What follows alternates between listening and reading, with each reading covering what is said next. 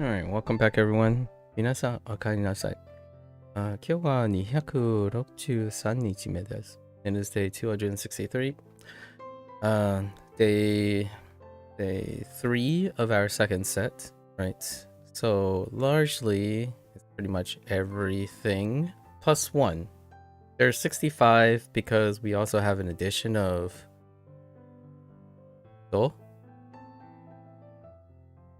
Yeah, futo. I think. And that's it.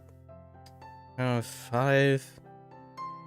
I have some inventory. I have 5 things. Yeah, fuyasu. Fuyasu.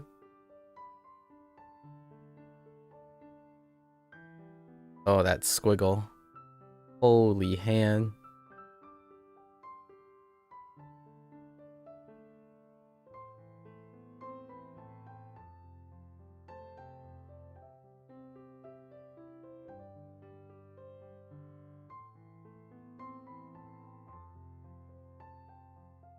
Right, to increase.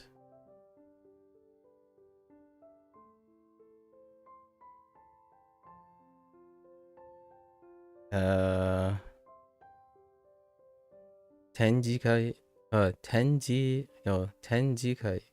Tenjikai.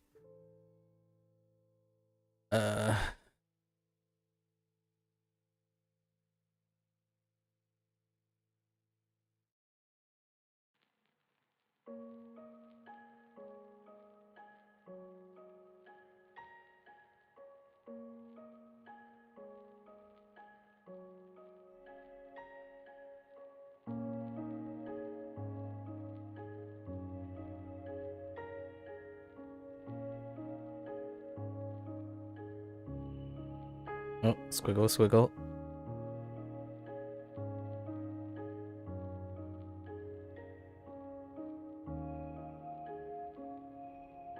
Exhibition.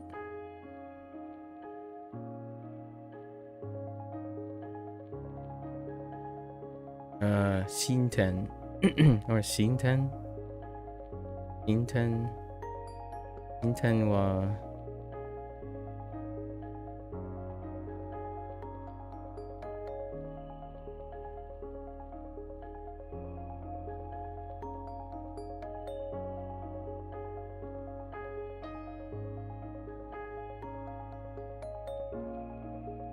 Heck.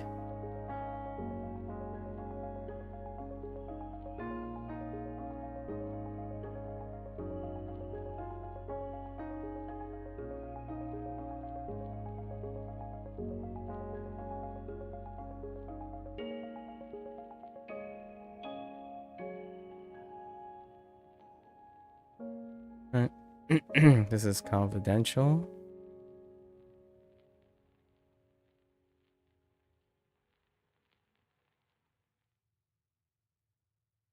Shosai. Shosai. I think it's Shosai.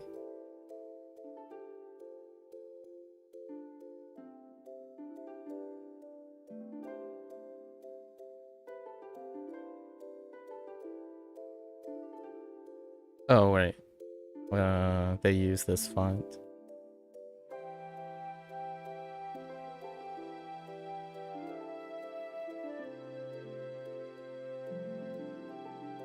I feel like I might be missing something. There's stroke down here. Oh, it's fine.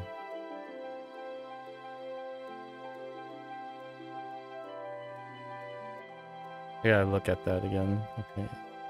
And then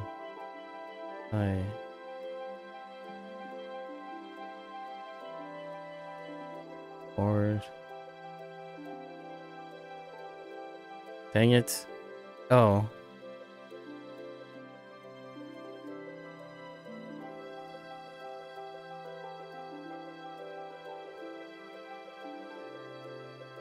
Oh my gosh, my hand, please. Cooperate. Ugh.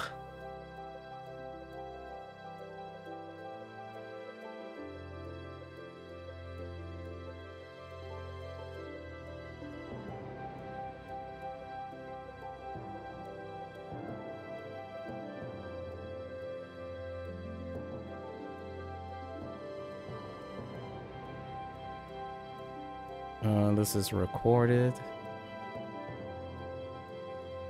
And one more. Sawaru. Right. Sawaru.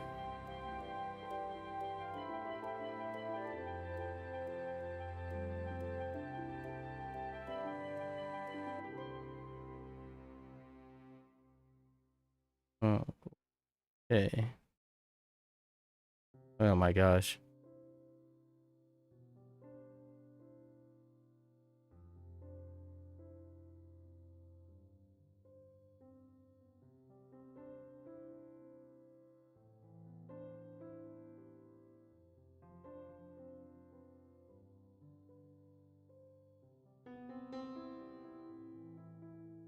Wait.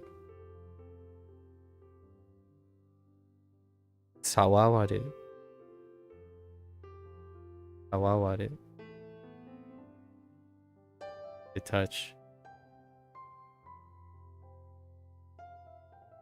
Okay. Early writing. Always a bit wobbly. Okay. Let's double check Sho and Sawawaru. Just in case.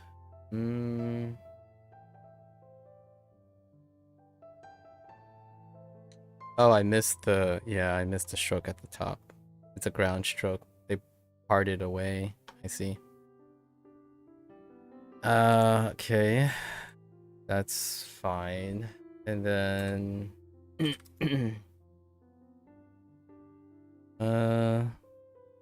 Sawawaru, right? Oh no, it's just Sawaru. Okay. Just Sawaru. Fair enough. I might have written that incorrectly yesterday. That's okay. Note it, note it. Alright, so 64. It's the 64 that we have currently, and then plus the one. I think it's from yesterday. And then that's it. I think those are gonna be relatively quick today, hopefully. These things are kind of fresh in my head. Day 3s are when it goes downhill, and downhill as in less strenuous.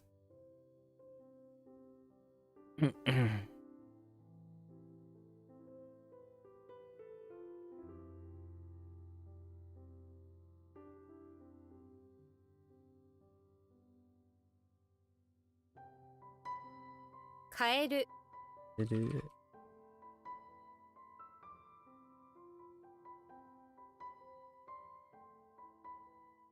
Oh wait. Kiko. Cool. Oops.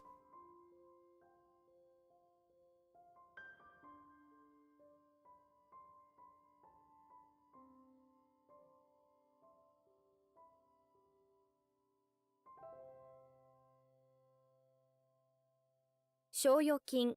Shoyokin. Shoyokin.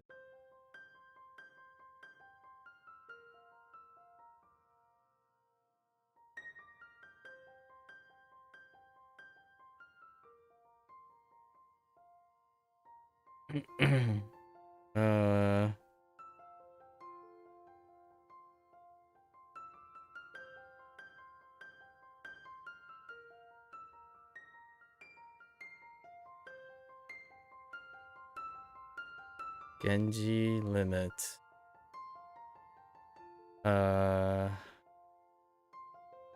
Kagiru. Kagiru. Oops. No, that's fine.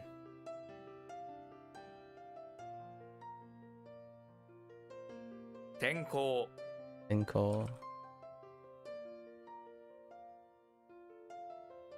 Joukyou. Joukyou.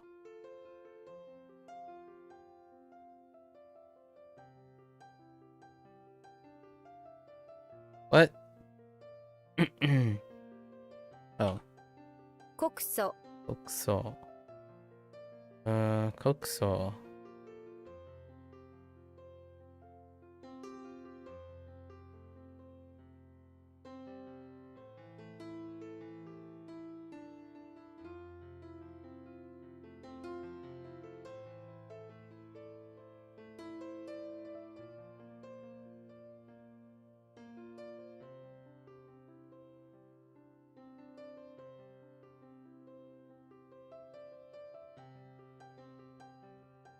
鮮やか、鮮やか。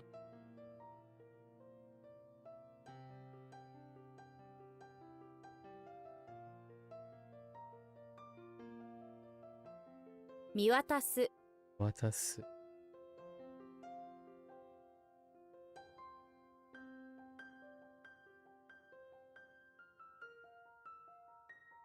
掛け算、デザイン。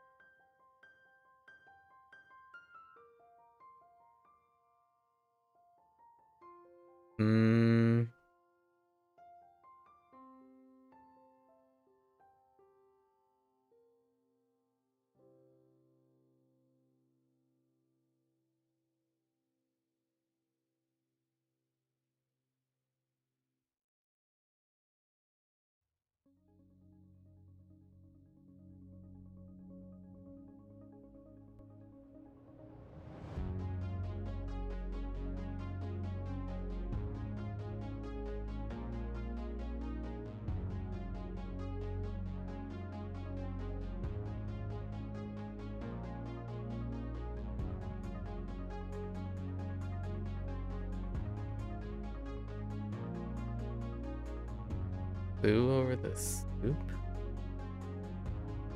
I think I might want to rewrite this. It doesn't sit very well. Oh, it's because it's the weird one, right?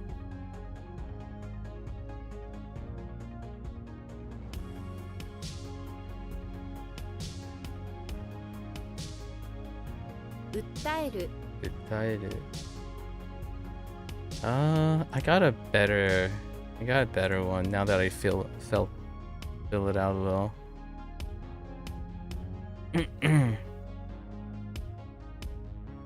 Oh, because I'm thinking of soup and not soap.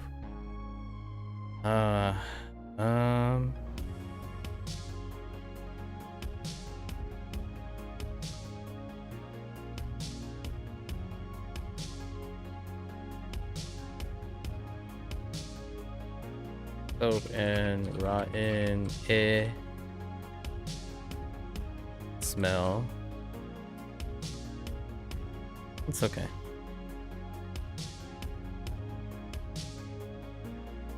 That's my bad. いる、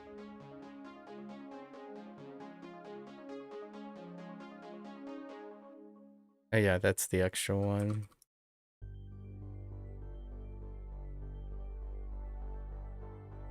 捉える、捉える。捉える。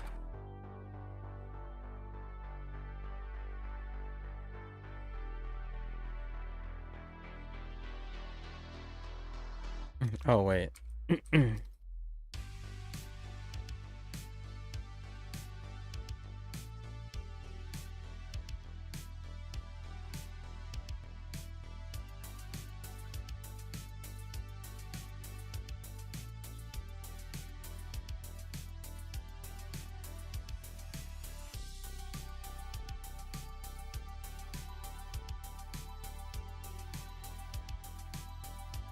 絶望、絶望。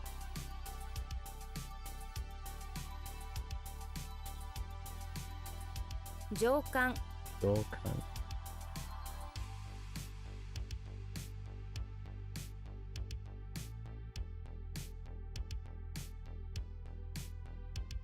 下巻、下巻。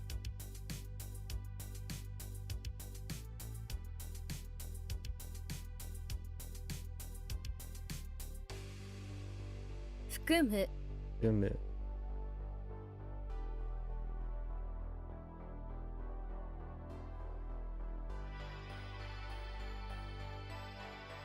かける、かける。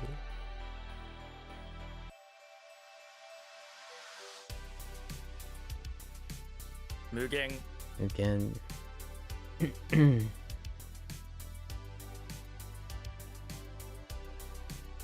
新鮮、新鮮。渡る、渡る。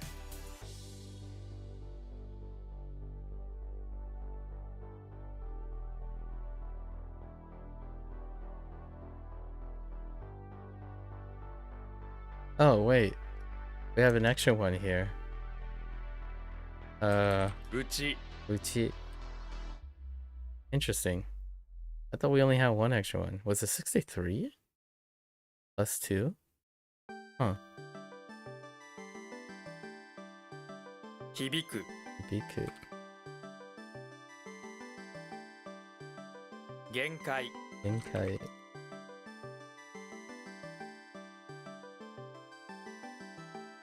絶対 I.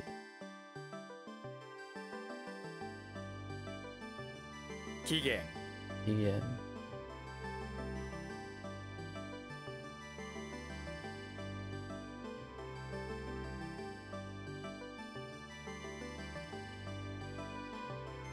光栄 Oe.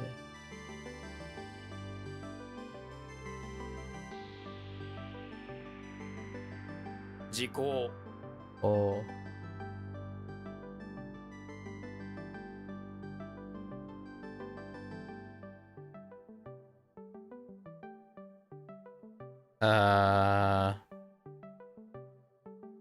Okay.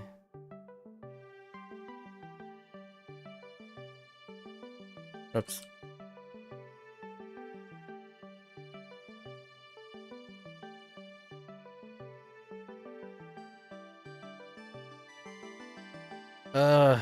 Takes so long.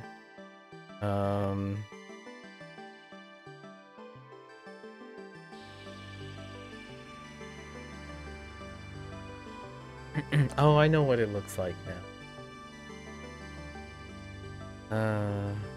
It's a little different.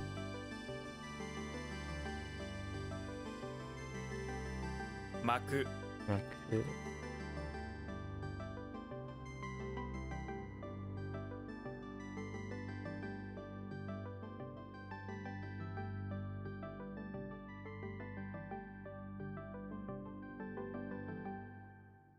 投票する投票する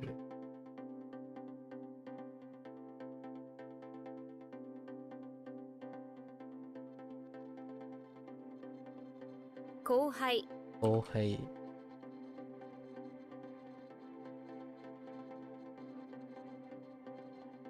反響反響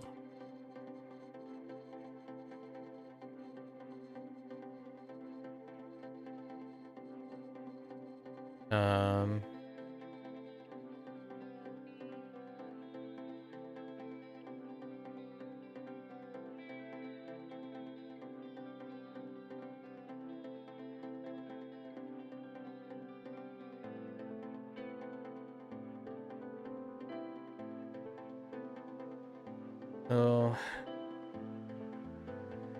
custom to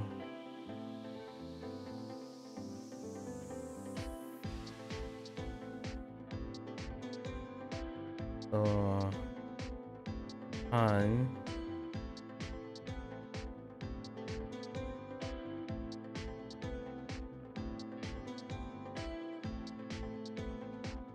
to become a custom なれるなれる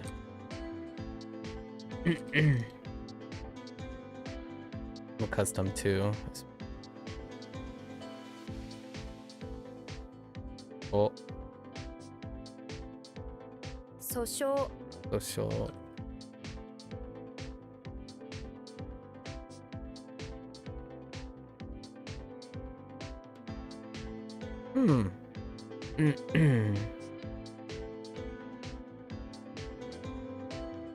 What are we making plentiful of?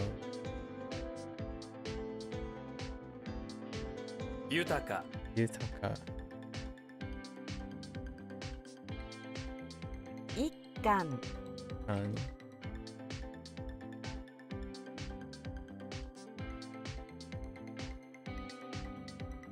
願意安易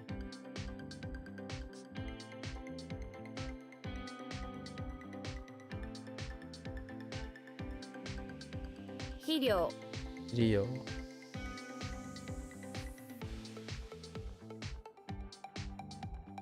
鮮魚産業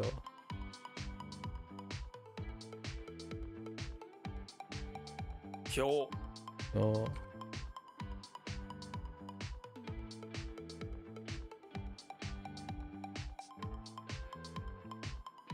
給料 給料 不況 よ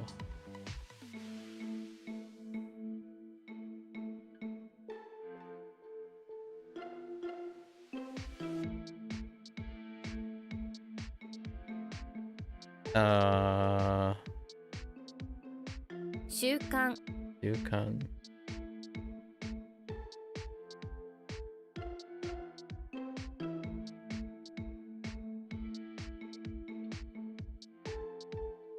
言及 研究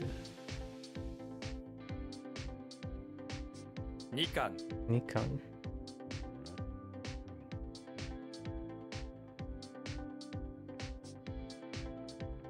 先輩 先輩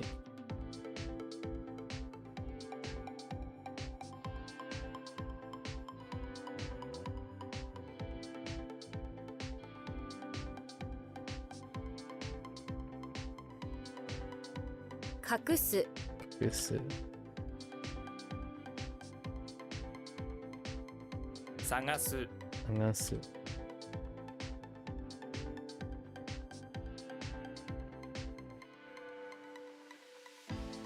隠居 隠居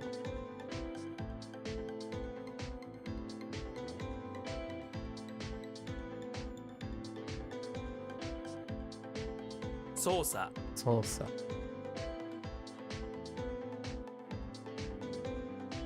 Oh, they are added. Oh, they aren't counted though. I wonder if they are counted or not. Huh. The number doesn't add up. Oops.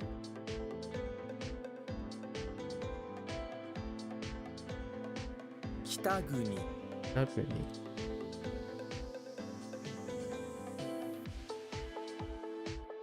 Yeah, I'm not sure if they count it because I have 64.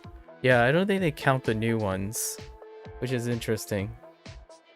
Because that says 65 reviews and we had 3 additional things. So I don't think they added the addition, the new addition. Interesting. Oh, that's it for this day, right? Should be relatively. Because we added our burnout day, our shortest day is no longer our shortest day. This would be our shortest day. Either day 3 or day 4 after a new set of lessons.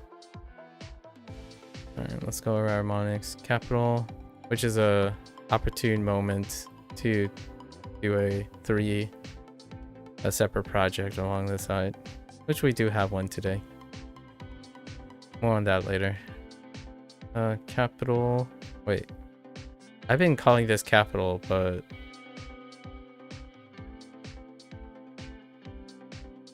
okay, I just gotta double check.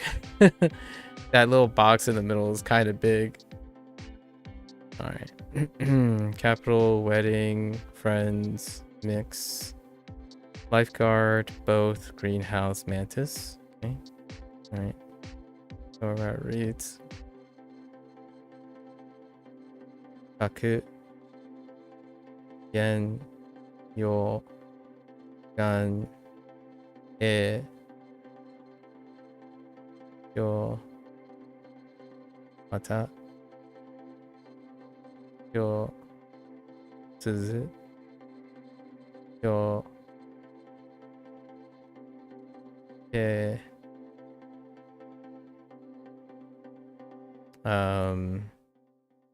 nu,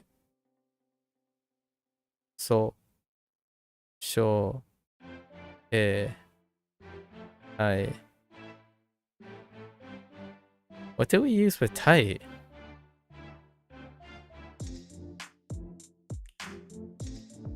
Okay. Huh.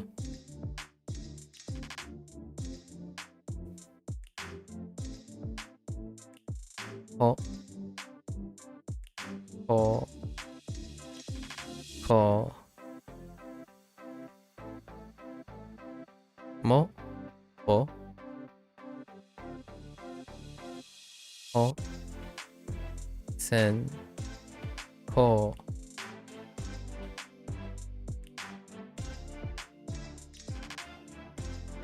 Heck.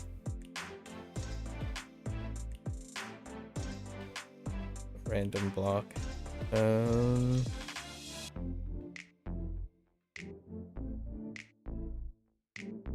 Skip for now. Zetsu. All.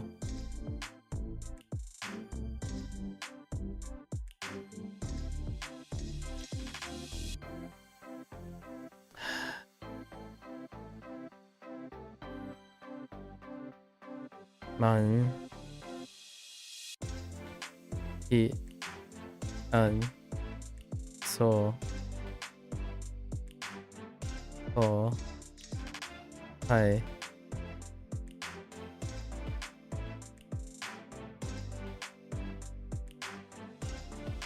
In.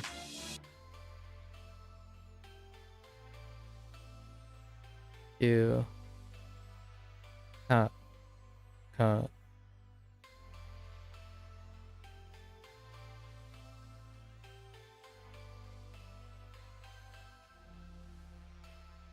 Yo. Hold up.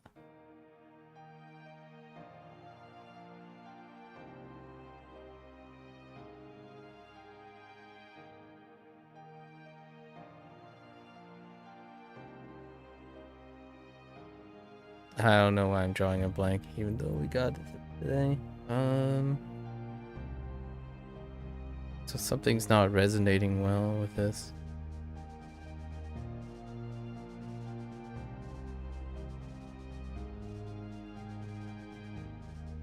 Yeah, I just keep getting stuck on a mental block under Mantis.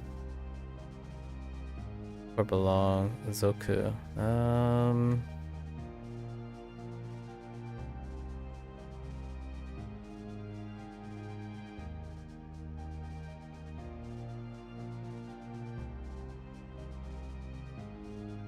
That's okay. I don't want to linger too long. We'll see what happens tomorrow. It keeps getting stuck on belong. Izoku is an abbreviation for something, but not the greatest. Alright. That's a quick wrap for our WaniKani session today. Not too bad. Right. End of our WaniKani session today. If you're gonna watch this later, arigatou gozaimasu. Right. As always, feel free to follow along. Pick up WaniKani, give it a try for yourself. You're always welcome to come on by, have a discussion, exchange some ideas, right? Keep each other motivated. Until next time, minasan mata ne. Right? See you guys next time. Ite kurete arigato. Thanks for watching. We're gonna switch right to our HanziHero session, being that this is a short session. Give me a sec. Thank you.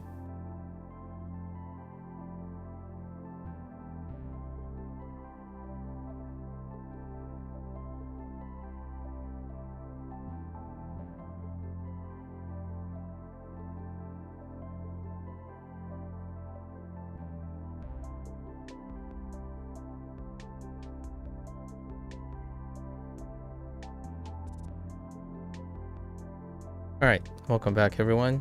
欢迎大家回来。今天是第256天。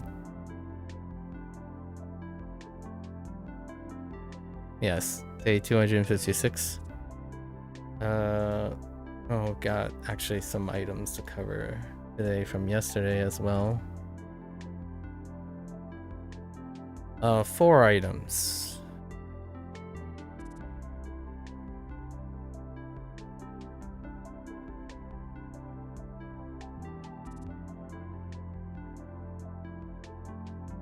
Right, D or amount or several. 猪 is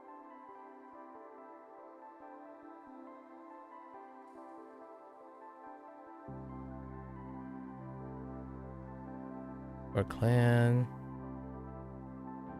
Go.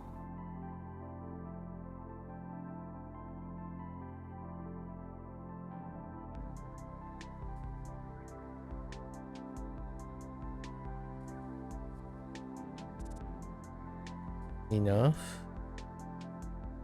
And meow.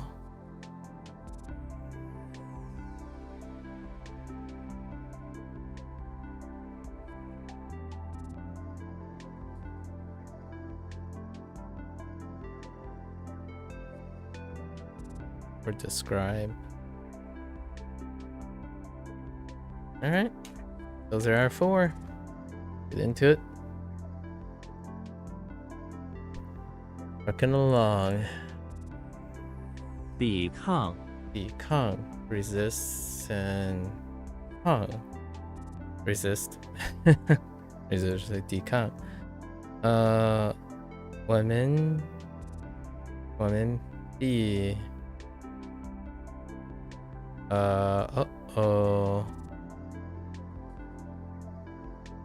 我们必须 oh no yeah 必须我们必须抵抗这个 that's new and that would be 胁我们必须抵抗这个威胁。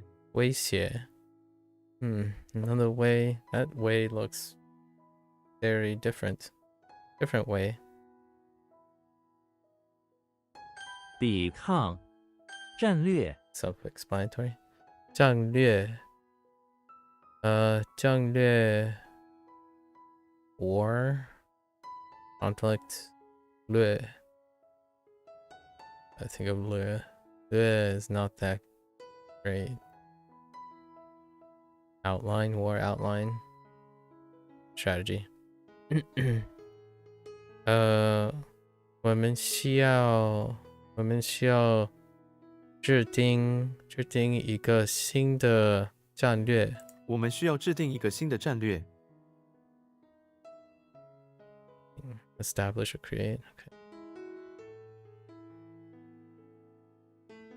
战略患者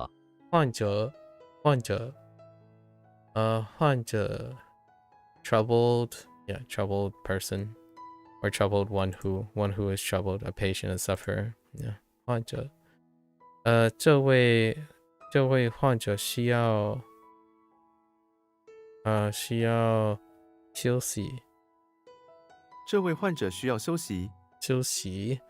OK 休息。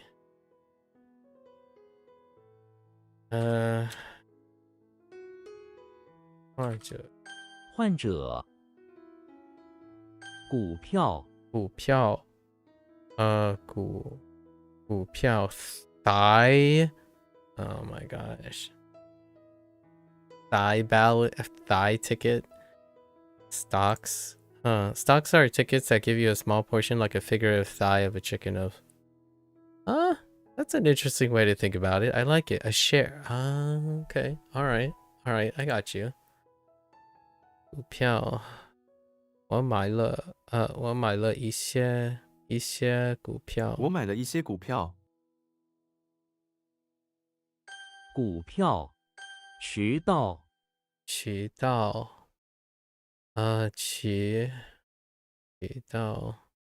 canal a canalway channel is the canal. This word is often used figuratively, similar to the word channel. Oh, interesting.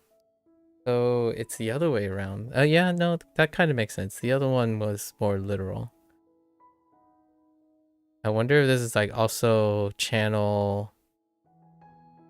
Oh no, this is used channel in that figurative. Oh, maybe the channel is, you know, what's the difference between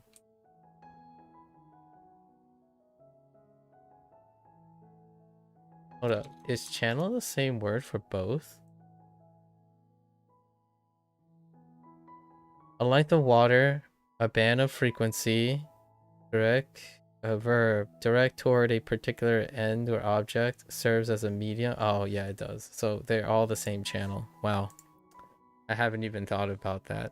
I was kinda thinking maybe one of them has an A here or something. Like at the verb to channel. It obviously this hasn't been used to channel anything. All of this is down. And HanziHero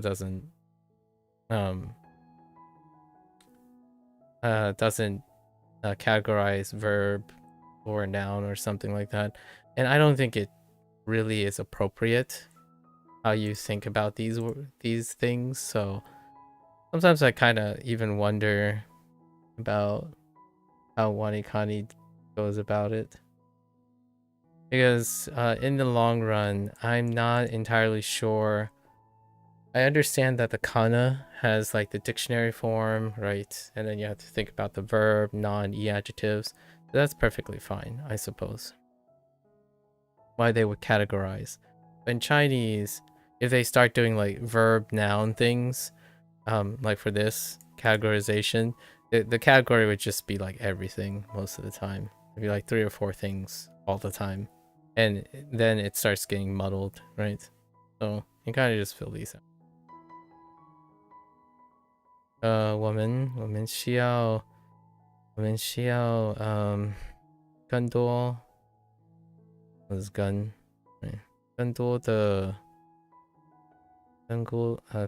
多的先受 make sense 先受渠道我们需要更多的销售渠道。oh man I said 先销 yeah 销售 spend and sell so sales and then 更 oh no not 更多 I think my 更 is a little weak. How does that work?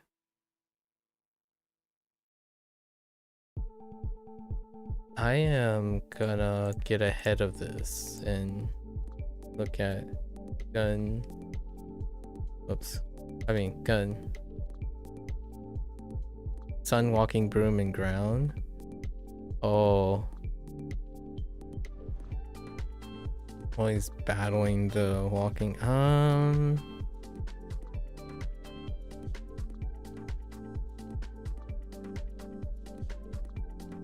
I think I'm gonna change this up. So Gandalf is in the bathroom of the English Manor, right? English Manor, where the rich, the rich is commissioning to make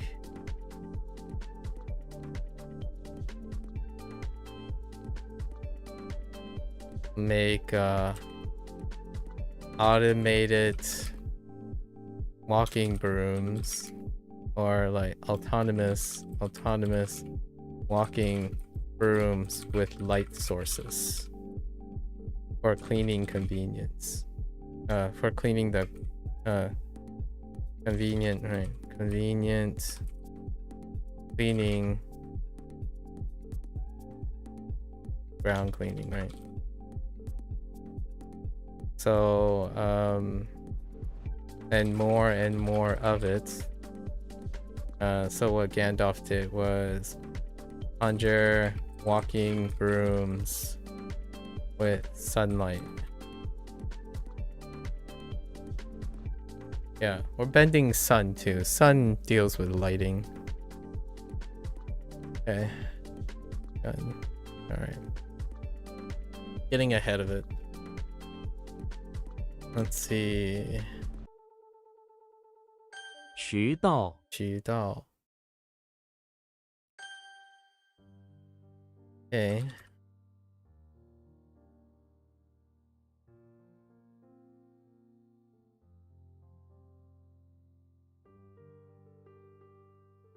抵抗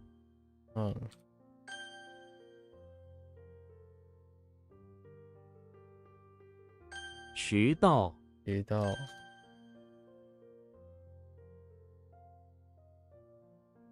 患者 患者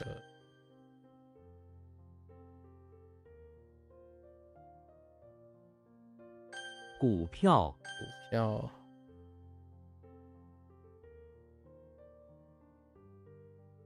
战略 战略 战略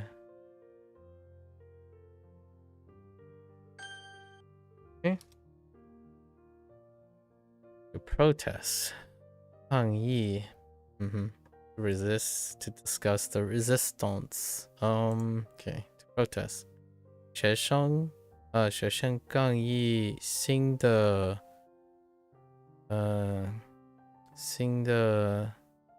校规。学生抗议新的校规。校规 rules. 校规 school rules. Okay, yeah. 校规。抗议、抗议。反抗、反抗。Revolt, opposite resist. Yeah, to revolt or to resist, it's fine. 反抗。人民反抗了不公平的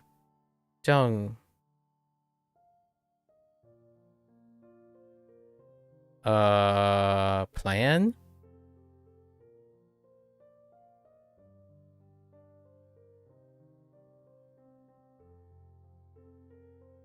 Soku. I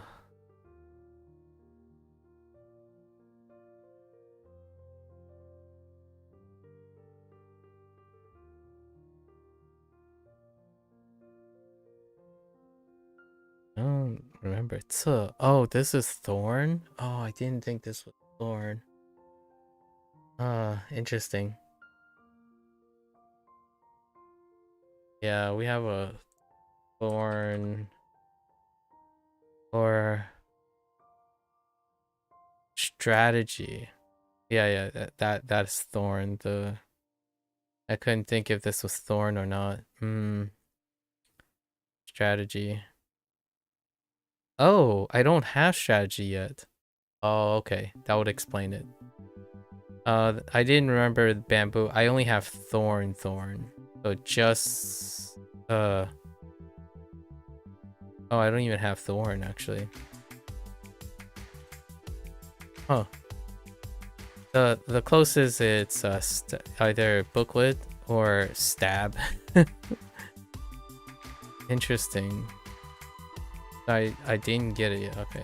So, but it does look like so. Okay. 反抗. Interesting. 反抗、 Okay. 汤勺、 汤勺. Oh, hey, we finally get to use tongue again. 汤勺. Makes sense, soup ladle. 汤勺在厨房里. In the kitchen. 汤勺、迷宫、迷宫. A maze? Oh, right. 迷宫. Lost Palace or a labyrinth. Okay. 迷宫. 这是一个大迷宫. Okay. 迷宫. 迷宫、 It kind of sounds like 拐点、 not really. Another turning point? 拐点. Oh, no, wait. I'm thinking of Hanzi, actually. Something meh. It has meh in it. To it later. 拐点. 拐点. 拐. Turn and point, yeah. Turning point. Or inflection point. What is that? Do I have missiles and snot? I don't think so. Qing? Something Qing. 一定 oh 已经到得了拐点疫情已经到达了拐点。拐点。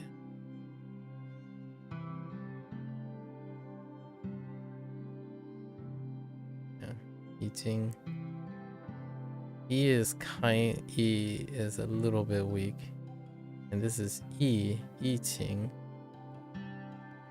Not that I remember. 拐点，晚一点。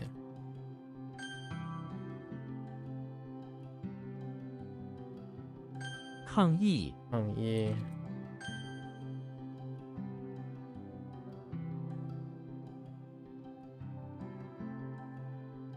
拐点，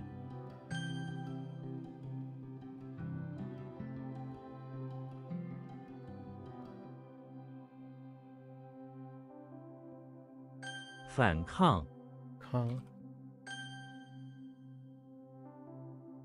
迷宫，宫。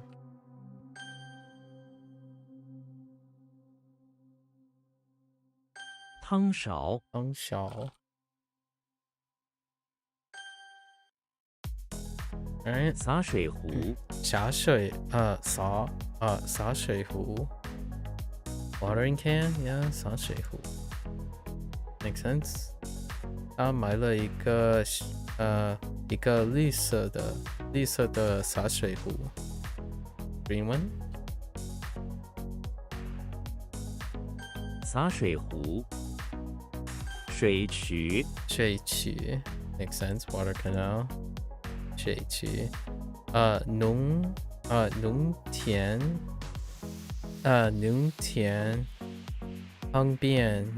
旁边有一条水渠。农田旁边有一条水渠。水渠 no choose. 没有处。只有渠。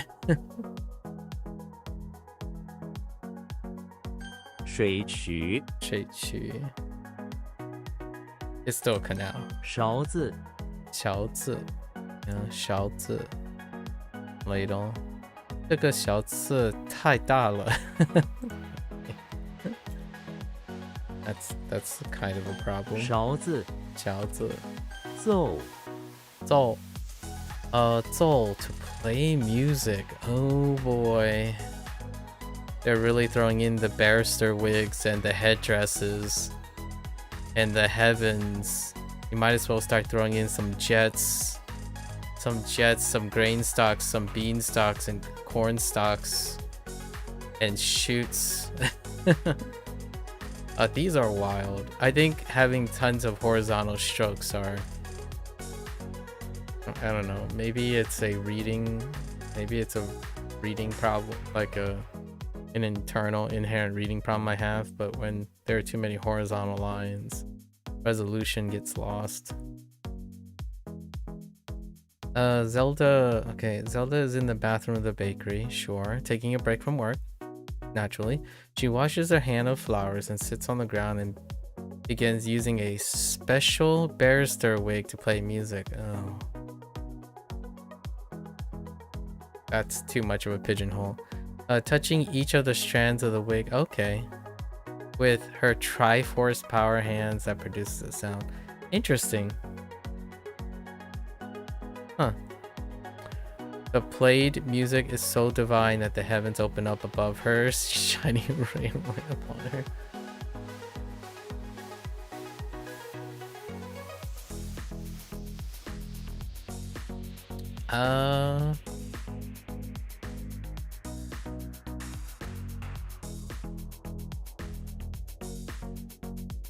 So Zelda's in the bathroom of the bakery.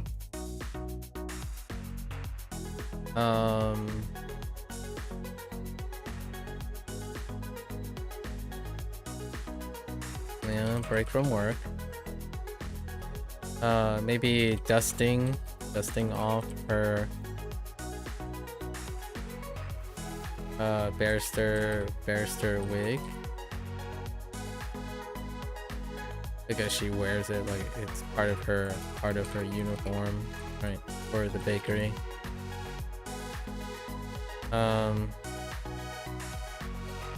You know what? Taking a break from work, but from what?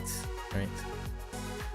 Break from work, dusting off her barrister wig of flower. Drinking costume of flower. And playing heavenly music. Like taking a break from work, dusting off her, and taking a break from, let's say, taking a break from playing heavenly music for her customers.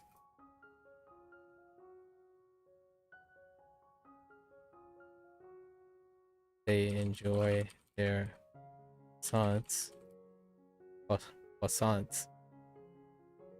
and cleaning and dusting off the flour. Dusting flour off her barrister wig and costume. This is an entertainer in the bakery, you know? So, to perform. 演奏 makes sense. To perform music, specifically. 伴奏 partner music. To accompany musically. Nice. 奏 So, 梅 May. Oh, we got more. Wait, do we not have plum yet? The 好 五是苹果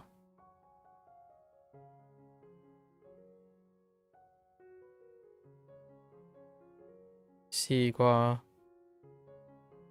红瓜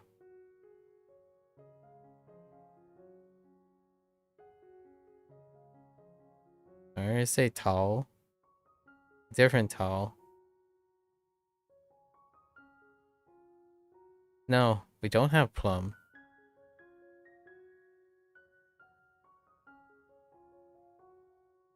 Pear, grape, peach, banana, y'all. Okay. A. A.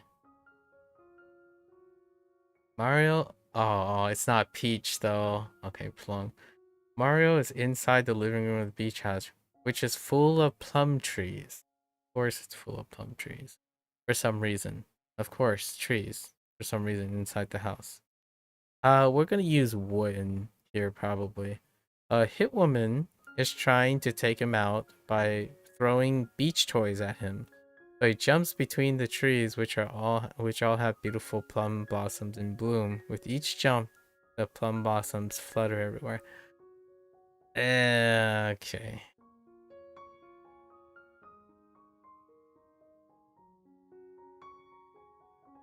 Okay. Mario is inside the beach house and encountered a hit woman, right? After him. That is assigned, that is tracking him. To de-escalate, to diffuse the problem, to diffuse, right, the conflict. He offers her a wooden crate full of plums.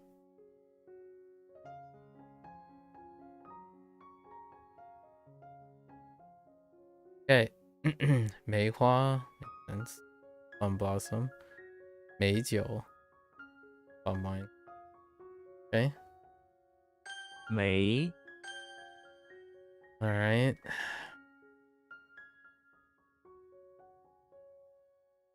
洒水壶水壶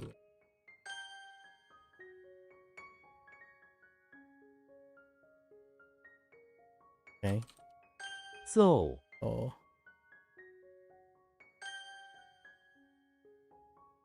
梅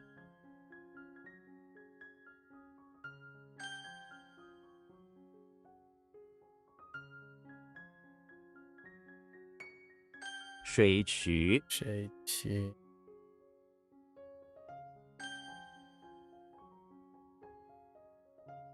勺子，勺子。Okay. Oh, hey, we finally got mix. Kon. Kon and ma. Right, kon ma. When. Interesting. The Hulk is in the bathroom of the infirmary.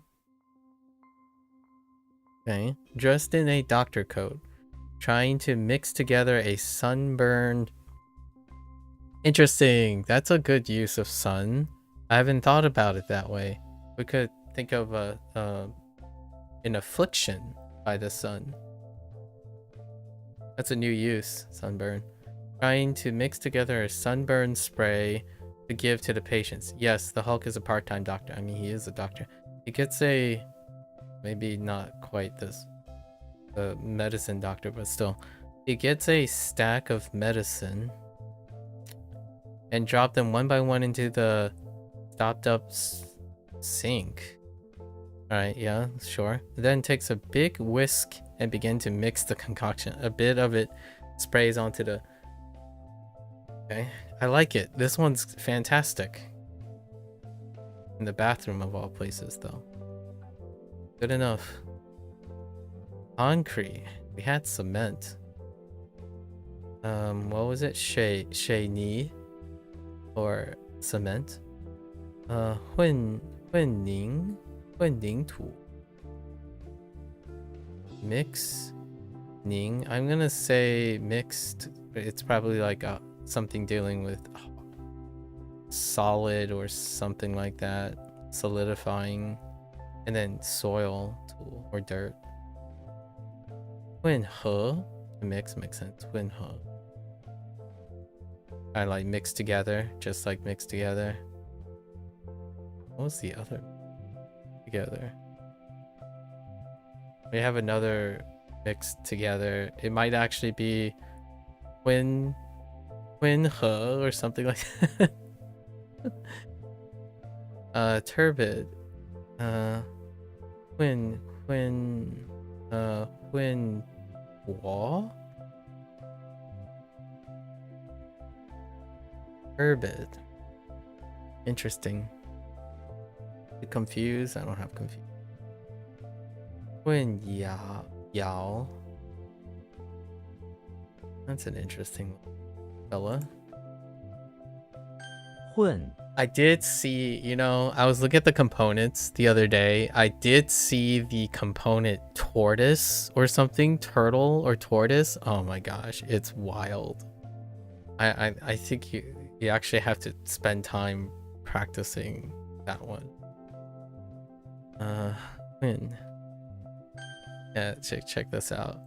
Because HanziHero does a different type of pacing than WaniKani, where WaniKani tries to spread out radicals and whatnot. Well, HanziHero just straight up front loads. So there's not, you don't occasionally get components, right?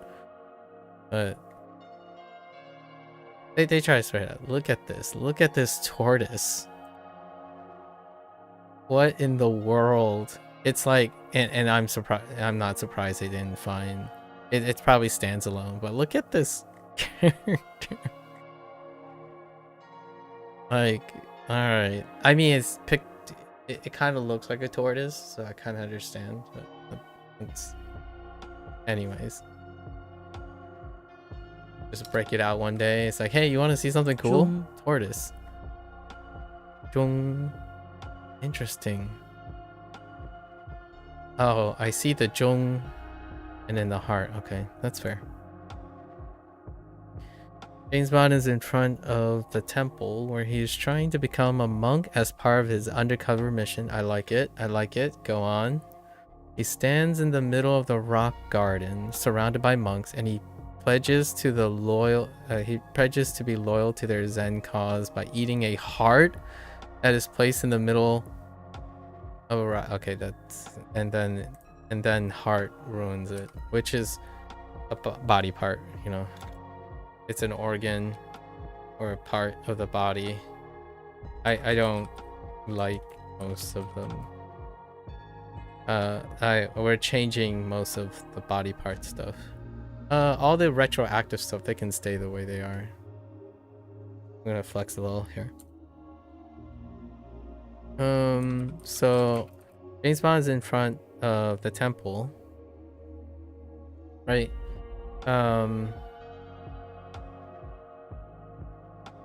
He's pledging, right? Pledging loyalty to the Zen monks, right? From the center of his heart, right? Or middle of his heart. That's all you that's it. That's all you need. Or that's all I need. I don't need a vivid description. It's fine. Yeah, 忠心 loyalty.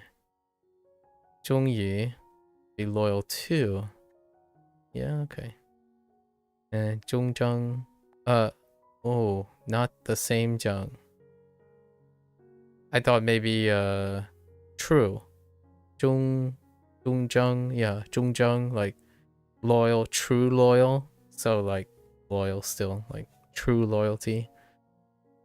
But no, that's different. That's something else. I don't know what that is. I guess it still means loyal. 中翻 Fun to try. That's to try? Oh no. Wait, why you look so... Oh, you look like Bun. Oh no.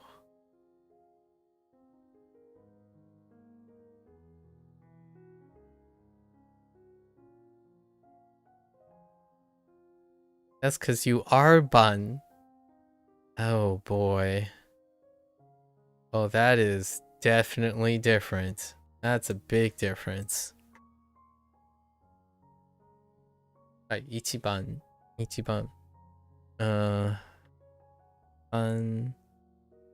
Frodo is in front of the pawn shop where he decides to have a try at growing a rice field. Sure. He gets out a small bag of magic droppings he just bought at the pawn shop. Nice. And starts sprinkling them in the rice field. That is in front of the pawn shop. Fair enough. And he wonders if he will succeed on his first try. Unfortunately, there really isn't much It's not enough to identify Frodo, though. But it is more selective for Frodo because of hobbits. And then magic. That's kind of... It limits the people. We'll give it a go. There's a chance it could end up being like Charlie Brown or Gandalf or Dumbledore or Shrek or Jimmy Neutron. There's quite a lot that would just like randomly do things, especially like taking a break. Xena. Oh no. I need more resolution in the future. 麦 My. Oh, wheat looks different too. Oh no. Now I really need to take a really close look at wheat. What was it? Mugi? Yeah. Okay, it's not that bad. The simplified part is the conga line and stuff, right? Yeah, it's conga. This typeset is weird. This can cross and cannot cross. It's actually slightly different. And then this is actually inflecting the other way, like this. It kind of looks like this. versus this, which is and then this part is a little fancier than using life, or that's what WaniKani uses. They call it life, but or beanstalk. So this gets substituted everywhere. Oh my, mugi, right? Mugi. Interesting. Does it look close enough that I'll recognize mugi as well? I mean, kind of.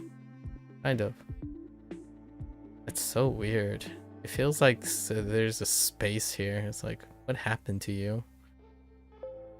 Mario's in the bathroom of... Oh no. Mario's in the bathroom of the high school, where he works as a janitor. Fair enough. Kind of getting goofy vibes too, though.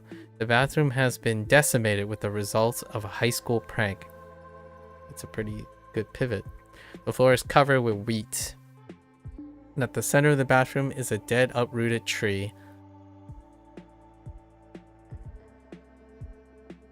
I got you. I think that's okay. Mario sighs and begins to clean up the wheat when a conga line led by the foreman... Wait, hold. Oh, I do kind of see the tree, actually. I didn't consider this to be a tree. Dang. Led by the foreman comes in and makes a ruckus, dancing in the wheat. Mario's going to quit this horrid job. I will accept it. This is fine. Xiao Mai. Oh no. Okay, hold up. Xiao Mai is wheat. And Da Mai is barley. That's fine. Okay. Oh, Denmark. Dan Mai. Denmark sounds like Dan Mai. Wheat on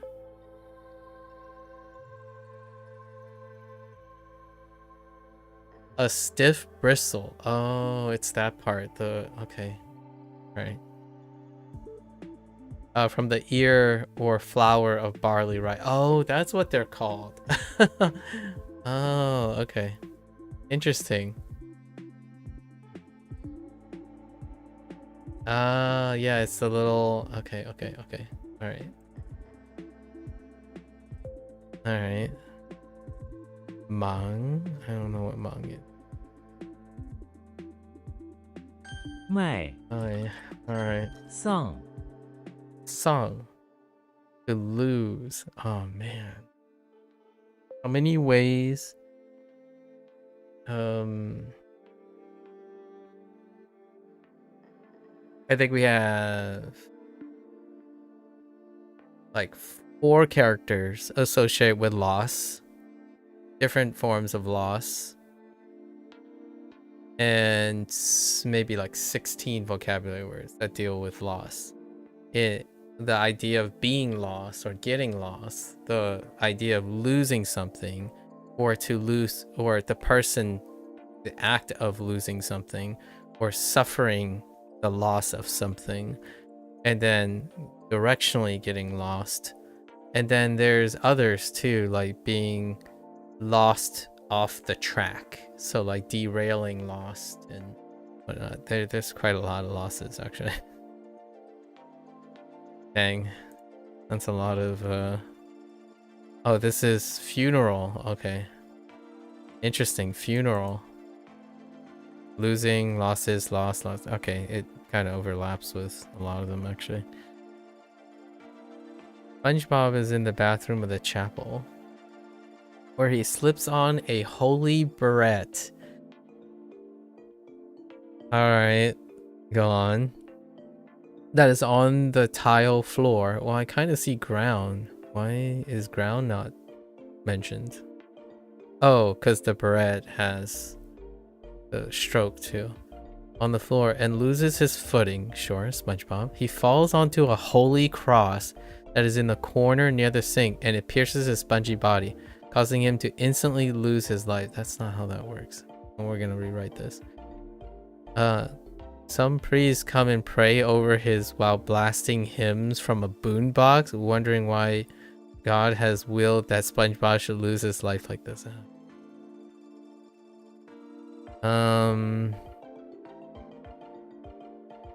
Yeah, as much as so hear me out. I think this is a overrepresented advice for mnemonics. Mnemonics, when it comes to like, well, maybe it's not advice and it's just something Kevin is really enamored about. I think it still surprises me today where people use like how they want to use it. One of the hot takes about mnemonics is to make it shocking and negative, because negative and shocking sticks out a lot to people's memories because they focus on it, right? Like it's very present. Now that's well and good. However, I actually would think I want to make this more individualistic. You're looking for something that is atypical for a mnemonic if you want to be actively engaged in memorizing it, because it's something that you don't typically do, so it takes effort, right? Alternatively, you pick something that you're very familiar with, so there's an ease of remembering it, but you also run the compromise of having it feel like everything else. And in this case, like Kevin and most of like WaniKani staff and stuff, they prefer to use like gross, intense, like grossly dramatic and often like outrageous negative things. Now hear me out. I think that's inappropriately said that this is something that's shocking or unexpected, so it's memorable. I actually think most people use negative examples and extreme negative examples because it's actually commonplace. So it's easier to remember because it's commonplace for them.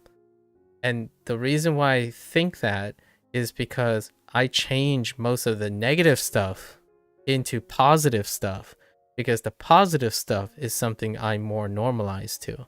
So it's easier to remember for me at the cost of making it not distinct. Now, for the stuff that can be very hard, like the stuff that requires a lot of resolution, I kind of use negative stuff because it is actually uncommon. So I think the thinking behind a lot of things deals with the idea that you got to think about what your normal behavior is. I think this stuff doesn't stick out for most people because all they ever think about most of the time is negative stuff. So I don't actually think this sticks out as much as people think. Like, oh, okay, let's go through the list. How many times have something lost its life? Everything. Or like most things. It's like, well, now it's no longer distinctive. It's easy to remember because all you have to do is keep on thinking about negative stuff because you're a negative ninny wart, right? So that's kind of what I do too. I do the reverse though. The most common things I think about is potential, power, near death, as in recovery from death. So whenever there's like a really hand over fist attempt to make it negative and silly and grotesque, I actually do the opposite. Because my mnemonics is based on positivity and assertiveness. So what does that tell me though? That kind of tells me a little bit about what Kevin prescribes to. And then depending on people's feedback, it also tells me a lot about the people who use these mnemonics, right? If you resonate with this mnemonics, I kind of understand. But you resonate with it. I'm not saying Kevin says this. You read it in health threads all the time. Like people say, hey, does anyone have problems with these mnemonics? And someone's like, oh yeah, you know, you can make it your own. Just make sure to make it really negative and violent or outrageous, as though that is the stock reason why things are memorable. I actually would argue that a lot of times it deals with the balance of the person's most normalized behavior and adding a touch of contrast to it. So if you're someone who constantly focuses on negativity, you use a negative thing, contrast it with a slightly positive thing. So then you start to remember the negative thing, but you're trying to remember the thing that it is different most of the time, unexpected. Meanwhile, I typically do positive things and occasionally sprinkle in on negative things, right? At least that's one of my contrasting perspectives. I think people, in my opinion, when it comes to awareness, normalized things stick out less than contrasting things. So the whole age-old, I feel like this is very common with mnemonics right now. Most people deal with the over-representation that, oh, you do the idiom, right? Negative things stick out a lot in your life because generally most positive things happen in your life. So the negative things really, really stick out. There are more successes than failures in your life. That is great to know in reality. It's not so helpful, in my opinion, when the mentality and mindset is overtly negative most of the time. And I think one of the things that might hold something like this back is that some people are like, hey, I'm having trouble listening. I have trouble remembering mnemonics, right? So what are the characteristics that make it not memorable to you? And then there would be like some person would come by with a hot take and say, oh, just make it really, really grotesque and negative in your own words. Does that usually help most of the time? Not for the reasons the person might be thinking. I don't think it's for the details, like if it's negative or positive, more so that they made it. They made the mnemonic, right? The act of making the mnemonic is enough to resonate. And I would say if you want to go further, you do the opposite of what you're normally thinking of. So not only did you make something of your own, if it's a very particular case, doing the opposite makes you actively want to create something that is in contrast to what you're used to. When you're very used to something, it becomes forgettable, right? So I don't know. That's my first thought. Like, these negative things, they do stick out to me. But man, if all of them are negative things, it's really hard to remember them for a different reason, right? If you make all of your things distinctive, then they no longer become distinctive. And they are also very different. So it's very difficult to remember large volumes of them. And that's when you become an intermediate and you start making a balance. You know, you become experienced, so your mnemonics become a balance between the familiar and the not familiar. But that's obviously not the point. I'm not criticizing Kevin for using their own intuition to write these things, but just a observation that I feel would be fun to see how others go about it. I think by the time you get to like this point, the intuition is to start doing things your own way, right? Although I often encounter the sobering reality that there are individuals, or maybe even large individuals now, an increasing body of people who continue to be dependent when they've established a foundation to be independent of the creative process. So like you have people who say, oh, I'm going for my N1 exam, and meanwhile they're asking for foundational advice on N1, when the foundational advice, in my opinion, allows them to create. But due to the explicit nature of how things are learned these days, as in passive learning, there's rarely a creative process along the way. So oftentimes it's the individuals who ask also are disappointed at the same time by the advice. Like, oh, hey, you're N1, just keep on reading and do more reading and listen to more native content. That's, in my opinion, that's what is a really telltale flag of people who like to follow a general idea for the same course. Like, oh wow, I'm not saying everyone does this. In fact, I think fewer people do this as they become more experienced. They usually give examples, right? It's like, well, I enjoyed making mnemonics of my own creation. That's actually what happens when you start creating with the things you have. I don't know. I think this is fun to reflect upon the thing and how maybe consistent Kevin is. I think Kevin, the mnemonics are like, it's a bit wobbly. I think WaniKani's, I don't think one person made it, so you're expecting fluctuation because there are multiple people who write it. I don't know if they write something and then they get together as a group, so the group stays constant and then the mnemonics stay constant. But WaniKani is a patchwork. It's very in my opinion, somehow different inputs. But Kevin is kind of ebbs and flows. These ones stick out a lot for me to take. Whenever there's a heart, everyone's getting stabbed in the heart.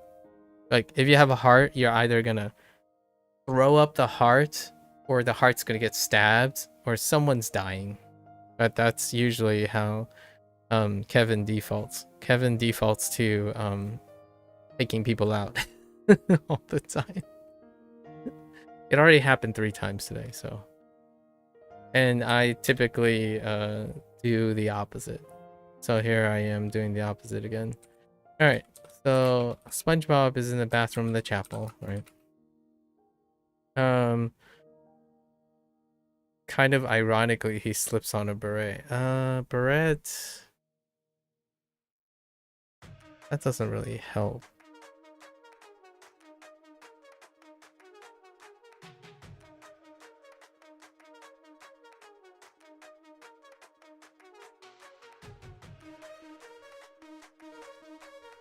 In a boombox.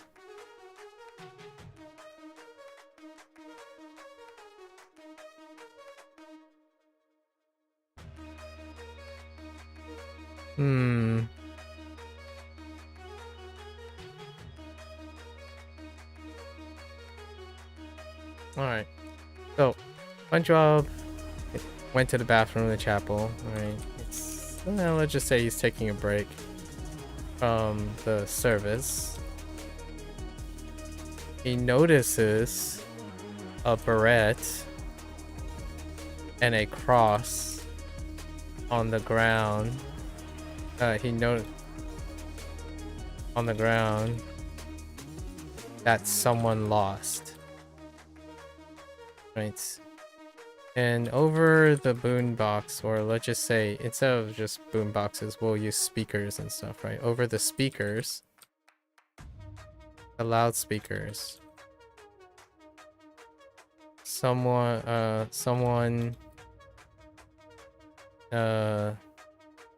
gave notice for the items that were lost. Alright, so SpongeBob picks it up and hopes to return it. Right. Return them. And it wouldn't be too unpredictable to expect a beret and a cross to be lost at a chapel service. Okay. 丧事. Okay, lost. 丧事. Oh no, 丧事 this is 事. 丧事. 丧生 to lose one's life. All right, fair enough. 丧生. I don't have 举. That 举 or I think or 主. 举 上. Oh yeah, only 举. No 主. 主 is something else. 举上. It'd be dispirited. Dispirited. I guess the left side is spirit. Or maybe zeal, vigor, vitality. 丧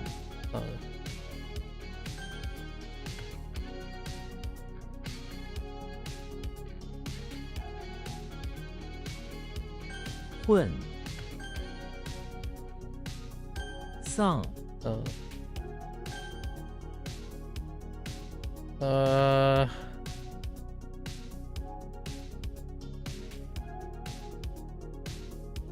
卖 Uh-huh.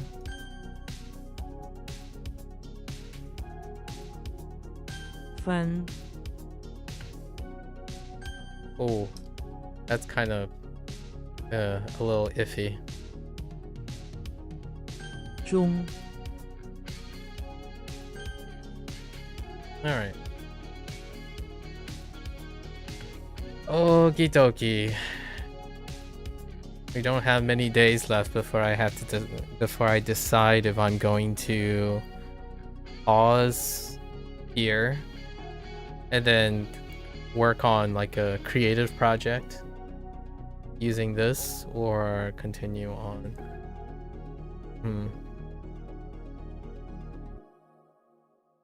How many days until our 300?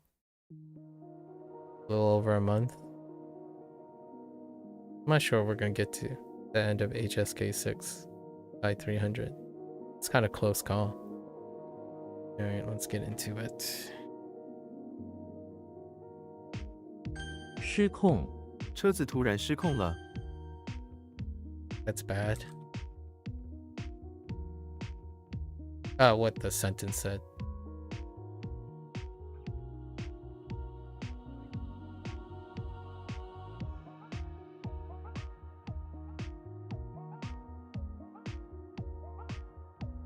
Um,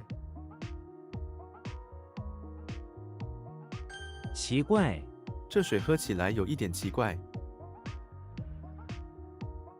皮 that's not how you spell beer.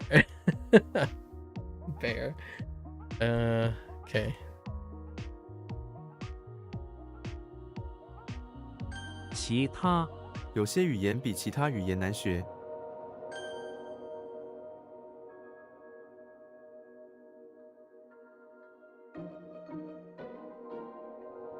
农村 他留在农村工作了。 Or countryside, yeah. Sure. 失 Speaking of lose, the other lose. 是知 That one's not great. Not great. 不用 你不用担心。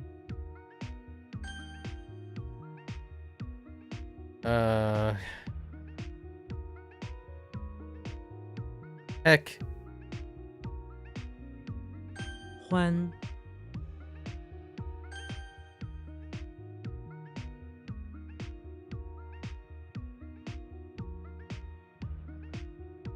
Oh, my bad.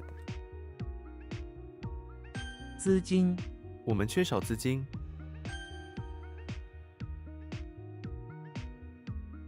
售价 这件衣服的售价是200元。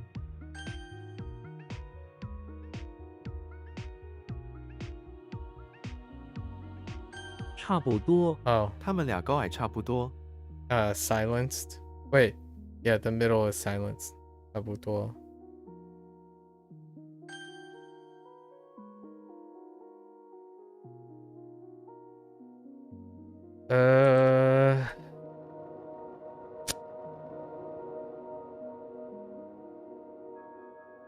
Okay. Yeah, I know what I messed up there. 东亚你有去过东亚吗？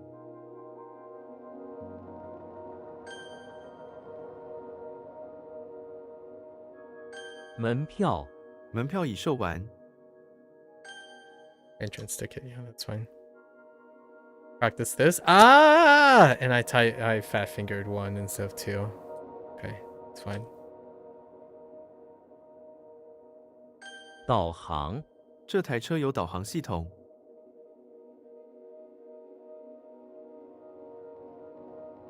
I can't spell navigation. Hmm. 力足 We practiced this yesterday. Okay. 梯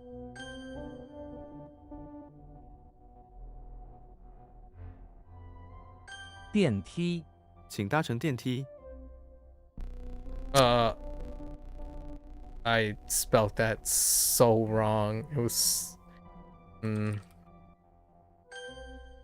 can't spell wreath either.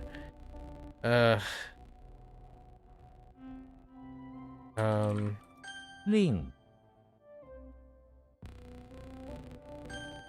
Okay. Don't type Ima.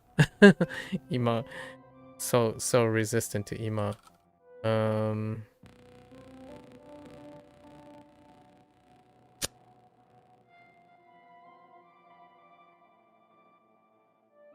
Huh.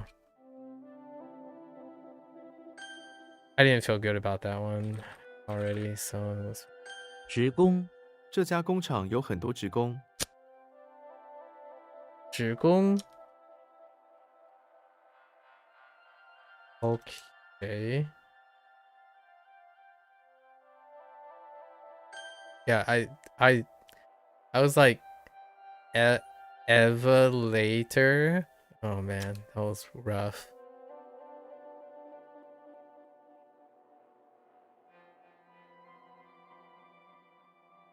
缺少这个计划缺少资金支持。 Black few, like very few, or even. Gotta think. I didn't feel great.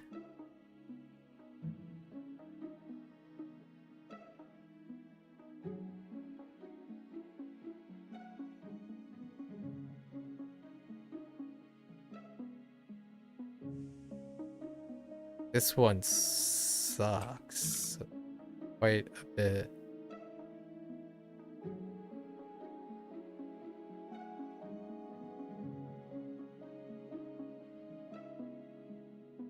扔掉我把旧衣服全部扔掉了。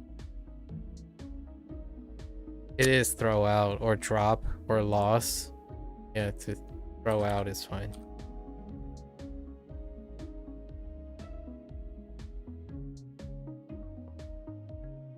Interesting.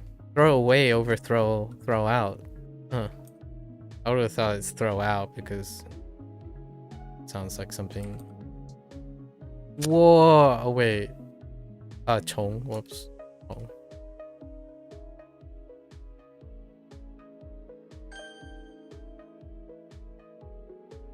从不他上班从不迟到。 It's fine. Worker. Oh boy. Oh boy, oh boy.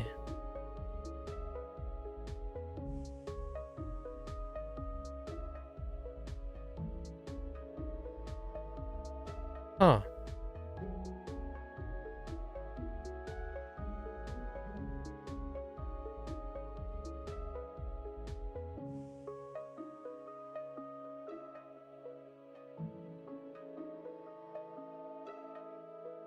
Something makes me want to type. Dang it.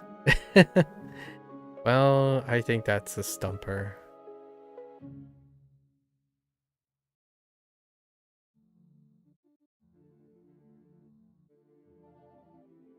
Oh, this one's so weird. And I already lost it. Lost it again. Why does it look weird too?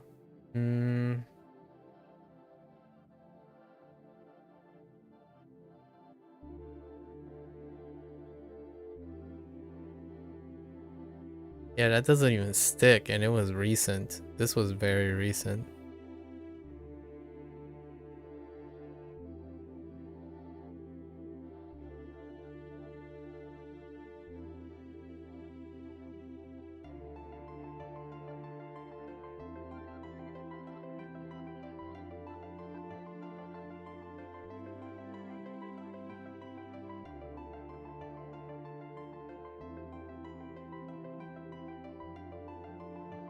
Nah, like this is just a poor. Yeah, Sun. This was yesterday, so we're not. It's whatever we. It's whatever I add to this is all we can do. Yeah, the department. Oh no, it's not. Oh, it's not. It's not the thing I'm thinking of. Oh no, this is a loss because it's a loss. Okay, just kidding. Shin is bad. Grandchild. Oh no, it's because it's being overlapped with something else. Is it on here? No, it's not. Hold up. I'm thinking of something else. There's high. Oh, I'm thinking of gu. I wrote it off too soon. It's good though. It's a good one. It is department. It's not meant to be silk. I'm a little disappointed. I wrote it off too quickly. Might as well review it. That was too early of a review. Too early. Didn't try hard enough.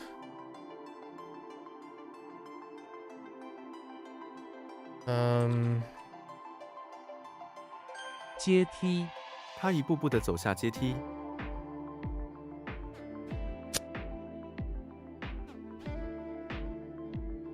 Supposed to be like steps or ladder, stairs.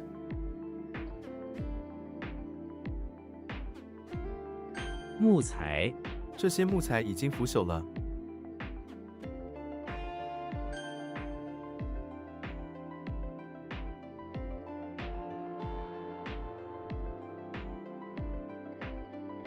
远处，远处在打雷。 It's a distant place, which is like a remote place. That should be fine. 或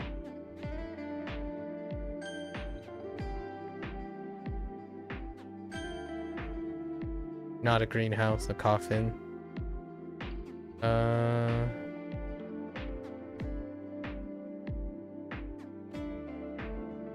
What? No.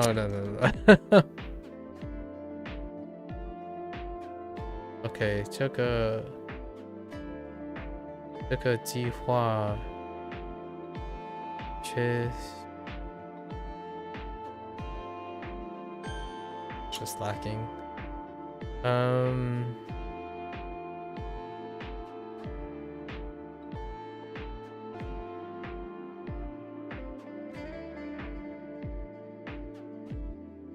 P Practice this too.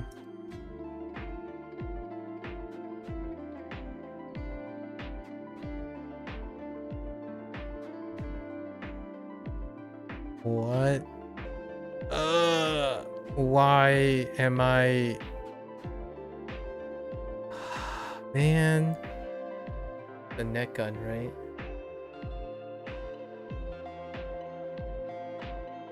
Oh, right. Oops. I fat fingered 3.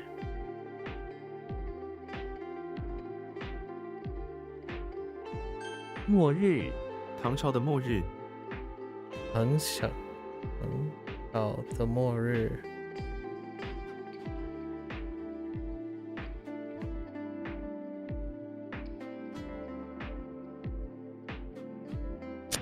末日. That's supposed to be like New Year's or end of year? Yeah.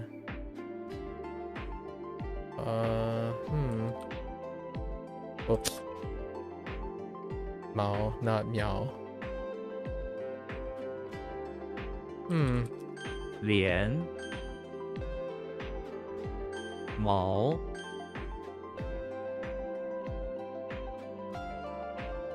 绒， Oh, I just went for it.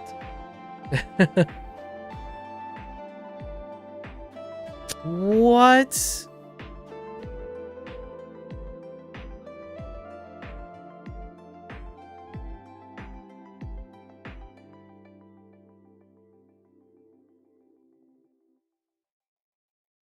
Hmm.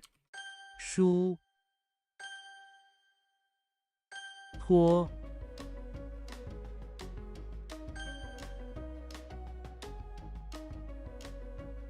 德国，这是从德国来的汽车。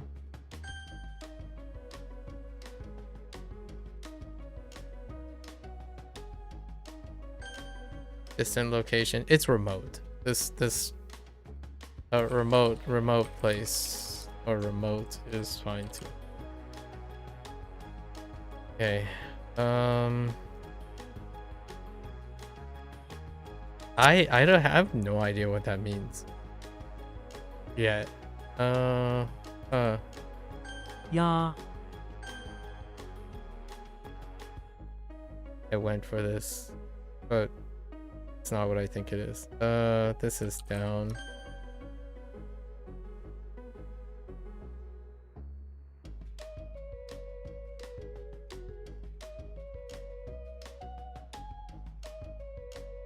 Dang you. Oh, that's C. C.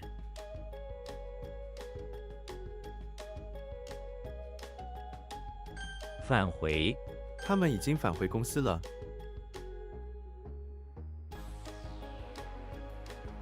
陆地，能回到陆地上真是太好了。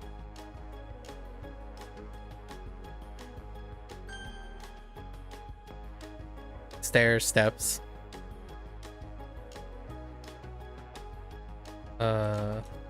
What? Wait. Hold up. Oh.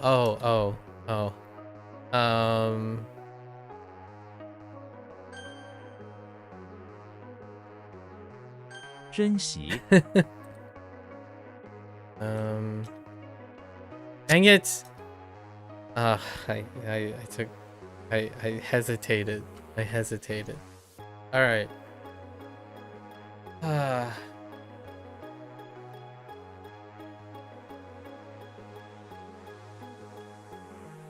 That is supposed to be tool, right?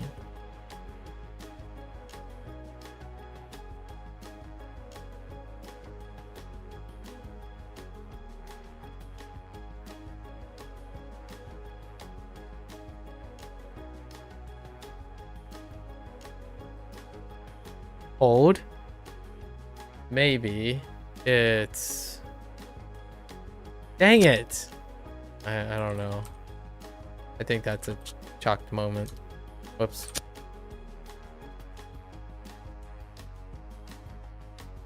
Yeah, this is chalked. Oh, gee, all together. Yikes. Oh, I could have. Oh man, I could have thrown G because of the right hand. All right. That's fair.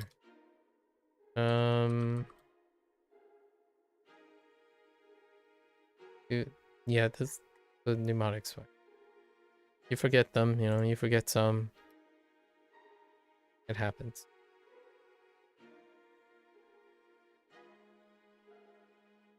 傻笑，孩子们在角落傻笑。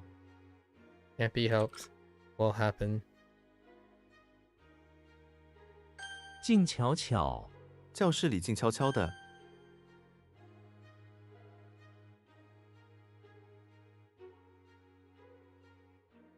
按摩，我从来没被按摩过。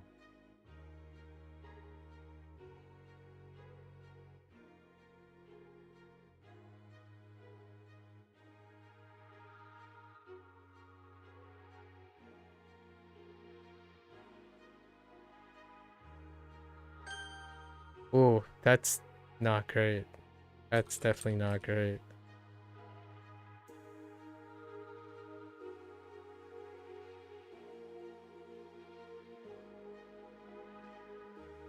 拆散，他们的家庭被拆散了。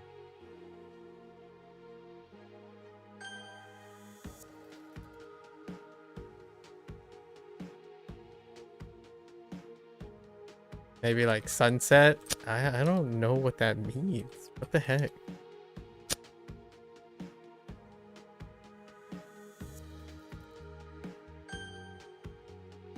玩， Okay. 聚，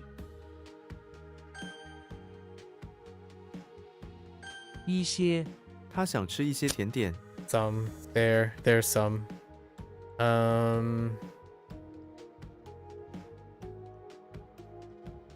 It just says end of the day.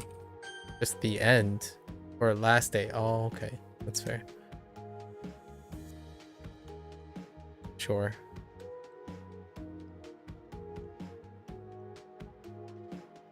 What the? Oh, I typed the wrong thing there. Whoa, wait, what? Hold up.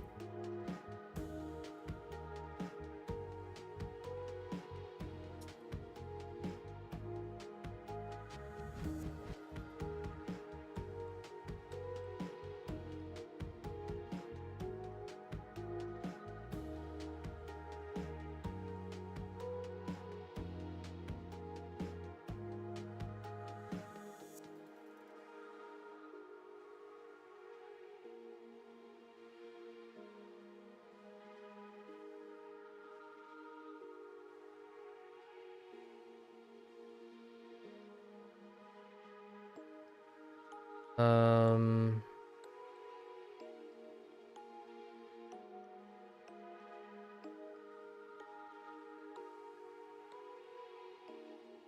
Oh.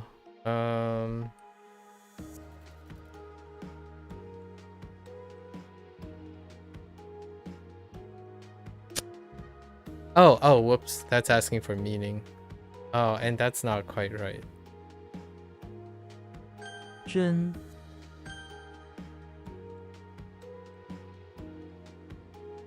孙女，我的孙女很懂事。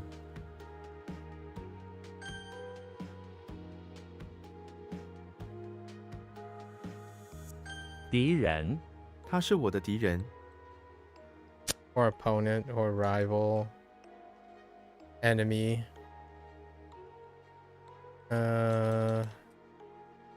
为， The heck?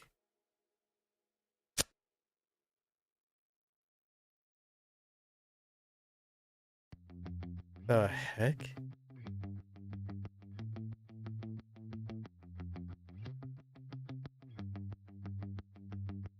仿，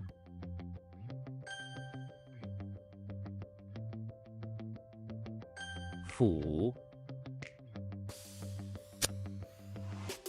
Oh, it's just run, not meat. I saw meat in it and I'm like, nah.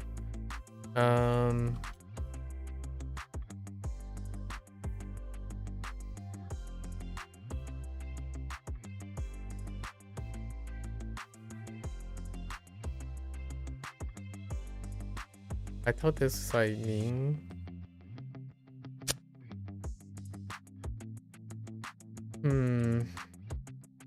昏迷，病人突然昏迷了。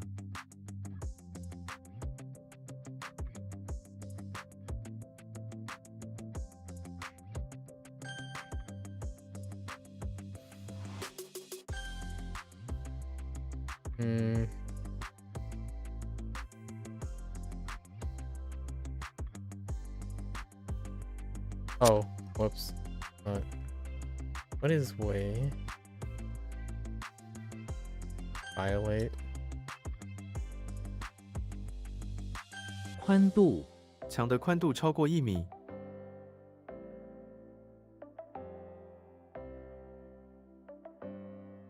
Like space, width, volume. It is. Width. I feel like I even can think of size.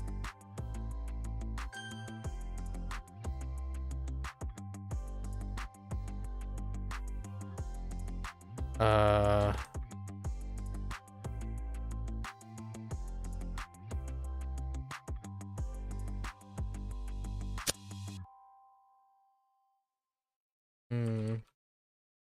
漫画，我喜欢看漫画。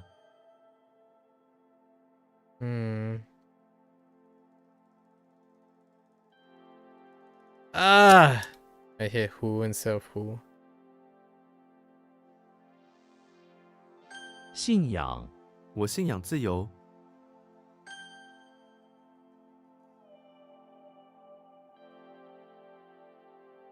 3月， 3月是春天的开始。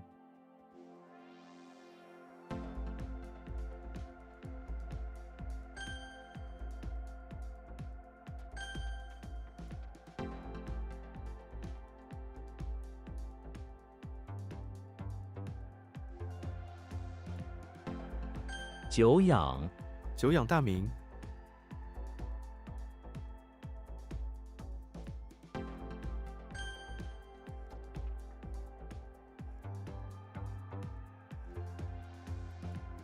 What? I just went for it and it was so wrong.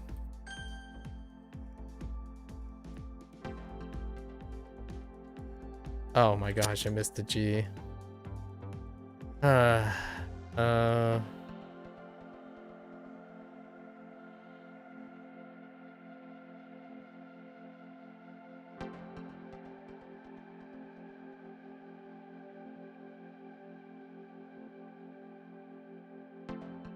熊，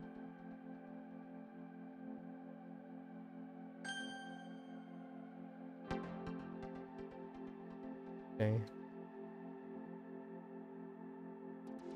肉体，肉体上的痛苦。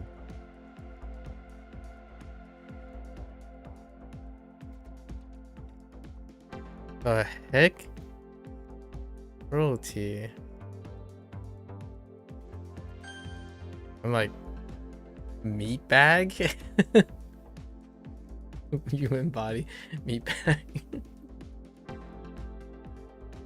Okay. So, I missed the hair and dropping.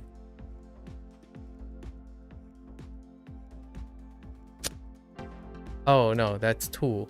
No, didn't look at it closely. I'm pretty sure this is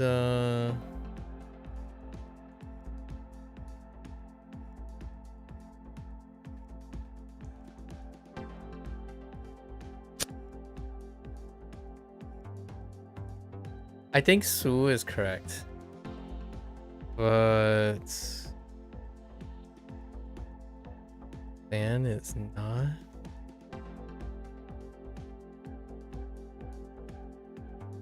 It's like custom. Yeah, custom or tradition.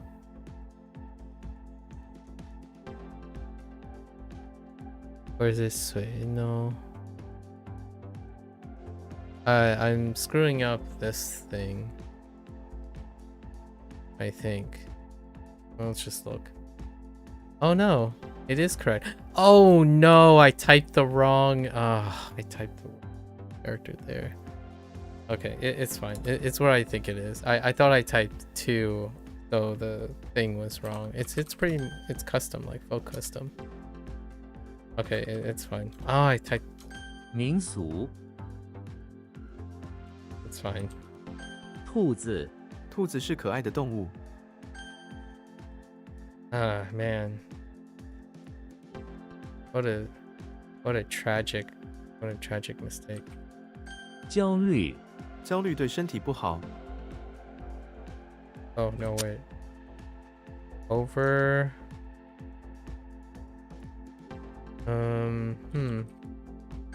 黄昏，我们在黄昏时回家。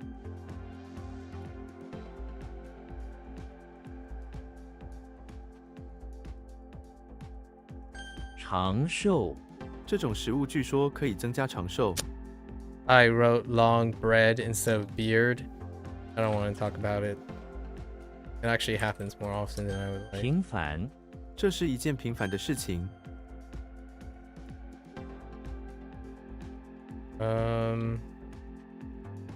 Like you ponder for too long.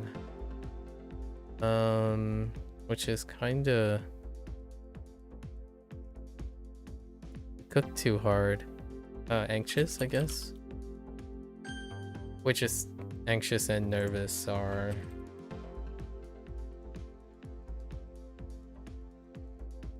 related. 扭伤，我扭伤了肩膀。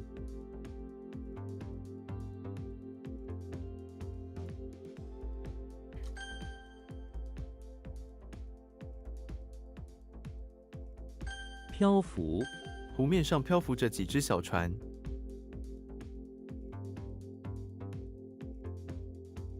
期刊，这是一本学术期刊。 Oh, periodical. Yeah. Yeah, periodical. Yeah, this one I kept. Like Mung, for example. Mario just gets his eyes gouged out by death. That's a good example. 盲目，对政府的盲目信任。 I keep some of them. But usually I don't.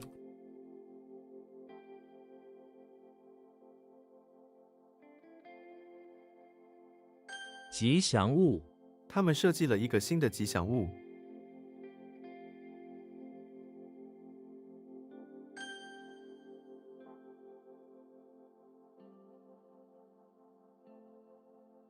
拐弯，前面需要拐弯，小心行驶。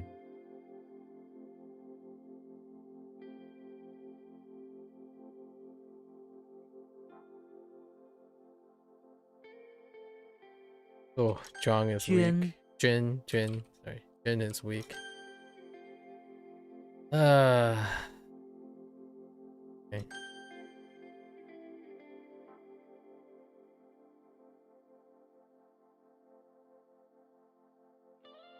盼望，他盼望能早点回家。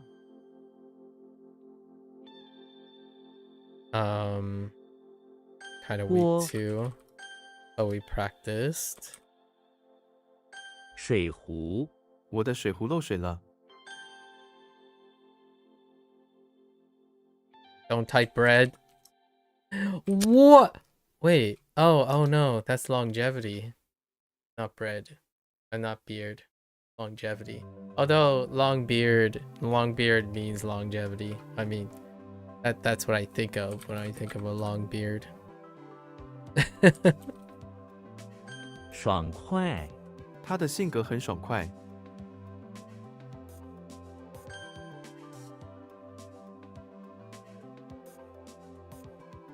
期盼，他期盼有一个新开始。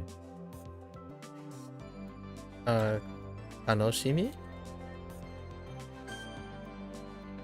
Okay.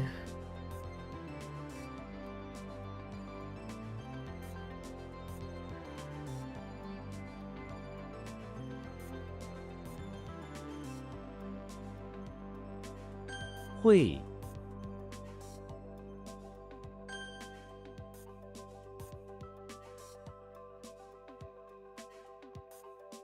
沿海，沿海地区的风景很迷人。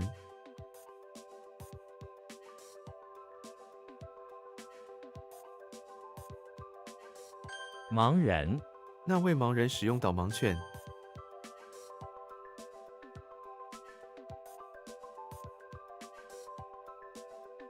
茄子，茄子有很多营养。 茶壶，我们家里有一个古老的茶壶。底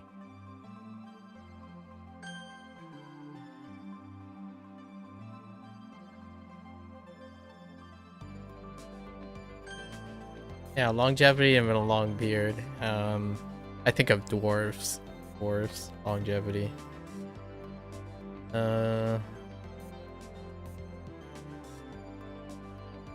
圣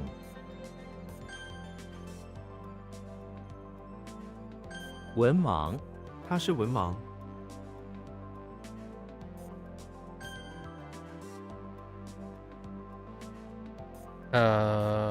This one's kind of tough.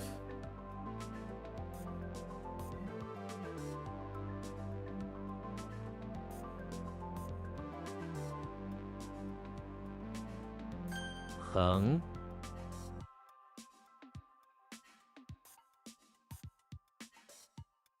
Heck.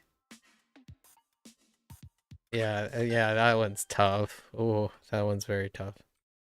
孤 Mixing identity here. Shin is a very big disappointment today. 知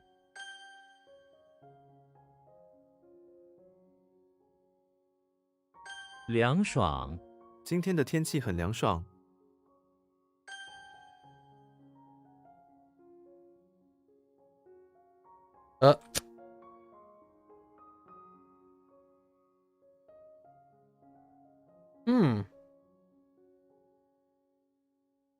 祖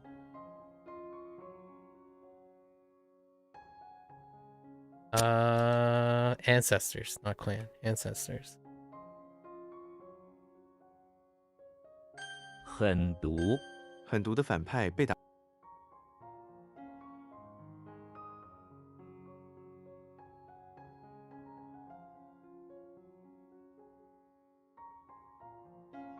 Oh. 夫灵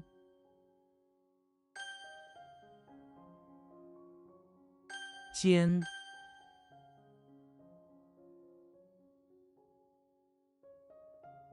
习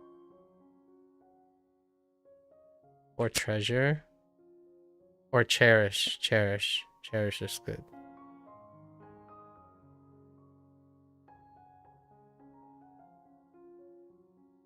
线条这是他的欠条。Practice that. 狠心他是一个狠心的老人。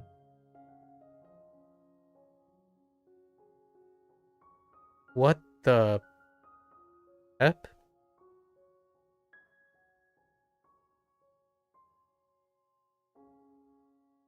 Hmm.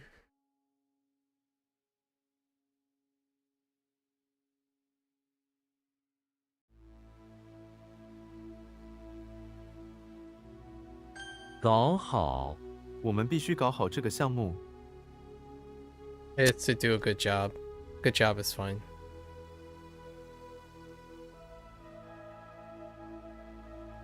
Like when you tell someone good job, they did a good job.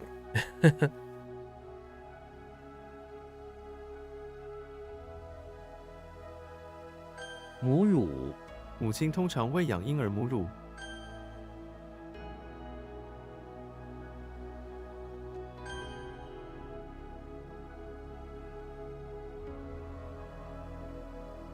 奶粉我喜欢在咖啡里加奶粉。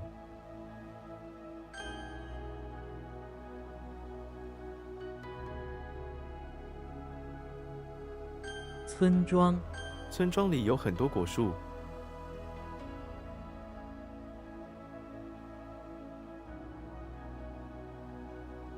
桃树桃树上有许多小鸟。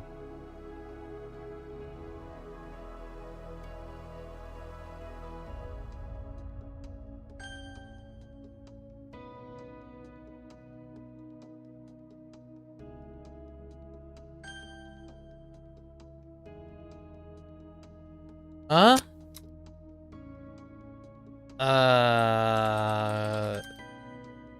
Huh. 4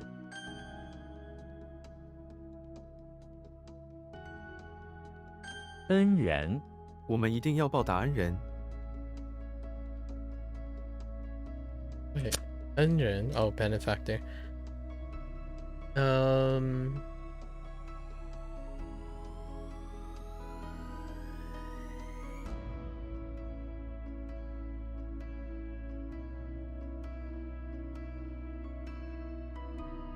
Gone. And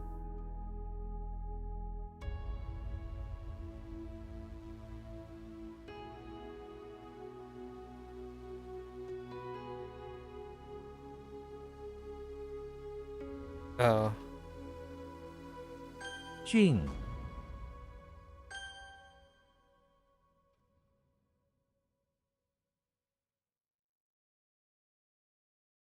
太平洋太平洋的水很深，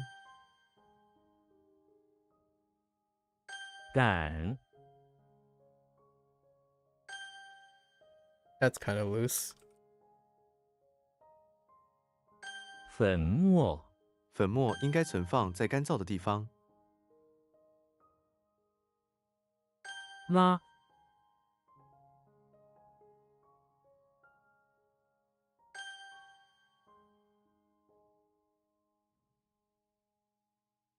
拖帘子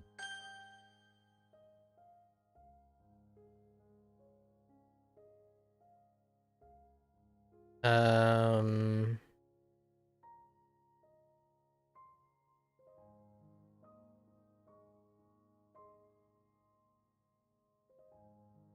Ugh. I didn't feel so great about that.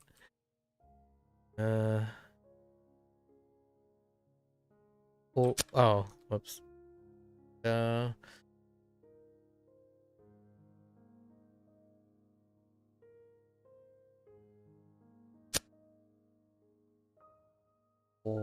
What?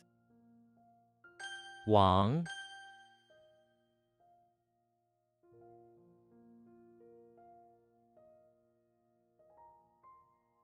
Those two are fine. It's the left one.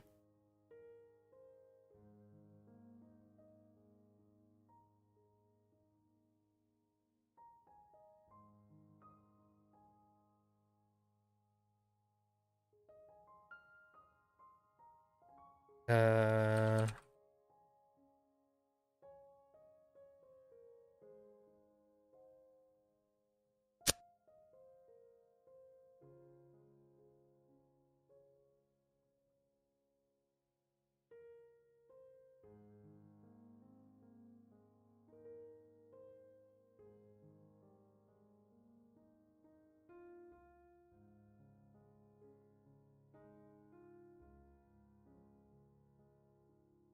Huh.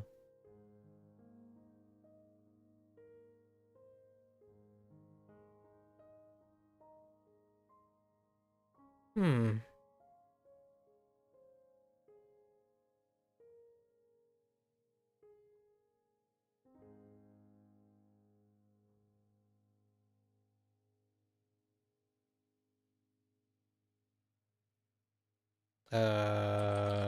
YOLO?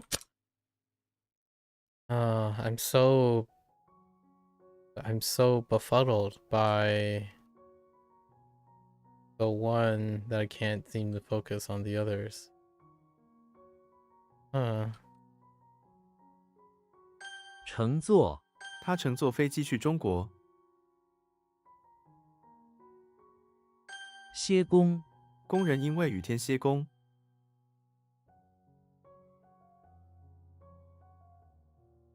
聚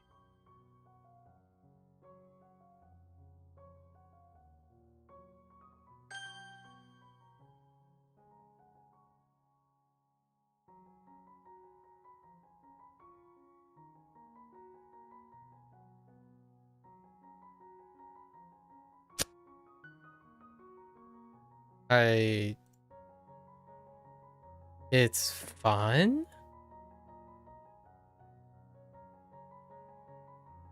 Oh, dang. It's numerous. Yeah, it's numerous. Do I have to worry about this? I kept thinking it's simplified characters since it's traditional characters. I thought about numerous. There's only two ways that it could have gone, numerous or simplified, and I kind of harped on simplified, which is why I kept typing every version of simplified characters. That's my bad. I don't think I'm gonna review that. That's more of a semantic problem.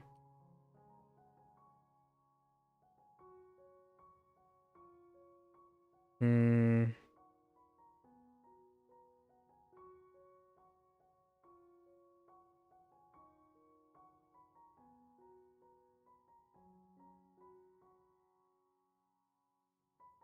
And it's gone. I don't remember. Oh, wait. 潜水潜水员去潜水。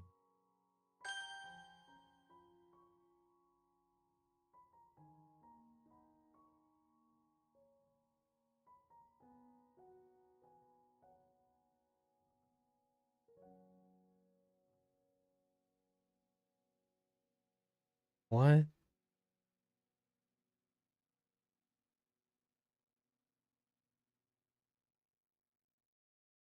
总裁总裁对决策负责。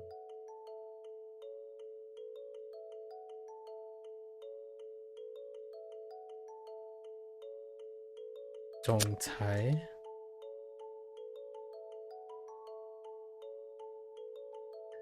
繁体字繁体字比简体字复杂。Oh, right. 简体字. It's on the right, actually. There it is. 简体字. Oh, I didn't even read the statement. Oh, reading the statement would have helped.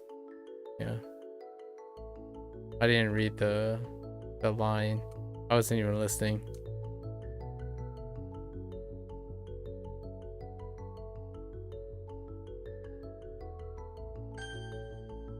A benefactor is a kind person, but I won't go into that.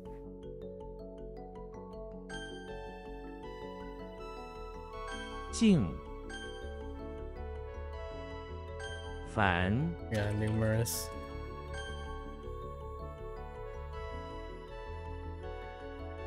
咖啡厅他在机场的咖啡厅。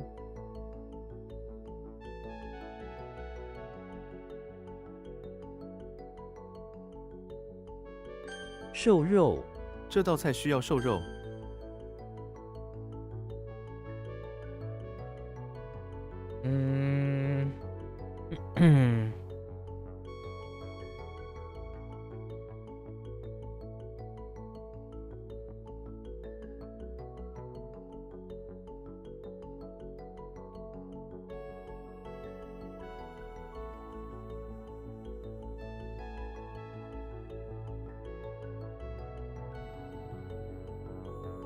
I don't know where the finger is coming from. 瘦 I feel like it's like to how you bequeath to bestow. It's not, it's kind of like bestow, but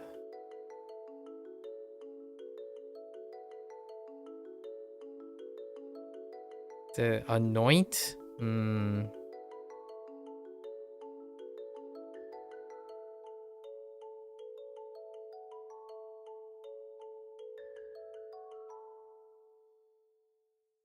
It's not anoint. I can't think of the word.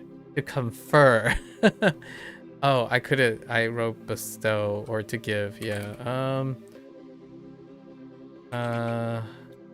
To confer is good. We can stick to give, but it's more like bestowing upon something. Anoint. I couldn't. How do you? What is the word? To give. We're gonna stick to give.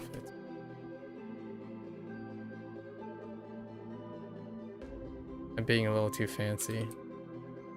自尊你有自尊心吗？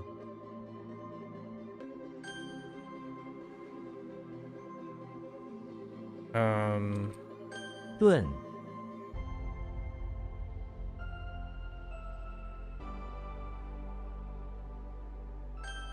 We skipped this yesterday because, like, sometimes you know and sometimes you don't. One of those standalones. How the heck? I mean, YOLO? 意 Okay. I think it's recall. We practiced this too. Oh, what was it? To confer. To confer.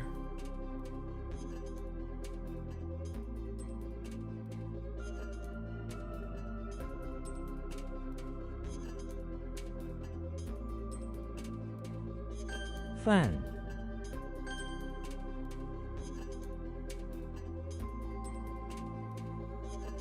大纲我们需要讨论计划大纲。公容 So we have overall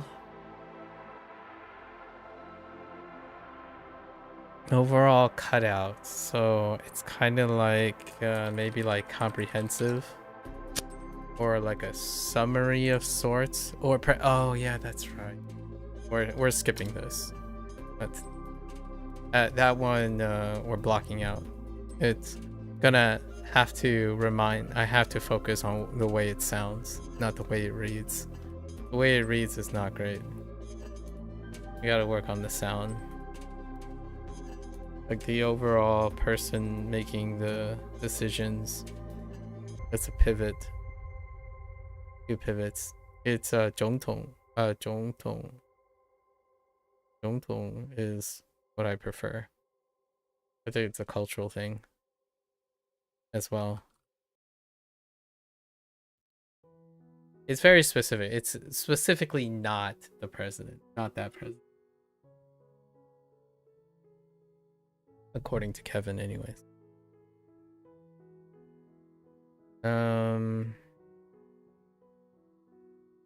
滚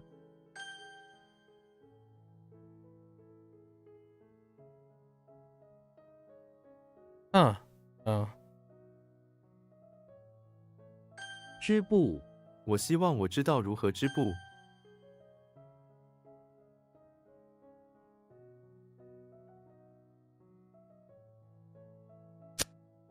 What?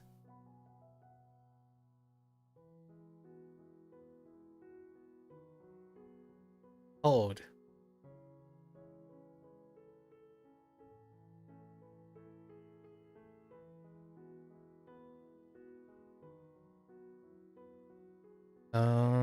Hmm. 频道他们开了新的频道。 Oops, that's channel.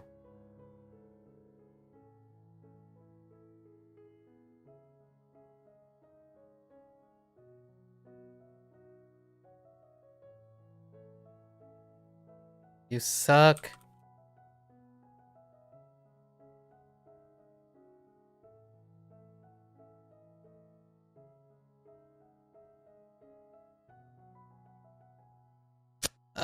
You suck.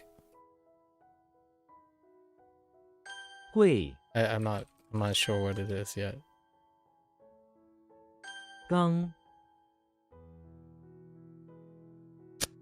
It's guideline.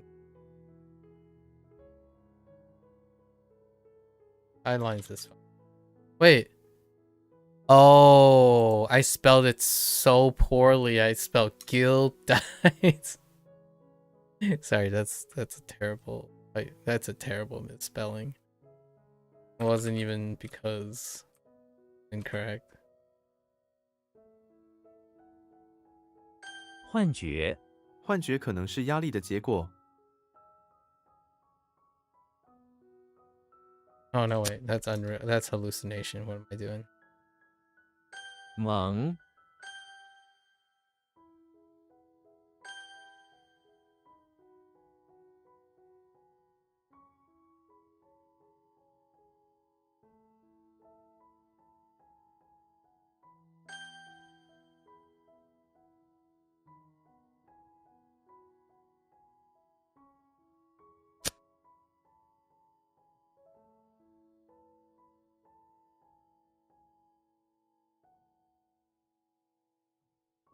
Pretty sure this is to give.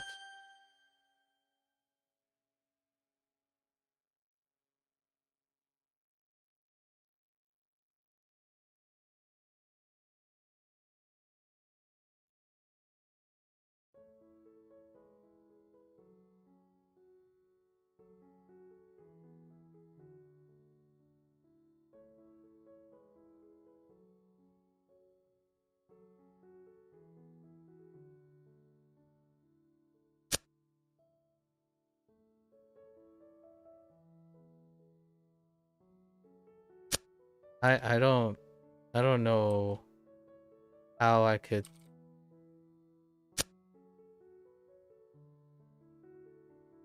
So something is wrong that I don't think is wrong. Let's see.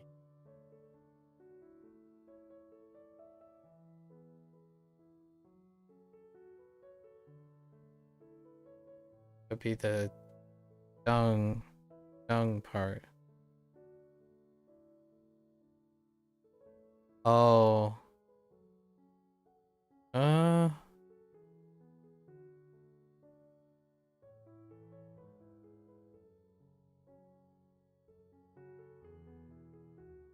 Hmm.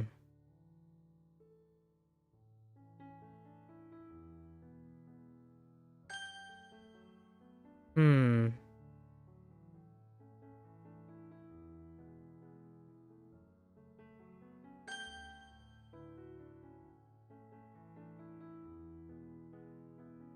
Zha.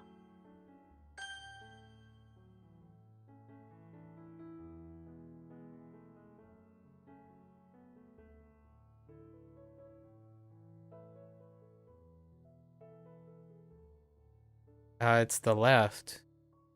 It's Jung. Okay, well, yeah, that is definitely encoded incorrectly. Because I thought it was her shop that she's being... Oh, I'm thinking of praise. Oh, right. No, I got it mixed up with praise. That's on me, actually. I already know it's gift, but I got stuck on praise. I'm pretty sure I kept writing praise. No, there's nothing wrong with that. Oh, whoops. Wrong praise.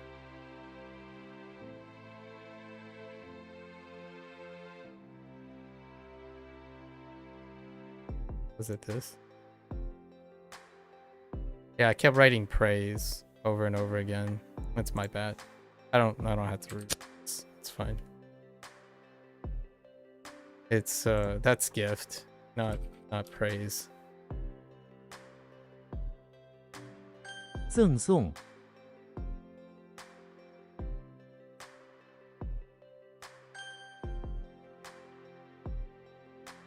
I still spell guide incorrectly. It's G-U-I-D-E. 绕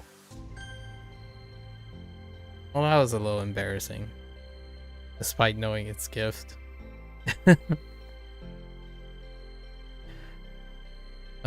That's not what I think it is. It's oh,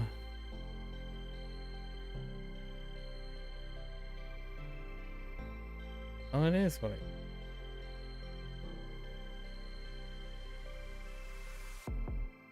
Pretty sure. Oh no, it's not. 摔倒 他不小心摔倒了。 Like fall down. There's some goofy ones today. I goofed up on a couple narrow-minded things. Just stay a little bit more open next time. Not too worried. I think two of them are probably Shun. Shun is unfortunate. Shun and Gu, right? Shun and Gu, and then G. Oh, G is bad. G is pretty bad. The other ones are fine. Two of them, very disappointed that I kind of just went down the... and stuck with it as opposed to rethinking what it is. Right? Usually, if I get stuck, you try to blank your mind and go at it again. And I didn't really do that. I just kept going down the same pathway. G was the same thing, you know. After I saw the Slender Man, I'm like, I have no idea. Slender what? Like Slender Men plus what? But if I started with G, I mean, this is literally G. So if I started with G, then I would have been able to make the connection. So that's kind of unfortunate. And the other one was GIF, right? We stuck with GIF. I kept saying Jiang and assuming it's correct, even though it's Zheng.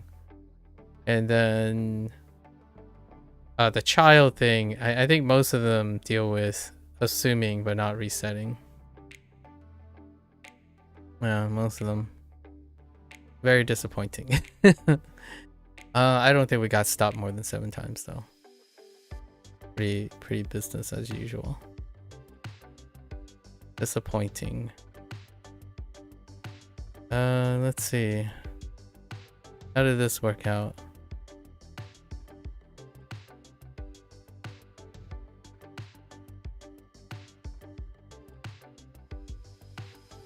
May on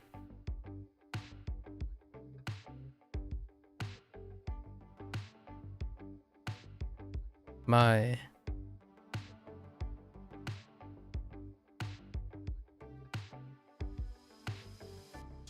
soul.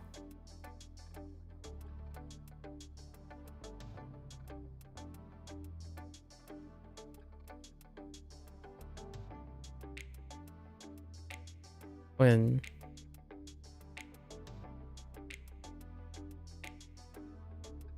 Jung, and this one's the sketchiest. But it's not too bad actually, now that I think about it, because of what I wrote. Xiang, Xiang, Sang, Sang, not Xiang, Sang.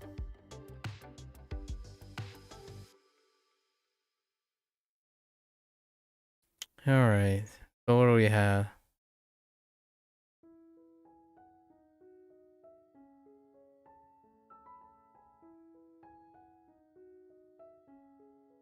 Guangzhou. No, just kidding.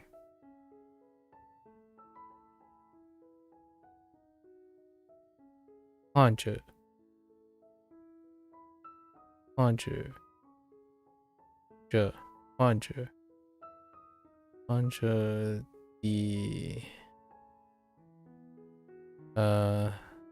the Kang.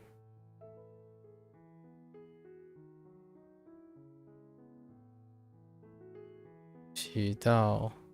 That's a good way to remember Ping Dao as well. Qidao and Ping Dao. Qidao. Yeah, Qidao and Ping Dao.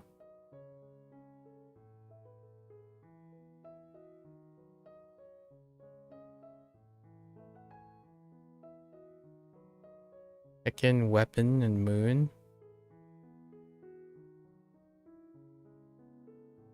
Is that supposed to be weapon and moon, or is that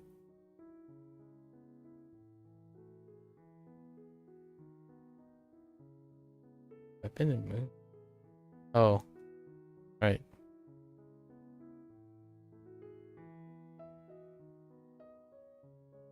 Gu Piao. Ah, this one's rough. Gu Piao.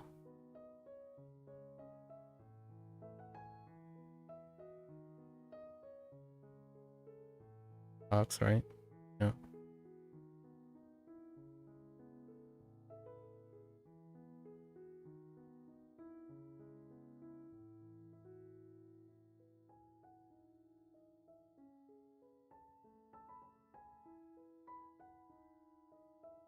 Zhang Lue.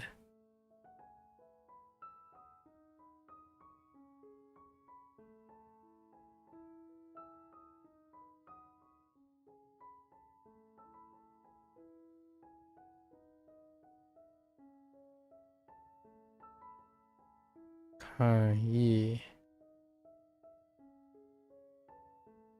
迷宫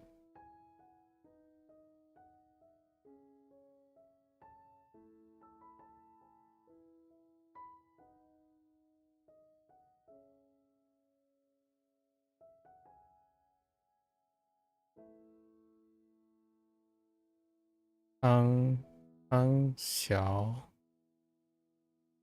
小谁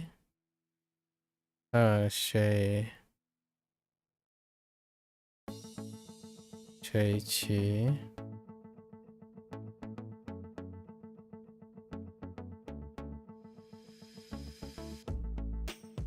小子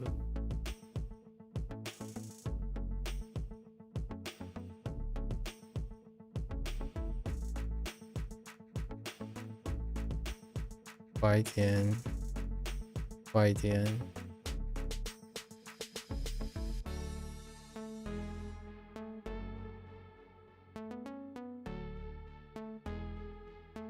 反抗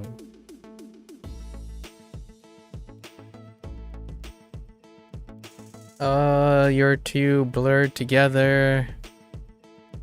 I'm gonna guess it's Sa Shui Hu.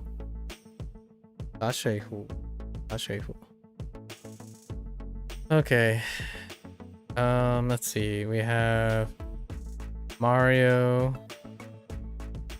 Mario in entering the beach house, right? Mario entering the beach house. Confronted by a hit woman.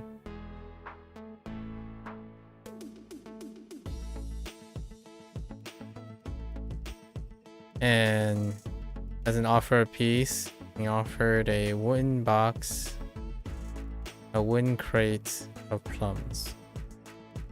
Okay, instead of fighting.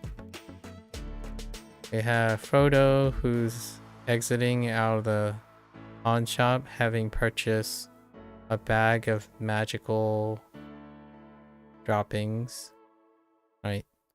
Wanting to try to start a rice field or a field produce with it. Let's see, for his supper. Let's see. Now we have Mario, who is working as a janitor, entered the bathroom of the high school to witness a disaster of a prank site.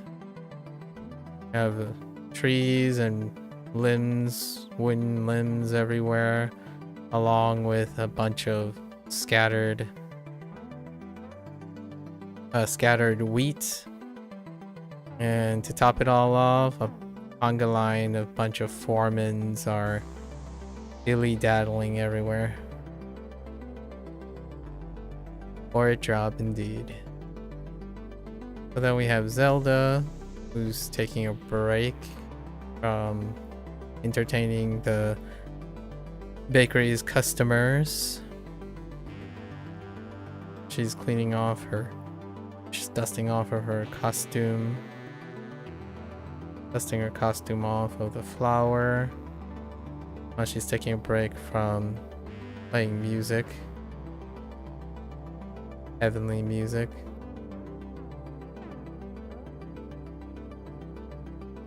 Okay, we have the Hulk, who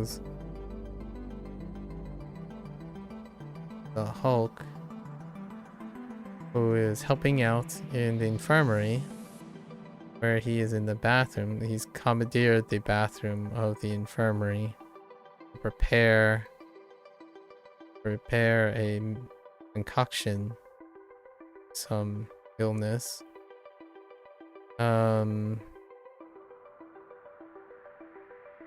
What does the sun have to do with it? Oh, he's preparing some sunburn spray by using the bathroom sink. Stopped the bathroom sink. Took a took a stack of ingredients and threw in the sink to mix for mixing. Then we have James Bond, who's in front of the temple, trying to infiltrate the temple by pledging from the center of his heart loyalty, right? Center of his heart. The monks. And then we have SpongeBob, who is in the bathroom of the chapel, taking a break from the service. Found a lost beret and cross. There was an announcement over the speakers, which he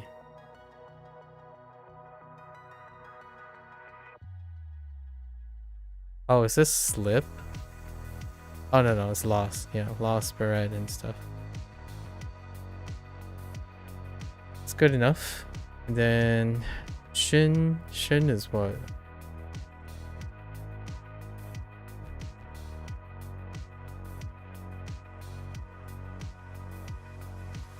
Department. The children's department. Shin. Too soon. Gave up too soon. Too early. Grandchild. No reason. No modification to mnemonic. It's perfectly adequate.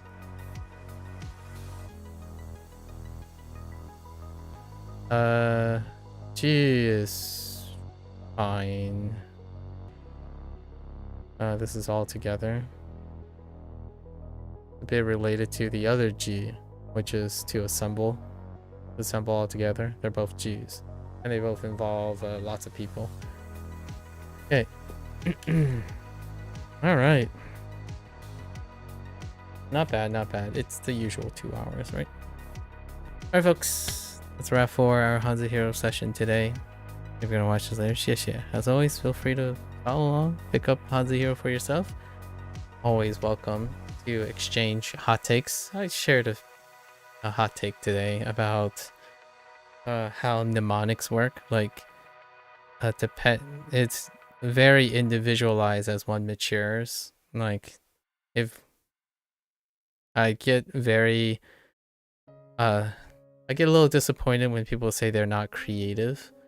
Oftentimes creativity is born out of preferences, and then preferences are developed by solving problems, right? So one of the hot takes, or one of the topics I wanted to talk about, is just the idea that individuals who are learned in situations, they are learned due to the nature that they know the content, but oftentimes their advice is prescriptional. And I wanted to make it clear that there's an overrepresentation of how effective mnemonics are made.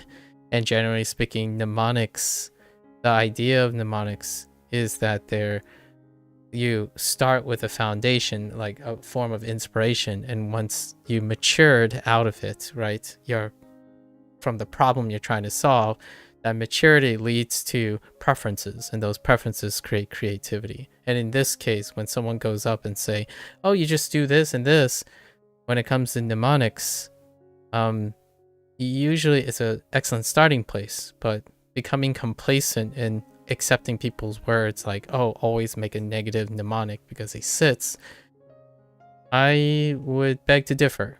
Probably substantially beg to differ.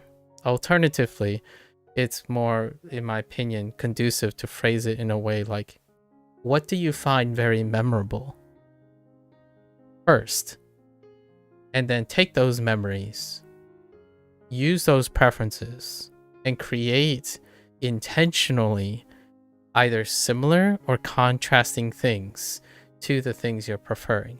Because if you're learning another language, right, either you're a child, then you really don't have any experiences to be taking that type of advice in the first place because you're establishing foundations, or you're older And typically people who ask for those advice on threads, they're fairly older because they want like shortcuts and whatnot. And they have, in my opinion, most people have enough experiences where the most sound or reasonable stranger to stranger advice when it comes to mnemonics is the things you resonate with, you start with your preferences and then you draw your contrast from your preferences. And oftentimes contrast is great for a case by case approach, and then similarities are great for patterns, recognition patterns. So like for example, how will I remember these in the future? G is very memorable because it's attached to my mnemonics for all the other similar mnemonics for G. And Shun doesn't have one yet, so I use a contrasting mnemonic for the time being. And that's it's kind of like a Meng, right? Mang. Mang is blind, and I don't have like a similar thing going on yet. So I don't cluster them together and then add a bit of contrast. So the reason why this is important, in my opinion, is that mnemonics can both be used for clustering things together that are similar deliberately and contrasting things, only necessarily contrasting things that are maybe very similar but need a little bit of difference, or things that are just extraordinarily different, because in my opinion that's concordant and it's scalable. When you blanketly focus on one type of approach and you stay on that one type of approach, everything in my opinion will begin to sound the same. Like it will become more and more similar to the point that there's not enough resolution. And that's why I prescriptionally, when it comes to learning, just the idea of a best method or a best method without foundational understanding, and then using the best method as foundation, as matriculation, is not, in my opinion, something that I would advocate for. Basically, like you start with what you think is the best method and know that it's never going to be the best method the moment you matriculate. As in, the more experience you gain, one, in my opinion, it is very asinine to take from someone else and say that you can stick with that method for the rest of your life. That's a cap on your growth, on your learning, in my opinion. So you start with what you think is sufficient. You can call it the best if you want, the best you can do, right? The best you know at the moment, but it's not going to be the best of tomorrow and the day after and years after. It's going to be different. You eventually develop your own preferences, and those preferences lead to creative output, at least in my opinion. If you don't, that's perfectly sufficient. Like you can go and learn lots of things with your quote-unquote best method. I personally was making a comment on how it doesn't have to end there. You don't have to necessarily be like that. And one of the trade-off is if you have great willpower, like a lot of people say, wow, you have to have great discipline and willpower to grind your way through singular methods, and or using the best method despite that, right? Using the best method is often meaning using the fastest method because you don't like the grind. You find the grind boring and repetitive because, yeah, naturally that's one of the trade-offs. If you constantly think that your method and approach never changes, then it will become boring. It will likely become boring, repetitive, and grindy. And it will be very impressive to you. And when you look at others probably will be similar to you, where they grind through the same method, and that's exactly what the impressions I get most of the time. I, on the other hand, don't think what I'm doing is impressively difficult, largely because I'm not doing the same thing. So, like, over time, when I know that things become complacent, like today, for example, when I said I was consistently disappointed in myself like 3 or 4 times, it's largely because I settled back to being complacent. As in, I repeated the same thing over and over again, expecting that I get a different result. Which, that is kind of humorous because a lot of people say like, I'm not stupid enough to do that. Like, no one does that. Like, we know, right? Repeating the same thing often doesn't create a similar result. As I tell that to your habits. Tell that to that person that keeps saying they know the best of everything. Well, if you know the best of something, then the results are predictable. So when someone goes around and says, this is the best method, and yet they get mixed results from someone they advised, that's not the best. It's, at most, good enough, right? Good enough, right? Mixed results does not mean the best. That means something else. You know, it means it's not the best. It's not singular. So these things, in my opinion, is a great way to gauge one's hubris. When you go around thinking that, yeah, you know, I knew the best 10 years ago and I'm still the same person 10 years later and still preaching the same exact thing. It's like, okay, well, that's very unfortunate in my opinion, because I would at least think someone who knows how to do something the best 10 years ago would also learn to do it better 10 years later. At least in my opinion. I don't think a human lives long enough or collectively is smart enough to gain the universal knowledge of everything. So oftentimes it's fairly safe to say if someone says they're selling you the best thing, I think that's purely out of ignorance or intentional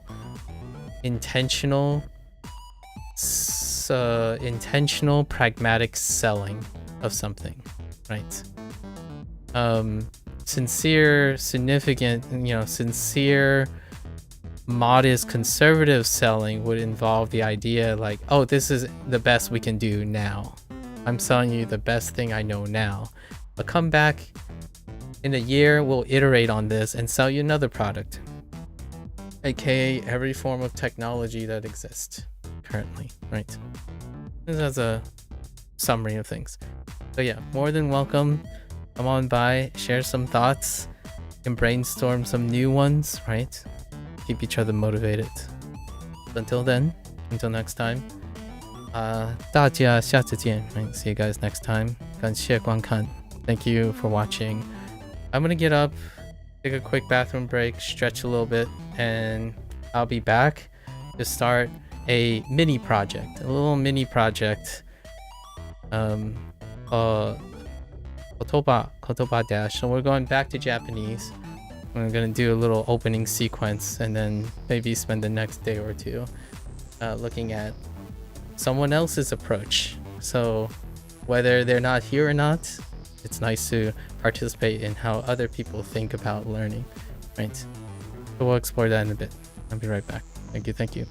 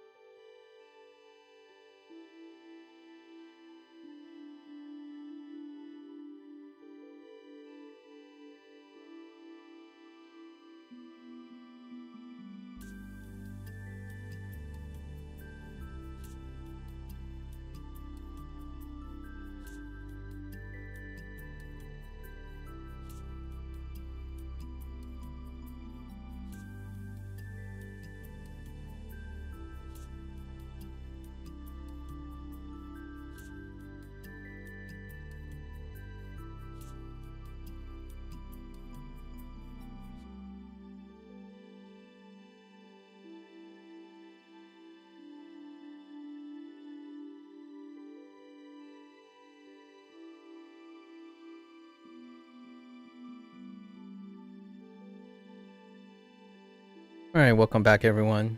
Minasan, wakarinasai.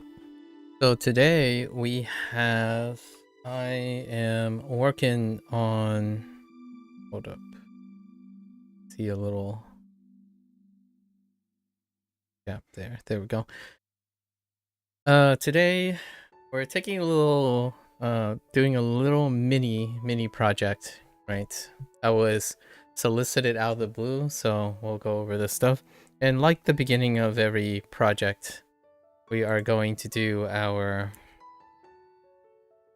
opening opinions, right? Our opening opinions, or our initial impressions segment. So, as a quick review, I'm getting a bit better at this stuff, a lot quicker on the uptake. So we have our opening opinions, right? Opening opinions. These are used to announce new projects, right? New projects, streaming projects.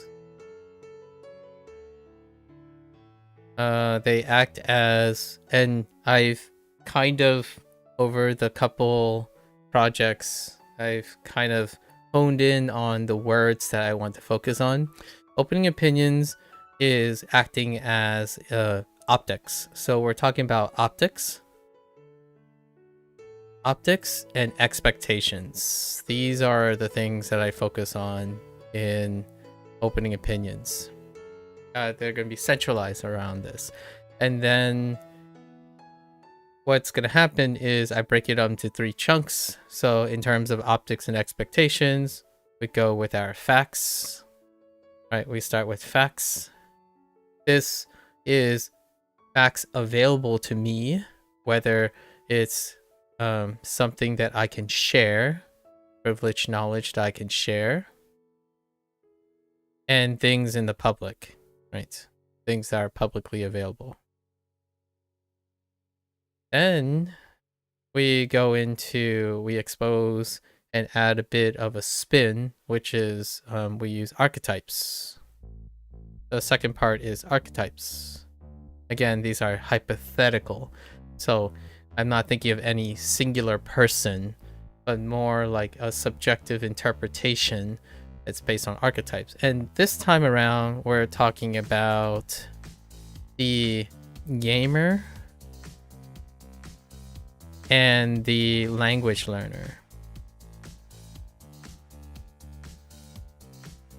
Sometimes my ad freaks out. So these are our 2 archetypes. Can you stop doing that, please? Technology, right? Archetypes. So we're talking about the gamer and the language learner as a broad category. And then lastly, on the lowest level, right? Or the most subjective level, this is me. So for me, would be personally legacy. So legacy means personal experience, opinions, and anything else, but it's usually opinions and experience, right? So that goes from most objective to most subjective, and these are color coded intentionally in this way. Not much more other than making some disclaimers about this, which I will do when we start summarizing. So this is the fastest, most concise way I can talk about what's going to be in the opening opinions. Now let's get to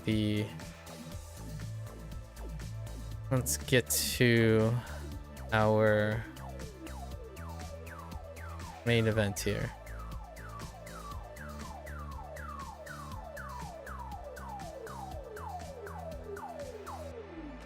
So some of the facts. So now we're going to cover some of the facts.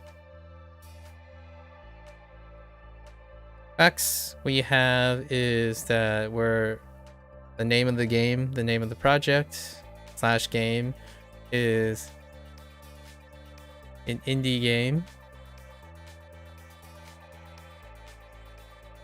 And there's I'm guessing from the impressions, is a solo dev. It's an indie game, so self-published, and it's a solo dev, and they're going under the title of Seika Quest. This game is listed on Steam, right? This game is listed on Steam, and it has a November 2025 release date. And this is a first-time dev, so we have to say first-time dev. At least in terms of Steam publications, right? There is a chance this person has an educational background. They've made other games prior to the publication, but under Seika Quest, this is their first time under that title, and it's its first listing under Steam, right? And other things to also note is that I was solicited. So this is a solicited project, which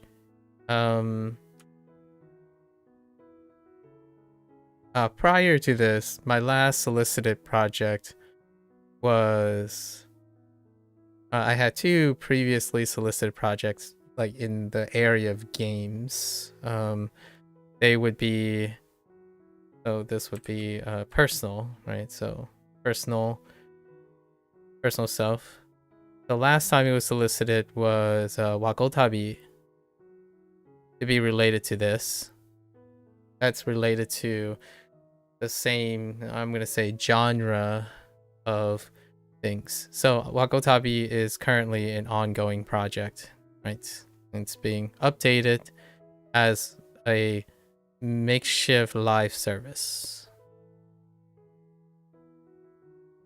So that's one thing that's related to this. That's personal. So I have a personal legacy involved in a language learning game that's currently being maintained by the Wakotabi team. They are also an indie group, a much larger project, right? So I was solicited by the developer directly, and it was off of a video comment, right? It was off of a video comment, which I've mentioned before. So not on my a video comment off my WaniKani sessions. So I do WaniKani every day, right? And we just had that session recently. Now, there are other things. There's not much to know or published about this. Seika Quest maintains a YouTube channel. And I noticed this beforehand, before the solicitation. They have a YouTube channel that's for the game development. So talking about the game. Largely, it's very new. It's very new, and it has some shorts about some of the commentary on this game, right? On this game, Kotoba dash, right? Outside of that, social media is relatively, I think there might be a other social media, but this is what I'm more focused on. So you have your YouTube channel, no Discord. Usually I go as far as Discord and YouTube, largely because it's a balance. Not so much like Instagram or TikTok and Twitter. They probably have a Twitter or an X. Sorry, an X. Let's see.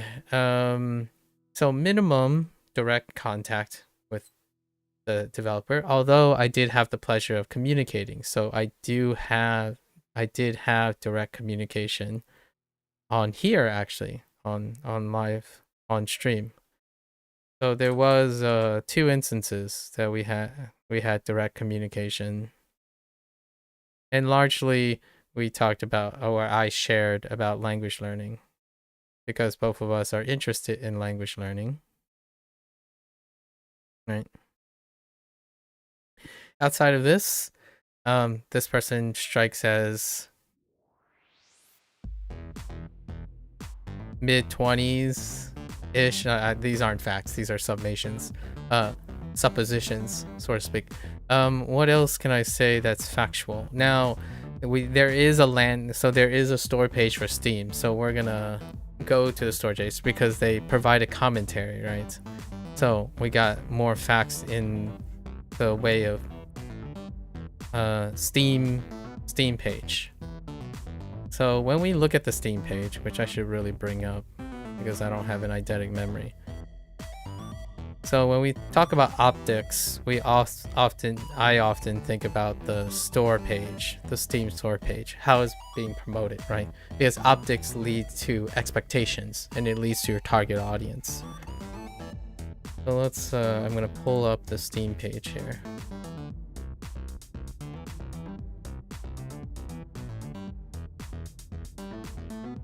All right, so I'm gonna highlight some keywords that will probably ring probably be quite good to highlight in terms of like controversy or areas of potential discussion. So one of them,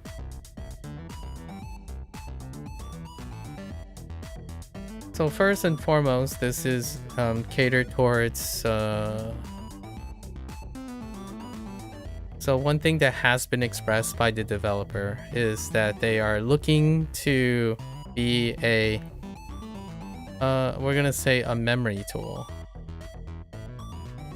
Memory tool, specific catering towards Japanese, right?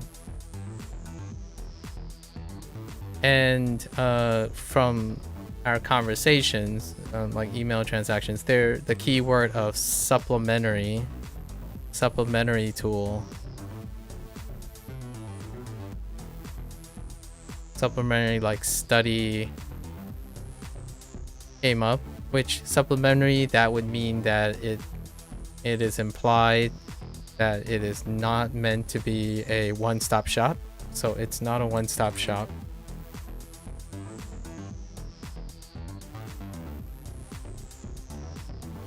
Right. And that's fair enough. I think that's a pretty reasonable way to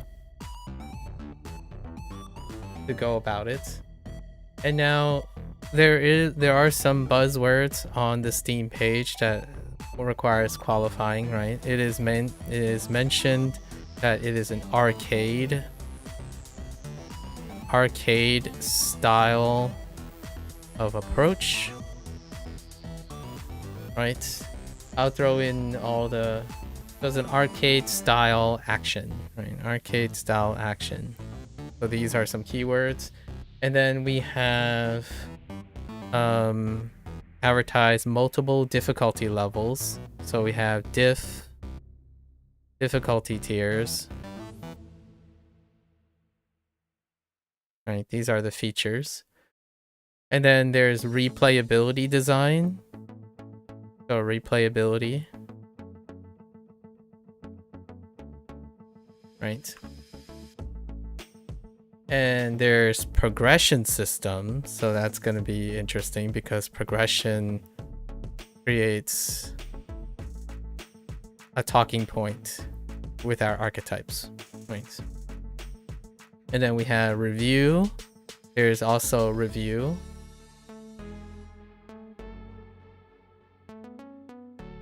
Review, like more like a summary review, which is very important in a bit. It also features reference. So reference. And reference is in the sense of the word list. It's suggested that it has a complete word list. So not in the terms of like referencing something. It's more like for language learning, and oftentimes for things like deck builders and whatnot, there's a reference, like an encyclopedia, right? Or a collection. All your skills are listed, all the possible permutations. So it's designed in reference. And then there's a demo, right? Which we'll look over the demo. Like the demo, that's what we're doing now. So let's, now these are a lot of buzzwords that that I immediately form a lot of optics and expectations. And I already talked about the two archetypes that we're talking about is going to be the gamer and the language learner. Now, you can definitely be a language learner gamer, right? The idea is to separate archetypes in order to create some resolution of expectations. They're the gamer and the learner. And oftentimes when it comes to my interpretations, right? Or the archetype, the gamer, there are many things that deal with the buzzwords that we have. So when we think of arcade, which is our first point here, right? Arcade. Our first point, arcade 1. Right? So for 1, when it comes to the idea of arcade, oftentimes we think of two separate things that are kind of related. And in this way, we're going to compare the idea of actions, so mechanics, versus content on the other end. So I would say archetypically language learner has a preference for content, and then gamers, and when it comes to like the arcade action thing, mechanics take hold, right? It's how the game feels, what your inputs are like, the visceral experience oftentimes. So mechanics deal with, like, we have emotions, right? Emotions, inputs, and we're talking about mechanical inputs. Instead, so we have to think of this as mechanical.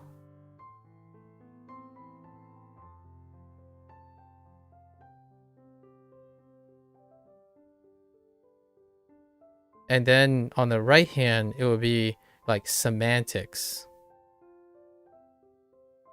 So semantics deal with objectivity, foundations, models, and then input. But this is more like exposure input. So oftentimes there's this also implicit nature and explicit nature. And this is talking, we're not breaking down language learner. There's like also implicit learning and explicit language learning. But in terms of games, we're talking about games, explicit tends to be on the weight of the language learner. So these are things that are one side and the other, right? In terms of 2, so now let's go on to 2. So that all of that relates to the idea of an arcade style action. So we'll go to that. And then now we have difficulty. Difficulty is the second point. And oftentimes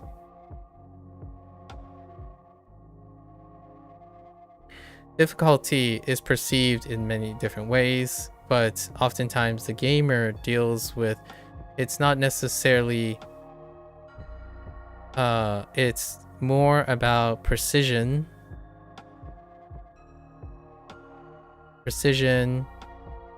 accuracy, and consistency.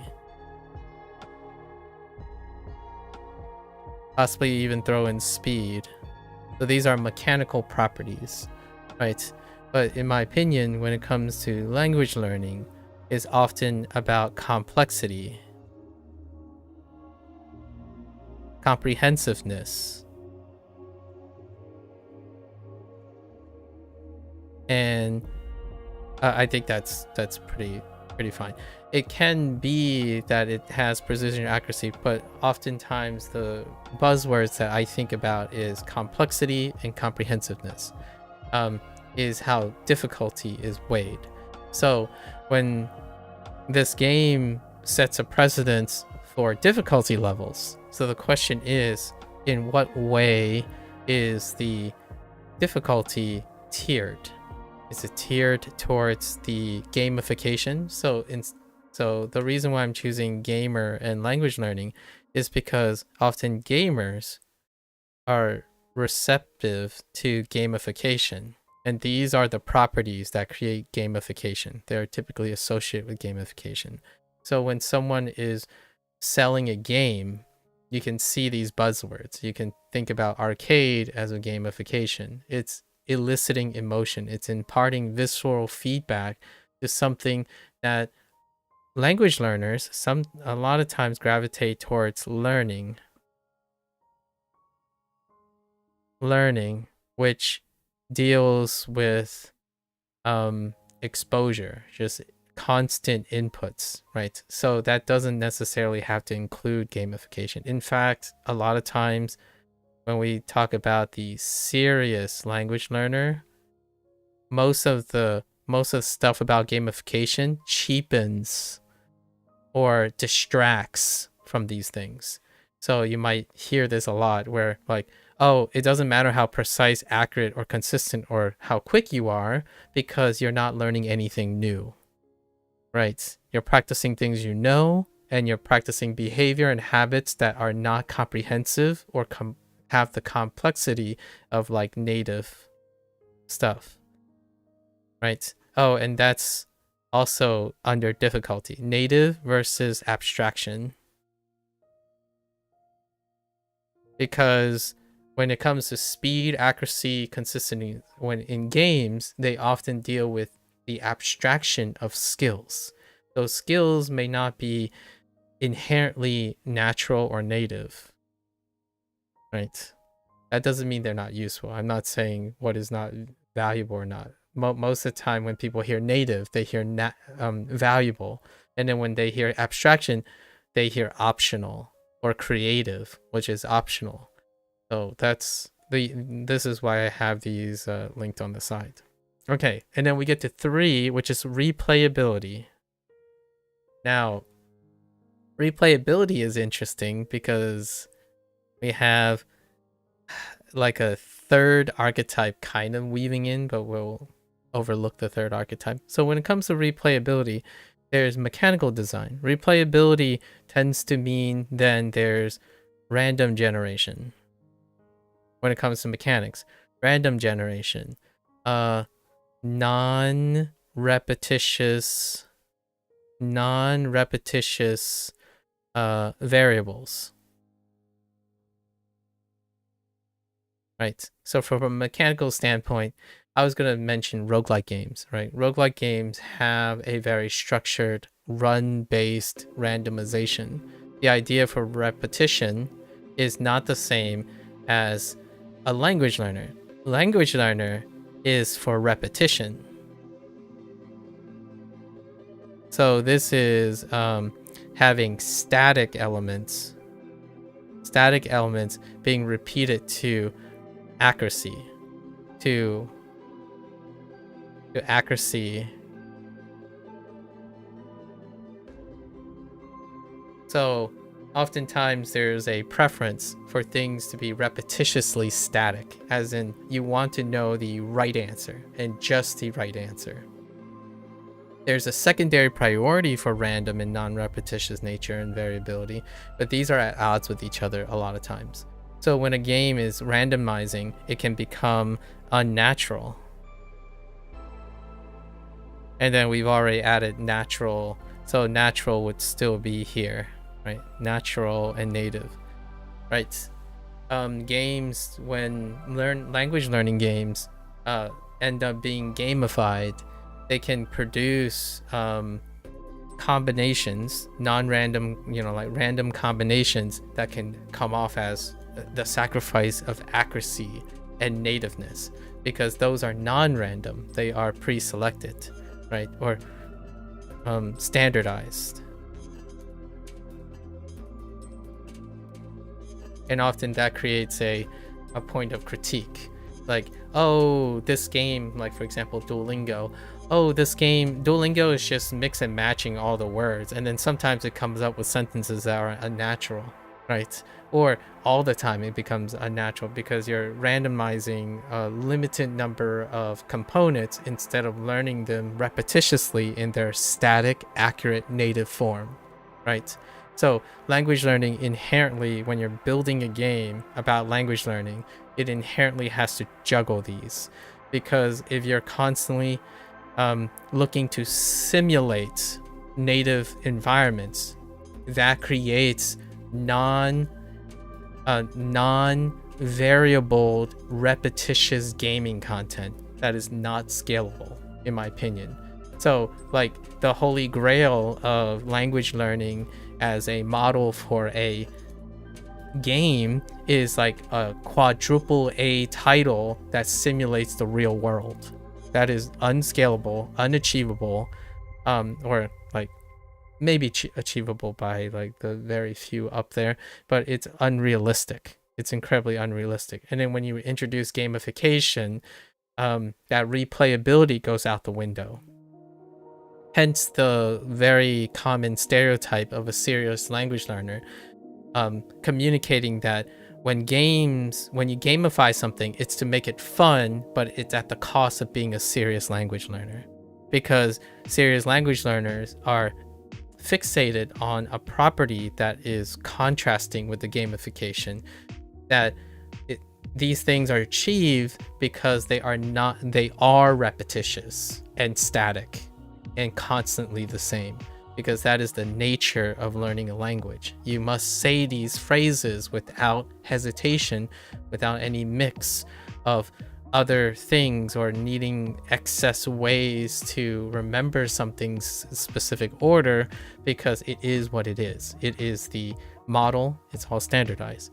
In games, it's to take that and try to think of it creatively in any way possible to create replayability and re-engagement, to think about things, to reinvent the wheel. Language learning inherently has a target.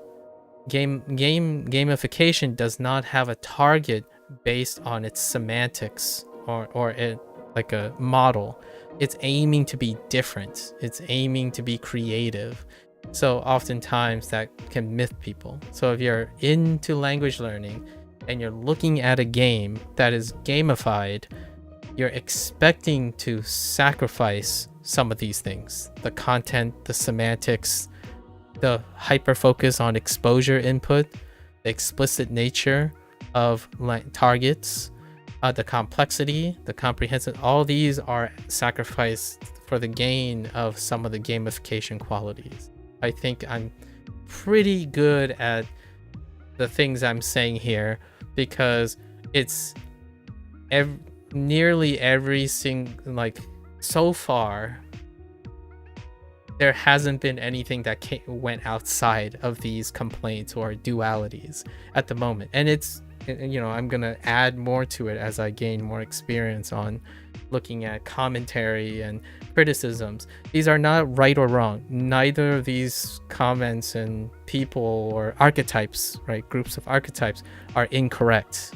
The idea is to understand that if you're looking at the optics of your game, you want to at least not misconstrued or have poor, unexpected expectations.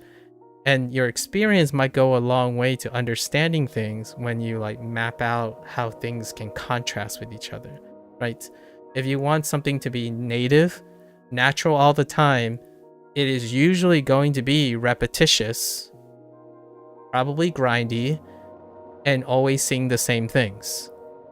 And then when you ask someone to make a game that has varied things, how do they make it? And how do they make it scalable, right? And asking impossible odds, impractical odds. So that's one of the points, right? Then we have progression system. Ooh, this is gonna be interesting. I'm genuinely curious how they go around this. I think I need to move this up. Let's resize this. I'm a little bit too generous with my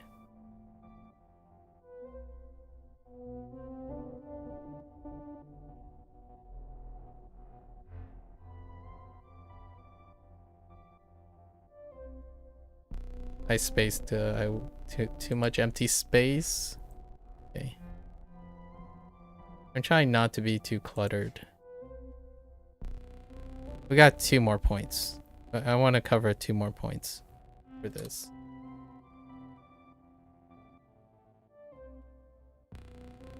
Obviously, a game and a language learning app could aim for all of this. Naturally, you can choose to aim for all of these things. Then you get a jack of all trades, right? As opposed to an ace. That's a discussion for another time. All right, so now we have point 4, which is a progression system. And oftentimes, a progression system is also at odds with each other. So for language learning, a progression system is cumulative. Language learning is cumulative. So any time spent, right, delta t equals progress. Right?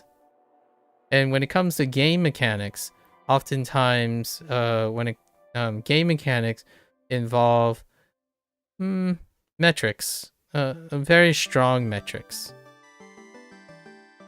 And you could kind of argue that, well, delta t equals progress is also using metrics, but that's not quite it. When it comes to language learning, any amount of time invested should feel like a cumulative increase in progress. But when games use metrics, they are used in a way that the most recent results, I can't spell recent.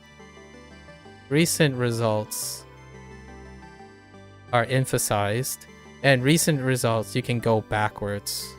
You can fail. So oftentimes there's lots of failure in games, and they're usually quantized progress. So like this is something very contrasting. When you're a language learner, the idea, at least in my opinion, you emphasize the idea that when you put in time, you cumulatively make progress, is provided that you're constantly being exposed to new things, static things with target accuracy. So you can't ever waste time going backwards or having problems. You're moving forward as long as time is being, and it's very granular to the point where anything can be viewed as progress a lot of times. In games, there are metrics for milestones, right? When you gamify something, there are milestones like streaks, combo, right? Streaks, combo, records that you're aiming for. It's quantized progress. So when you beat your high score, that's quantized. That's one time. You might fail the next 30 times to beat your high score. So the aspect of progress is not the same as language learning, where it is when you achieve a milestone or a task that's set in front of you, and that's gamification. And gamification is great because this is manipulable. You can manipulate this, or you can set I'm gonna say they set goals or visible achievable goals, which is true for language learning too, but the idea is the ultimate goal is always far beyond your reach, and you're seeing that everything is going towards the goal. So these are oftentimes, when it gets gamified, the goals can be very small. It can be small steps, and it can also be misguided steps, right? It can lose the focus on the bigger picture. It's very, I would say, this is far more focused. This is far nebulous. So it's a really big goal when it comes to language learning. So when you think about a game, if you're a language learner and you're buying a game, and the first thing you think about is it's going to help you achieve fluency, the idea is the optics are not meeting the expectations, right? The game is one of many games you will play. It is one of many tools. It is one of many things, aka the supplement effect. That's why progression system is going to be a talking point. I don't actually know, since I haven't played the game. I don't know what the progression system is, but this is the stuff that I would consider, right? I'll tell about my interpretations in just a bit. And then we have review, right? Review, I would say, generally speaking, how do you resolve? In this case, this fifth point is common to both, right? And oftentimes is how to improve on mistakes, right? It's addressing mistakes. And oftentimes, if you're going left, right? If you're going left, it's through repetition. If you're going right, it's through understanding. So maybe a slight difference is that on the right, there's a slight emphasis on understanding. I kind of disagree that it's like super representative, because people think they understand things as opposed to doing them through repetition. But on this side, it's more repetitious. And memorization. They're not mutually exclusive of each other. But generally speaking, when a game is designed and it has like a review system, it will tell you what your mistakes are, and then you memorize it and then you repeat it. That's often gamification's main approach. And then the right hand, the idea is to try to understand why you made the mistake, in my personal opinion. But I don't think a lot of people actually do this. At least the people I interact with, they usually still rely on repetition and memorization.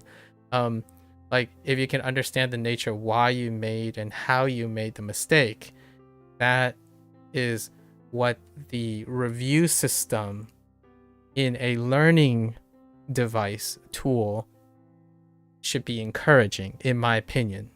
So like, if you're saying you have a review system, does it treat it like a game? If it treated like a game, it will just tell you, oh, this is the right answer.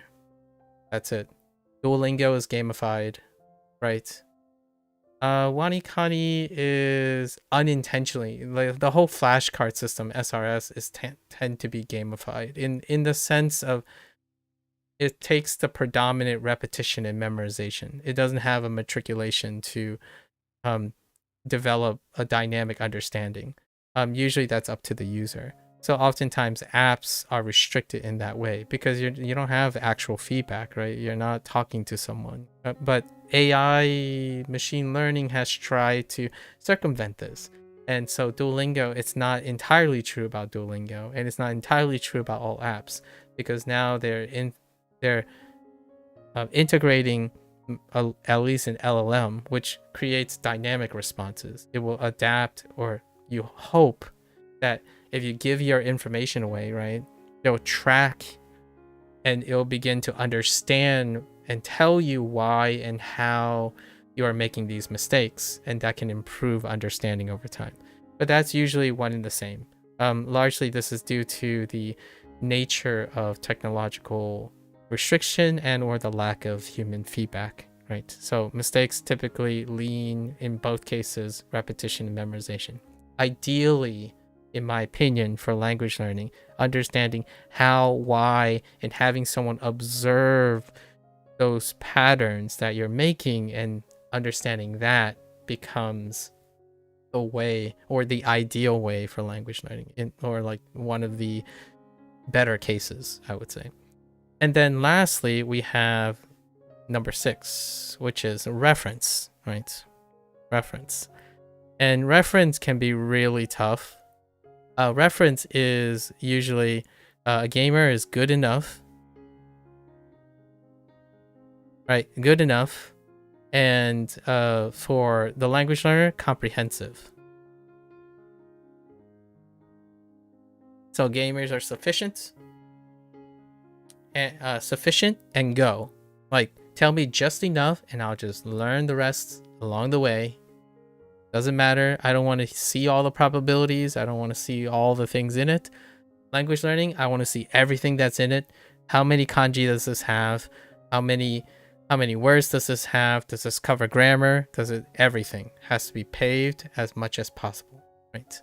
So then now I have some personal optics and thoughts of my own, right? Let's actually make it even a more interesting color. So now there are personal things that I want to add, like legacy wise and whatnot. When it comes to mechanics, emotional input and implicitness, I actually I'm not the biggest on that. And this emotion part is due to mechanical input. So the participation is what most people focus on. And when it comes to language learning, oftentimes it parallels with storytelling and culture. So when it comes to my personal optics and expectations, I'm over here. And that means that mechanical, when it comes to a language learning app, right? If we're talking about a language learning app or a game, story and culture takes center stage. Largely because story and culture provides the context, right? Provides the context for the exposure of the language.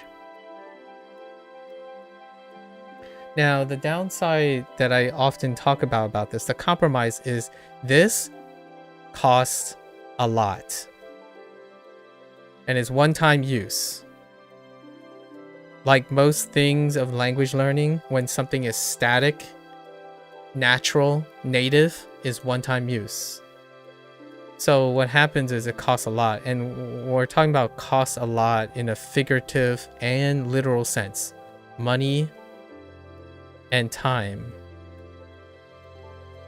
So this is usually when an indie dev releases their first game, it becomes really successful mechanically, so it's the mechanics side of things, and then they decide, all right, where are we going to go with the content?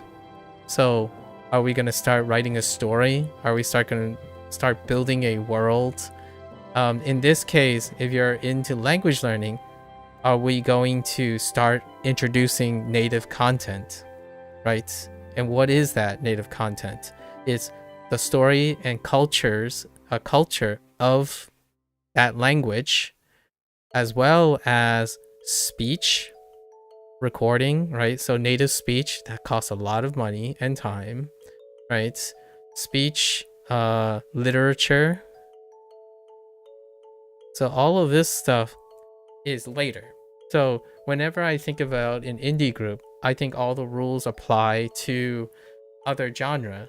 But now we're talking about the language learning genre of gaming, which it's still way niche, even if we're taking into account like Silksong for Metrovania and Hades 2, which was today, I think today is the 1.0, or top-down action roguelike games. Those are still niche, like deck building still niche. And the first games they have, usually the first series of games for an indie developer, is mechanically heavy. It's largely focused on pretty much, if there was a success, in my opinion, if there was a successful breakout indie game, it would check all the boxes on the left.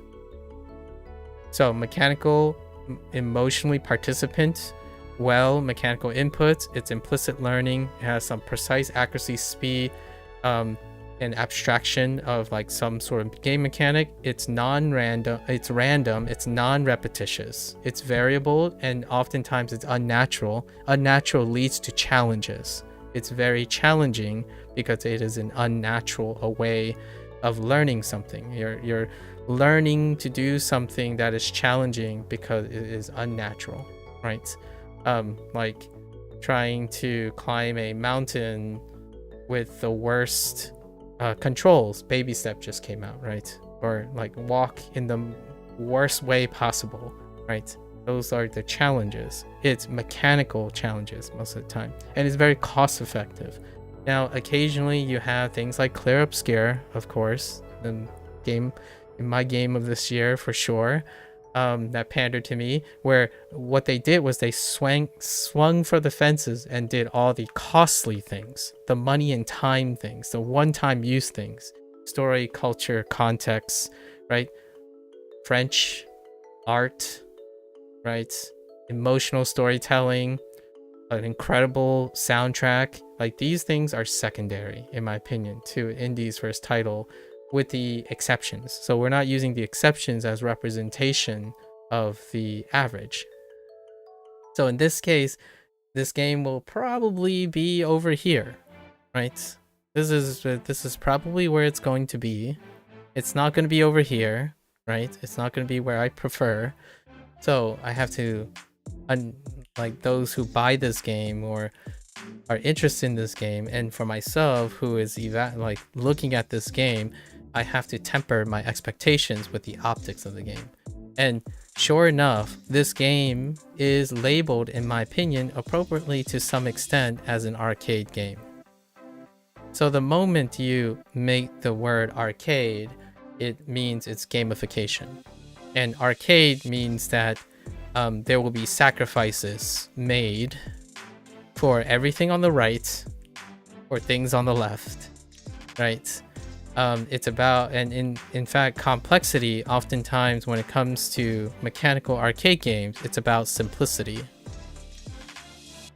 Arcade games, by nature, are elegant in its simplicity. So the controls are very tight, right? Tight controls, or a tight game loop. That's what makes arcades, right?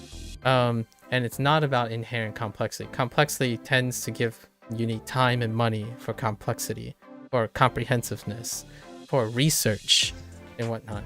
So I expect minimalistic controls. So if I had to take a wild guess, minimalistic controls. And it probably has one goal of input, and frame all the content around that one goal of input, right? And then when it comes to precision, accuracy, usually gamification means that you have either a combo game, or these are supposed to be expected, combo game, right? A streak system of some sort, possibly. I'm not saying these are in the game, but when you're gamifying something, a timer, right? There's got to be a timer, and a life stock, right? You can't get too many things wrong. And then there might be like alternative conditions. Basically, you can't do something, or you have to do something, and that leads to abstraction, right? On the other side of things, in the right hand side is usually only one answer, which can still be a limiting factor for this game, but only one answer, and that answer is static. And oftentimes it really doesn't depend on many of these artificial things, right? It does not depend on these. It, like combo, streak, timer, life stock, those things are inherently not important, and not as important as focusing on, say, like story progression, which story progression is the same thing in language learning as the understanding of the native natural environment. If you can learn the culture, experience the culture, get exposed, that's the goal. You want to complete the ride, get the exposure, extract the knowledge, right? Extract the knowledge. I don't think that's going to be the case. It's probably going to be a compromise, but generally speaking, the primary game loop is probably going to focus on getting like higher scores, right? Because this goes down to our second thing, which is the progression system, but we won't go into higher scores until we get to the progression system. Now, 3 was replayability. Replayability is very different. On the right is one and done. One and done, actually more accurately, some and done. So that is pretty much a content heavy agreement. You play the story, one and done, right? Maybe sometimes if you're like me, you do some and done. You play the story more than once, maybe in more than one language, and then it's done. Once you memorize something, you burn it, right? So it's the opposite of replayability. You want to minimize repetition.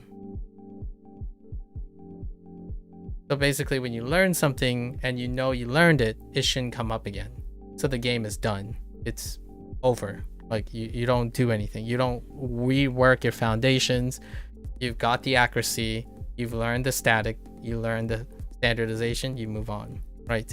Which means that it's not as cost effective, right? When you're thinking about a game, when you're thinking walking sim games and storytelling games, they are very difficult to keep on producing and keep on hitting, right? Hitting one after another because they're often one and done. And from an indie developer perspective and a publisher, it is not cost effective and it lacks replayability most of the time, right? If you're a creative person, an artistic person, you might be able to reuse a lot of the creative IP and whatnot. I personally am a fan of that. I like to go over and play games again for the evaluation of the static content, right? But in this case, this is an indie dev. We've already mentioned arcade and replayability. So I would say a gold standard that you aim for, like a gold standard you aim for is take a chapter from roguelike games. Now, how do you make a roguelike game variability when it comes to language? Well, oftentimes the idea of mechanics in language learning is your logic. You use logical circuits.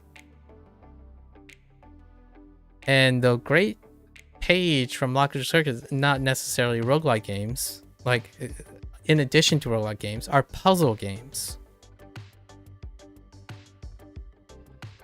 See, puzzle games bridge between these two. Puzzle game is finite. When you know the solution, it's difficult to unlearn the solution. You'll know the solution.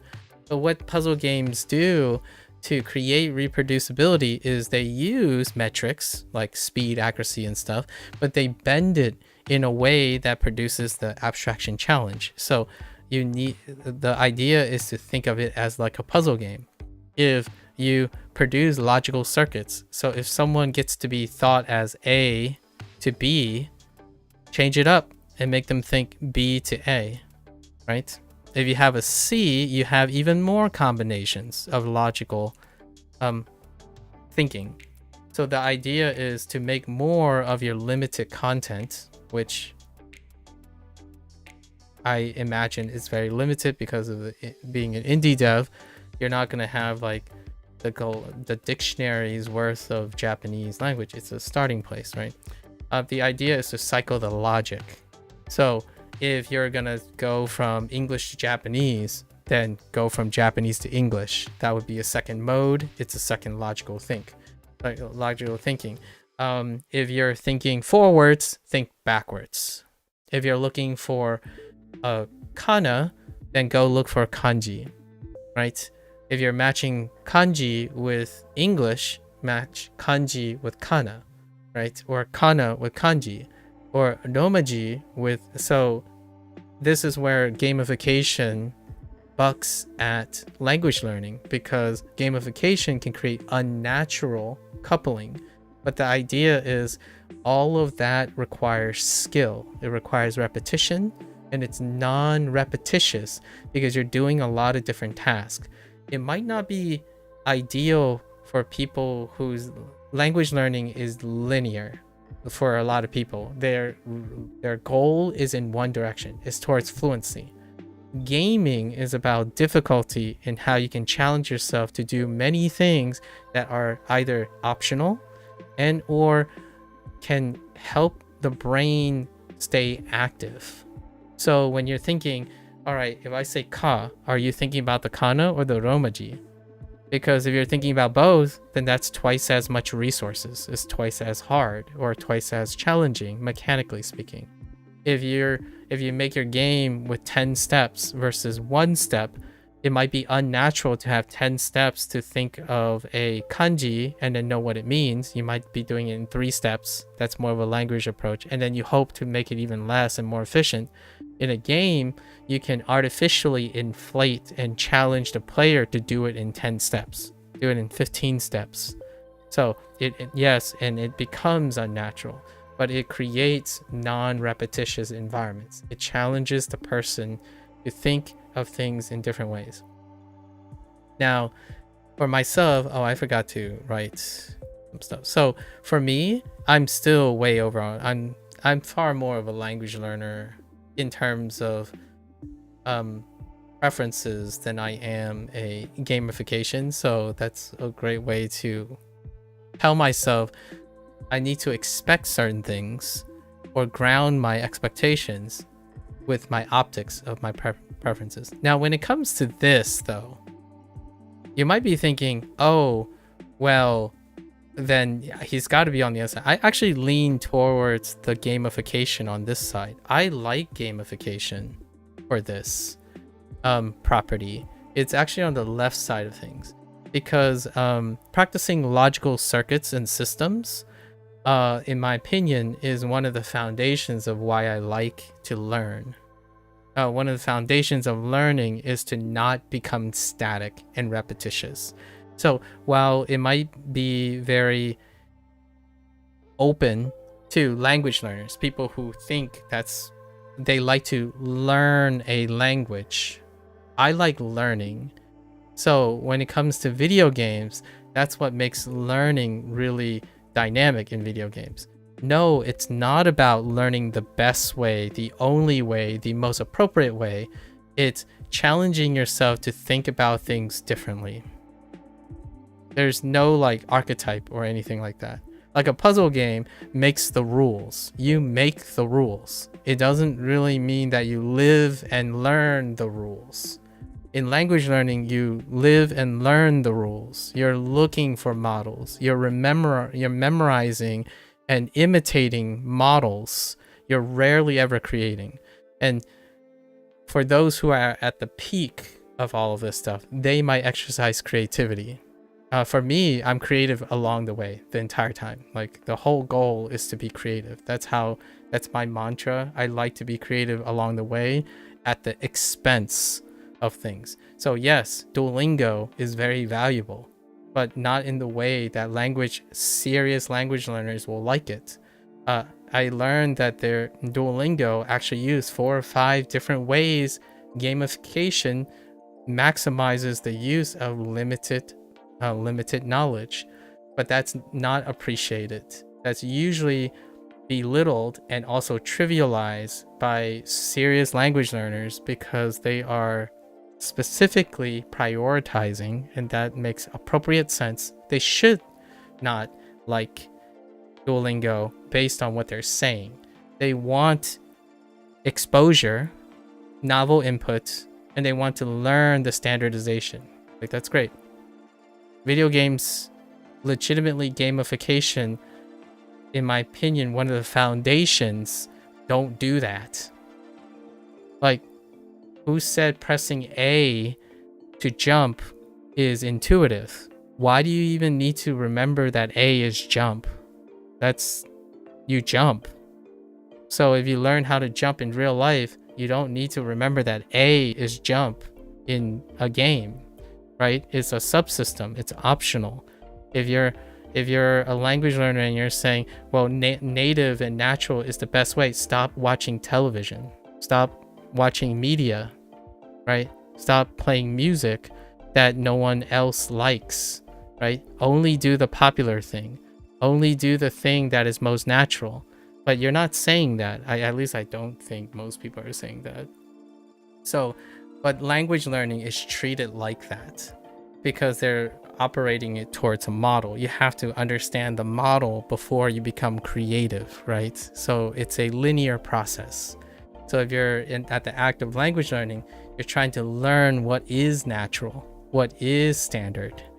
That's basically the most popular thing you can do. It's populist based. So when someone has reached past that and reached a creative process, then you're getting into the mind of a game designer, at least in my opinion, or most game developers. They are in a process that they're trying to create something creative out of the norms and the foundations. So the whole motivation is to create non-repetitious variables that will likely become unnatural, in which you are tasked to be challenged to do them, and they are unnatural by sheer implicit intrinsic property, right? Like pressing A to swing a sword is not how you swing a sword. So this is where I feel the topic that is most contentious about combining the aspect of education and video games, because oftentimes people often think when you're being educated on something, it is standardized, as in there is a right and wrong answer.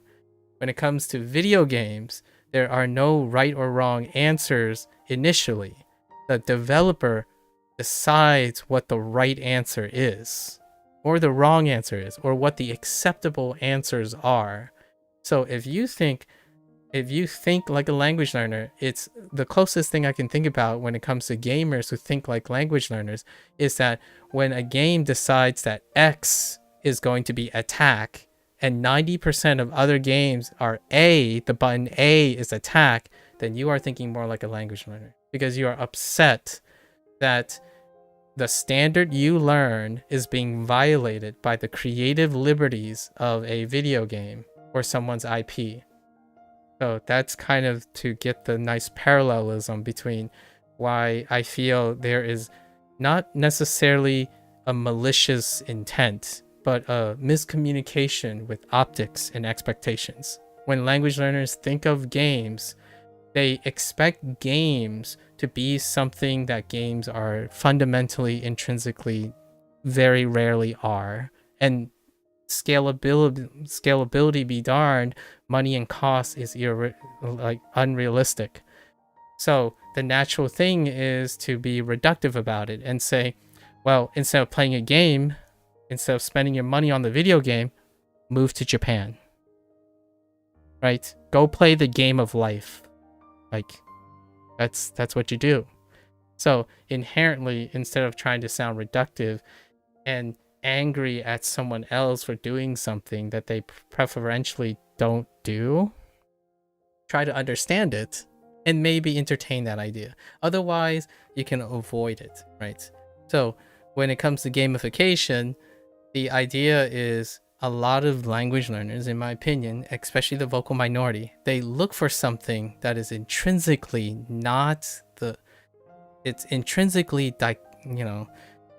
almost paradoxical with their expectations. Like, what is a game when the whole idea is to be exactly not creative? So what I mean by that is, so Wagotabi team has to juggle this all the time, right? Because they used Japanese culture and Japanese trivia as their basis. So whenever they release something, they will ultimately have to spend endless resources to make sure it's accurate. In a video game, whatever developer in a game that favors gamification, whatever the video game developer says is correct is the correct answer. Right? It's a closed system. It's a creative system. So this is where language learning and gaming collides, right? In fact, that's also why puzzle games all tend to be very niche, right? Because puzzle games are done in a manner that violates your thinking. It's challenging you to think differently. And for me, how I got to this point, how I find Japanese no more easy or hard than anything I've ever done is because I spend most of the time trying to think differently. Like it's far easier, in my opinion, for myself to acquire something that's standardized because it's not changing. But it's less interesting. It's not engaging, right? This is why video games are more engaging than learning material. You're constantly being challenged to think differently, so you never settle down. Games are incredibly entertaining from beginning to end if they are able to keep the person engaged. That's why gamification has been adopted as the first priority for Duolingo, or things that have larger audience.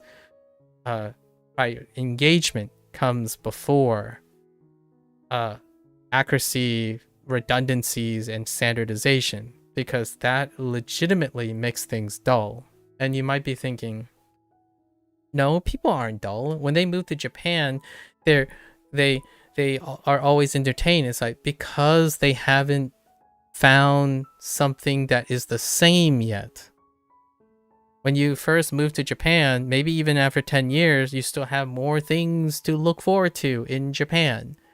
It is the unscalable, scalable content person. But when you ask someone, and you know, there are some people out there, we're not talking about the exceptions, the rule, if you ask someone, hey, you can only eat this one thing every single day because it is the most popular thing and it is what the real people, real examples will eat, would you get bored? You would likely get more bored with that than looking forward to all the new things, all the idiosyncrasies that you haven't become exposed to. The games do that. Now, games do that with limited resources because they have to create those things, right? It's not the same as going out to Japan, taking a bunch of pictures, and then putting those pictures next to like a word of that picture, and then that's it. That's the language learning, you know, bridge, right? Shashinko did that, right? Oh yeah, I forgot. Shashinko. Oh, well, that's solicited. That was my personal project. Like, for example, a great example would be Shashinko. Another example would be the other indie project, so to speak, right? That I personally bought, right? So to speak, is on this side. They went with this side. Wagotabi is on this side too. However, Wagotabi, in my opinion, is about the middle, actually. Because they do have gamification, different ways to interact. And those interaction ways, the target audience is able to know that it is engaging at the cost of some form of natural feeling. Like the word banks, for example. Word banks, greeting back and forth twice. Like they're constantly juggling between trying to be accurate and standardize, but finding different ways to interact with that. So they have like different input devices like keyboard, they do number puzzles. So it's usually on the idea of puzzle games, but they are also finite, right? Everything's finite. It's not replayable in that sense. The most unnatural part of Wagotabi is the gamification side, which is the SRS side of things, right? So they're in the middle. Shashinko went way far right, and so to speak went far right. So what are the things that, in my opinion, are lacking or very, very non-sustainable content? So to speak is getting, you know, caressing over the 6-month period to update its content. Shashinko is way over a year now. It's like 2 years, and they haven't updated their content. And that's one of the scalability issues. When you have native content and static language learning, the content is static. Once it's exhausted, it has no further appeal. It has a lack of replayability, and it does not have value anymore. The user can create value out of it if they want.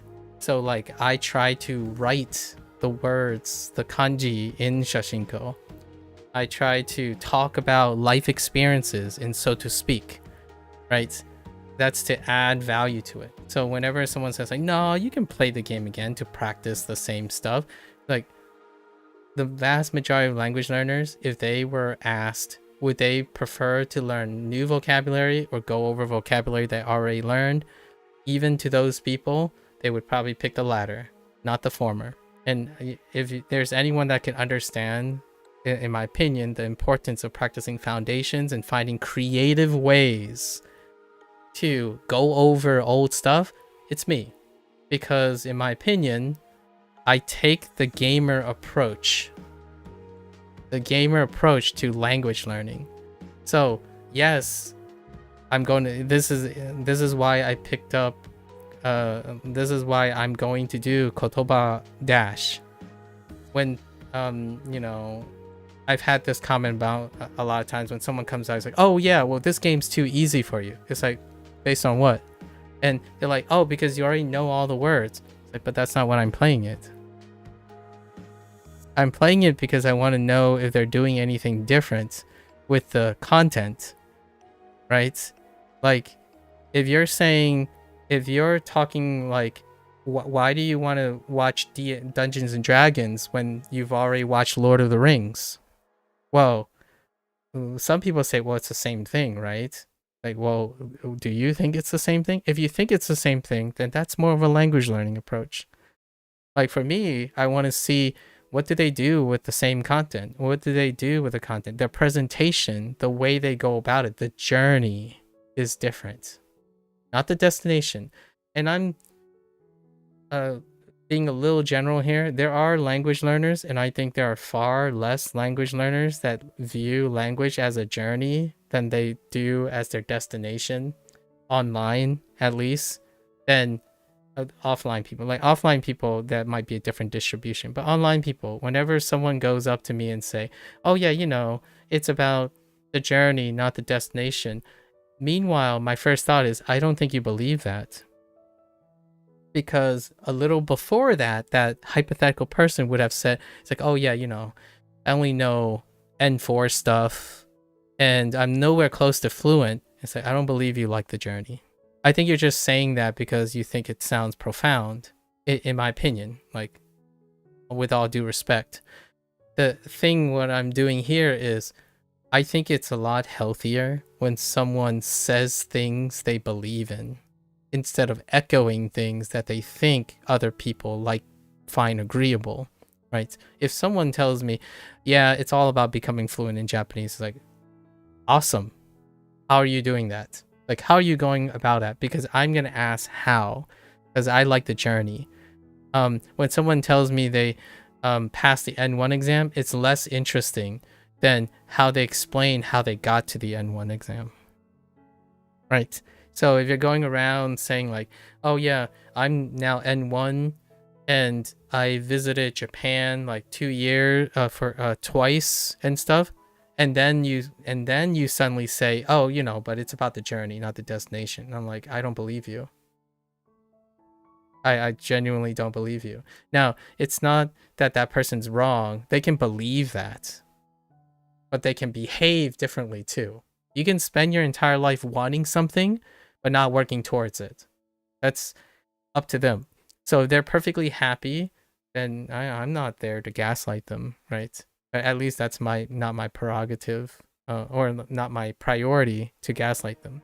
But when someone constantly tells me the results of their generalizing by telling me the results, their progress, right? Their cumulative progress, which is our next topic here, our cumulative progress. When someone focuses on their cumulative progress, then they are talking about the destination. That's what they truly desire. They're talking about the destination.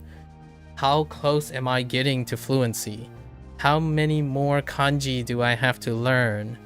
How many kanji? So then now we have number of kanji, which has to be denoted somewhere, right? If you're a language learning thing, if you're concerned about language learning and your game is prioritizing language learning, then you would advertise how many kanji you have.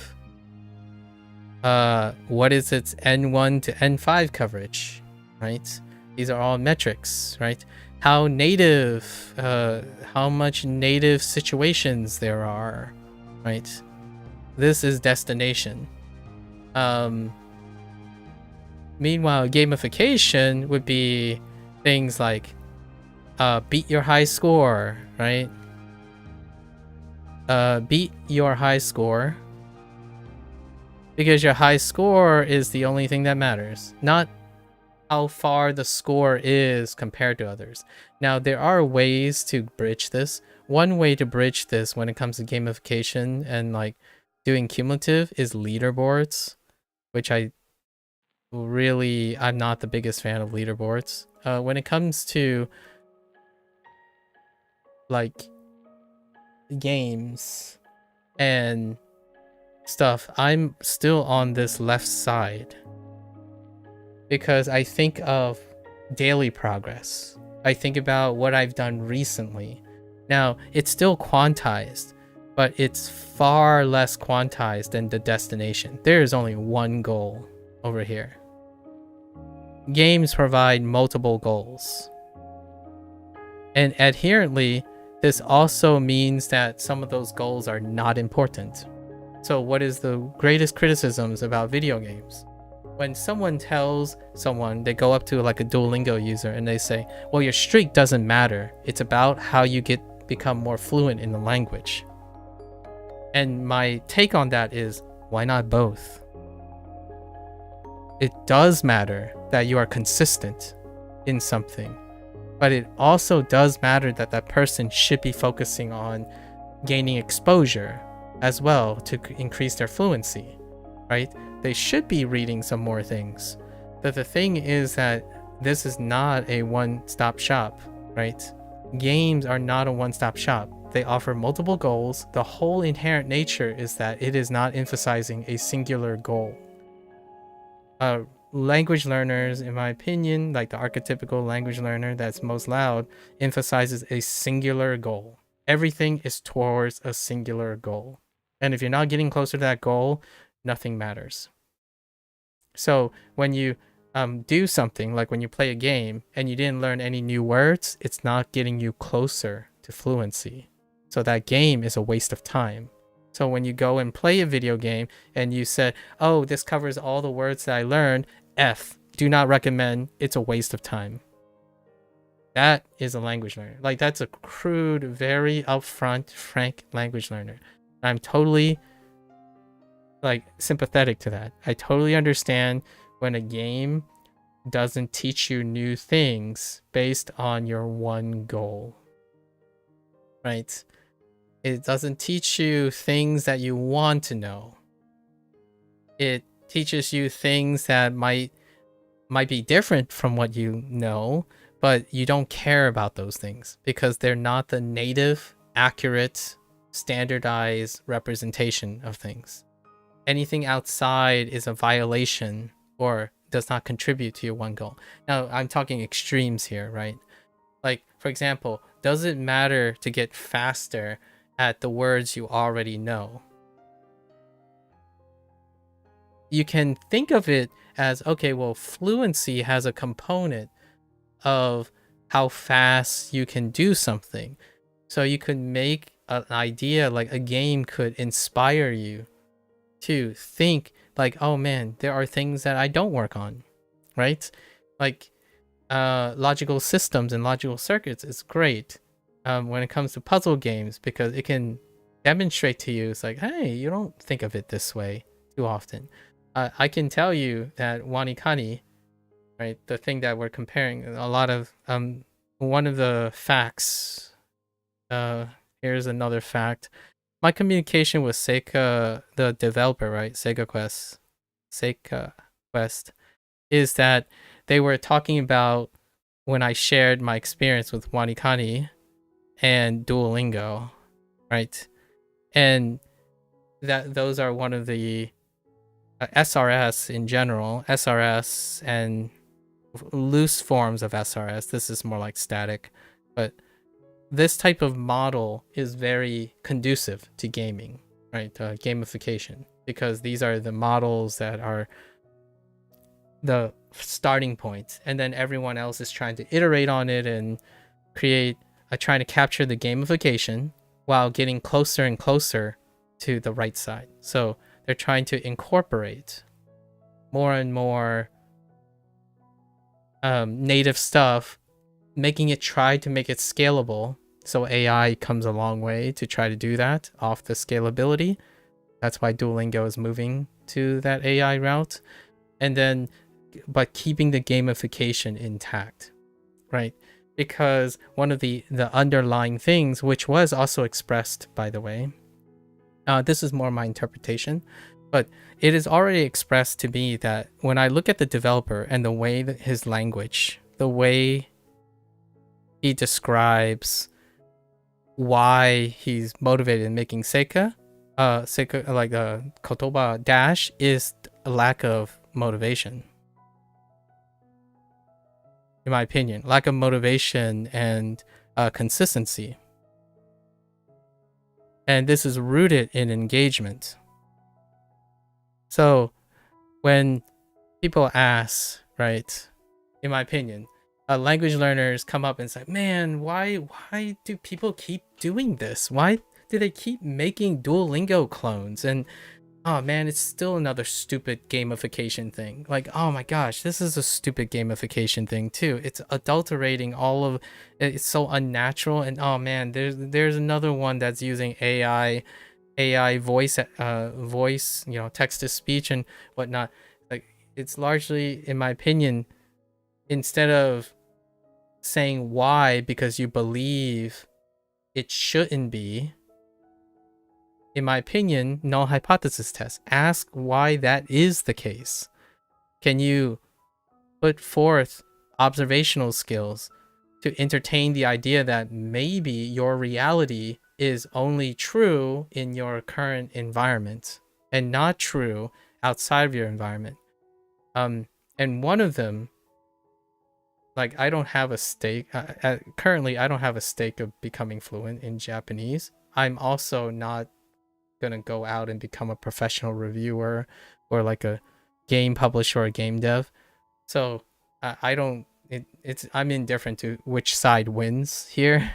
Honestly, it's more like I observe this, and both of them are right about what they say, right about what they believe in, but when they argue with each other, they don't see the other side. They don't see the observations on the other side. For example, every time when someone says, yeah, this is bad for language learning, it's another gamification that's a little bit better than Duolingo, but it's no much more than that. It's like, well, ask yourself, why? Why is that? I mean, like, you're saying it doesn't make sense. You're saying it shouldn't exist, and yet it does. So, like language learning, when you're learning the target language, like, why do Japanese people prefer to say, daijoubu for so many things? Because it is, and you're trying to explain it. Or try to explain why there are so many popular engagement-oriented apps for language learning versus whatever you think is the gold standard, right? In my opinion, there's a demand for it. It's reflective in demand. I don't think anyone who is making these things is saying like, oh yeah, we don't want native stuff in our games. We don't want fully voiced lines in our games. Oh, we definitely don't care about the culture that we're spending our lifetime trying to encourage other people. Like that is what I mean by the language learning fallacy. Oftentimes when it comes to expectations. Optics are good. I think optics, what they're expecting to see or what they want to see aligning with their principles is okay. When they go to use something, their expectations do not line up very well. Like when you pick up Duolingo, what are you expecting? I certainly was expecting something. It didn't meet my expectations, but it didn't upset me because I didn't expect something opposite of it either. Like I didn't expect to have something, and if it didn't have that, it is wrong. Like it is worthless. Well, if it was worthless, why is it a multi-billion-dollar corporation? Right? That is the observational skills. Pride, hubris can get in the way of that. So in my opinion, this is what I'm looking at, right? Like, so what am I gonna expect from this game? I expect a time speed. Maybe there's a combo streak. I don't like these things, by the way. Like, if I have to be truly honest and with myself, I don't like being timed. I don't like streaks. I'm not a combo gamer. I say this a lot in games, and yet I still play them because I want to know if I can do it. That's what makes games creative and awesome. You learn to do things that you don't otherwise think you can do. That used to be what games were like. Not anymore. I mean, I think the moment you reach like AA status or even definitely AAA status, but even AA status, the moment you're not an indie dev or publisher anymore, you have to weigh. So basically, when you're a language learning app, right? When you're a language learning game developer, you're gonna have to more and more weigh to this side of things as you become more popular, because that is what distinguishes you from this side of things. This side of things is where you start, the fundamentals, the foundations, and then you might be thinking, nah, you're talking out of your butt. It's like, I can guarantee you, if you map, go on. I'll take the bet. I'll take this like figurative bet for, figurative. I can admit when I'm wrong. So if someone comes at me and proves it, I'm glad I get to learn the real reality. But the current reality is, if you go on Google or at your favorite search engine and search best rated language learning things, anything for Japanese, it's gonna line up from the most fundamental gamification stuff, ranking lowest on average, to the most hardcore native standardized high volume accuracy things. So, and those accuracy things are less and less, it's more and more stripped even of the gamery stuff because they don't need them. So what I mean by that is, if you self-selected yourself to use an app that only reads Japanese news articles for the sake of learning Japanese, you have the willpower, the interest, the motivation already built in. You do not need those things. So you can go in. In fact, you probably don't even need that app for a very long time, because you can just go and pick up a Japanese newspaper. You can go on the NHK site and you're good to go. That's a serious language learner. You got it, right? The whole seriousness is very much aligned with self-motivated, self-interest, hubris, pride of being an advanced learner, and you can create ideas from it. You're absorbing ideas. So that's great.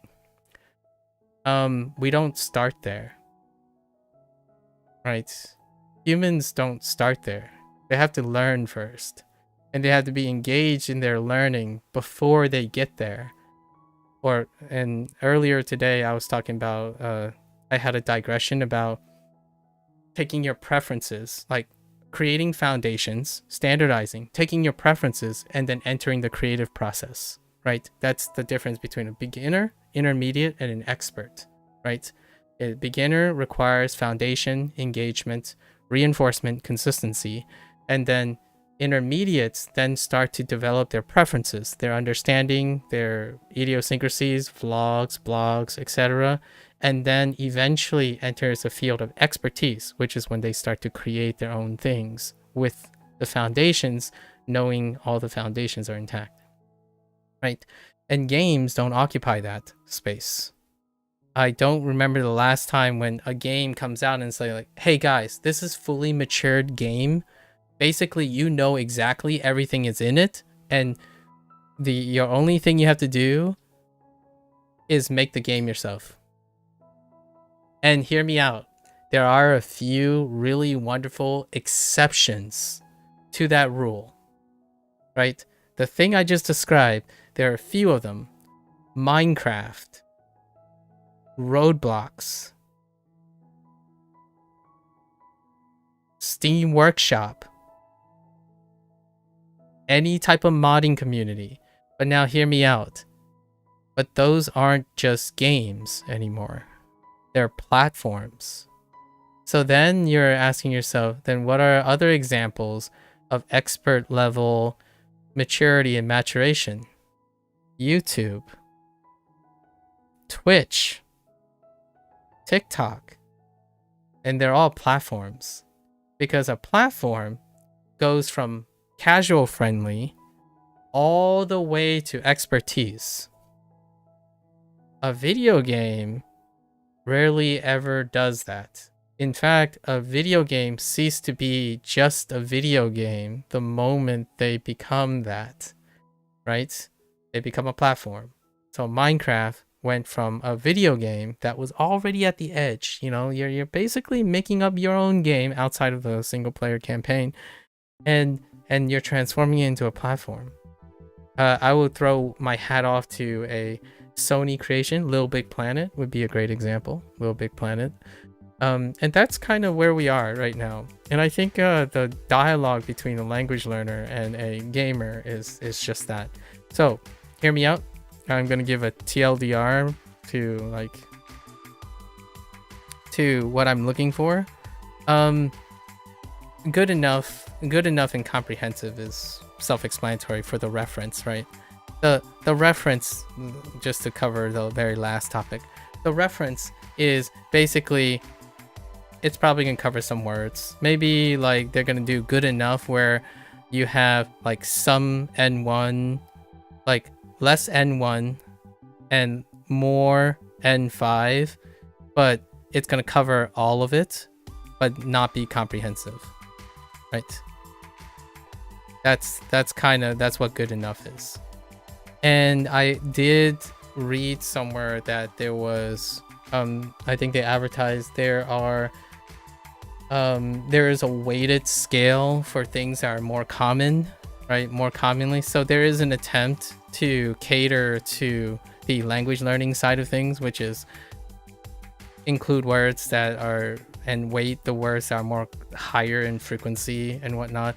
And that creates an optics for language learners. So to basically create the TLDR, I've covered what I think all of these thoughts will happen based on the store page of this game. So I don't know if Seika Quest, like the developer, considered this, but for me, I don't sell games. I don't make games to sell games. But when I think about the store page, like the features, right? If I'm less of a game developer, but more of like a community manager, or maybe like I guess I speak more like a businessman than anything. The idea is I look at these store pages, and a lot of the success success stories and whatnot of indie games, when you're trying to form a community and you're looking to invest into a community or curating a community, oftentimes it's off of what you say. It's off of your optics, right? And then who you choose to represent your product or choose to disseminate your product. And when I see a feature list, that's the first thing I'll look at. And for me, if I'm solicited, right? Obviously, remember to be clear, I'm solicited for this thing, so I double down. Usually when I'm playing things like Shashinko, and so to speak, I don't double down on these things because I already know why I bought those games. Like, I bought Shashinko for my reasons, and so to speak, for my reasons. But for me, this time, it's a little bit different because I want to raise awareness that you don't, in my opinion, most people, when they go buy a product, they don't, sometimes, like, it's not that, it's more straightforward than this. For myself, I'm in a different capacity, right? I'm solicited for opinions, so I'm deliberately challenging myself to see things from as many angles as possible. So on the one hand, the reason why I use an archetype is because there's going to be a gamer archetype and a language archetype, and then there's some like mixing in between. But the moment you write and categorize your game as an action-packed language learning game, a game that helps you remember something, the idea is that you will draw expectations from two different archetypes, and the game has to meet these expectations because of the optics that you presented with your game, right? So if you're saying arcade pace learning, there are some bare bones arcade things that will probably check off the list. And also, it's interesting, but I would probably offer the idea of making sure that you mention, you know, single dev, right? Or like limited resources, because that creates optics. It's transparency. The idea is like, oh, well, you can't do a lot of this. You'll try to do a lot of this, like be thorough on your content and whatnot. So you're trying to anticipate these things. I understand that for a lot of solo devs and stuff, they like the joy of making games, and I totally understand that, right? And they don't have time for these things.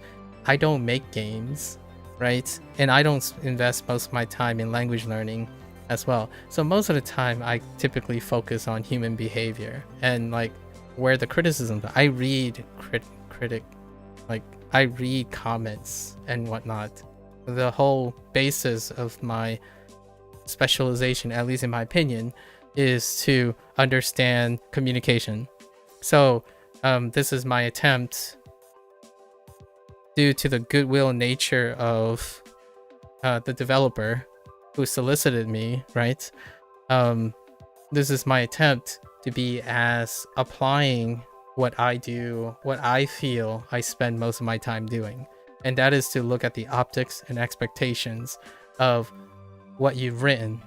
And in my opinion, when someone becomes successful, like an indie dev becomes successful, especially a solo dev, they usually either decide to learn how to do this, what I'm doing now, themselves, or they hire someone, or they know a friend, or they collaborate with people who do this. This is more in the area of human resources, community management, and like publications, right? Publication companies are more doing this, sort of.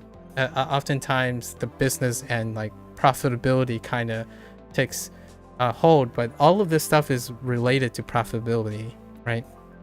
How do you word your store page as to not draw unnecessary criticism or like uninvited criticism or unintentional criticism? And how do you target the proper audience that meets the expectation, and how you communicate that? And to me, if I am looking at this already, there's quite a lot of red flags, right? The most red flags that I'm kind of very worried about right now, if I had to draw a concern, is the multiple difficulty levels. So gamers have a very specific depiction of difficulty levels, and I don't think that leans well for the context of a game that is arcade. Arcade typically do the difficulty levels are very minimalistic. And when I'm talking about minimalistic arcade, I'm talking about like a cabinet arcade. But in the modern standard, it means lots of modes, like lots of ways to play it for language learning, not scaling up the boss, or like it's not that type of production. An arcade is based on how many ways you can play the arcade to make it difficult, right? And then on the other hand, if it's a language learning model, language learners do not evaluate difficulty level the same way gamification does. So it's an uphill battle to advertise that you have multiple difficulty levels, because neither group, in my opinion, is going to find that very receptive, especially for language learning. In fact, I would go even deeper and say that I don't like the idea of most things related to language learning having some sort of depiction or projection of difficulty levels. Like for example, WaniKani, Duolingo, like even the popular stuff, they don't emphasize difficulty levels. There's no perceiving what is difficult when your content is language bound is something that inherently is not part of the discussion. So when you say multiple difficulty levels, then you're inviting a language learner to look at it as a gamification, and therefore they will criticize you immediately for saying things are difficulty or not, because it's due to the gamification that it is difficulty. And when you think about gamification and you advertise multiple difficulty levels, then you're under the scrutiny of gamers determining what is hard and easy. And then that's even more brutal than stuff like Wagotabi. Like if I'm thinking to Shashinko, Wagotabi, and so to speak, I don't think on their page says anything about how difficulty is. They would describe what happens when they play the game. So like Wagotabi would, one of the features that they advertise is that there'll be more and more Japanese, and the English words are going to be replaced, and more Japanese that may be perceived as a way to explain how difficulty level goes up, right? A game can say we have many modes, and there are modes that are challenging, as in it can mess up your flow or something, right? Which is kind of described in the synopsis. But that's kind of one of the tough ones if you're writing that. Like a game that lists them and say, this game is really hard, then you're uphill battle in terms of optics and expectations, right? This is also a little jab at the most classical classification, Souls-like.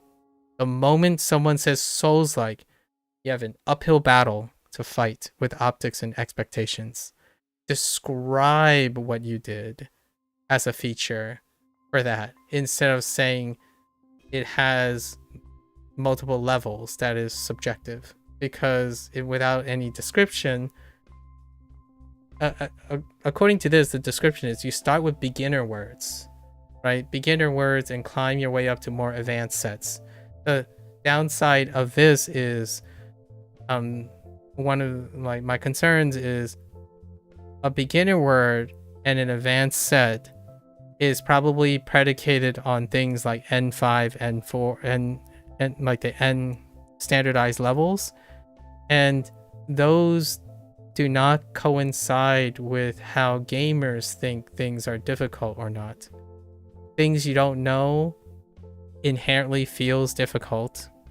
Things you do know inherently feels easy, whether they know that or not most of the time. And then when you're describing beginner words and advanced words, it invites language learners. Language learners then require that you covered all the beginner words before you introduce the advanced words. So then when you say there's beginner words and advanced words, that means that the game is expected to have all the beginner words and some of the advanced words. That's what's tough about that review, or like that optics. Language learners are cumulative. They think of a pyramid. So if you're saying you have beginner stuff, you better have all the beginner stuff and some of the advanced stuff.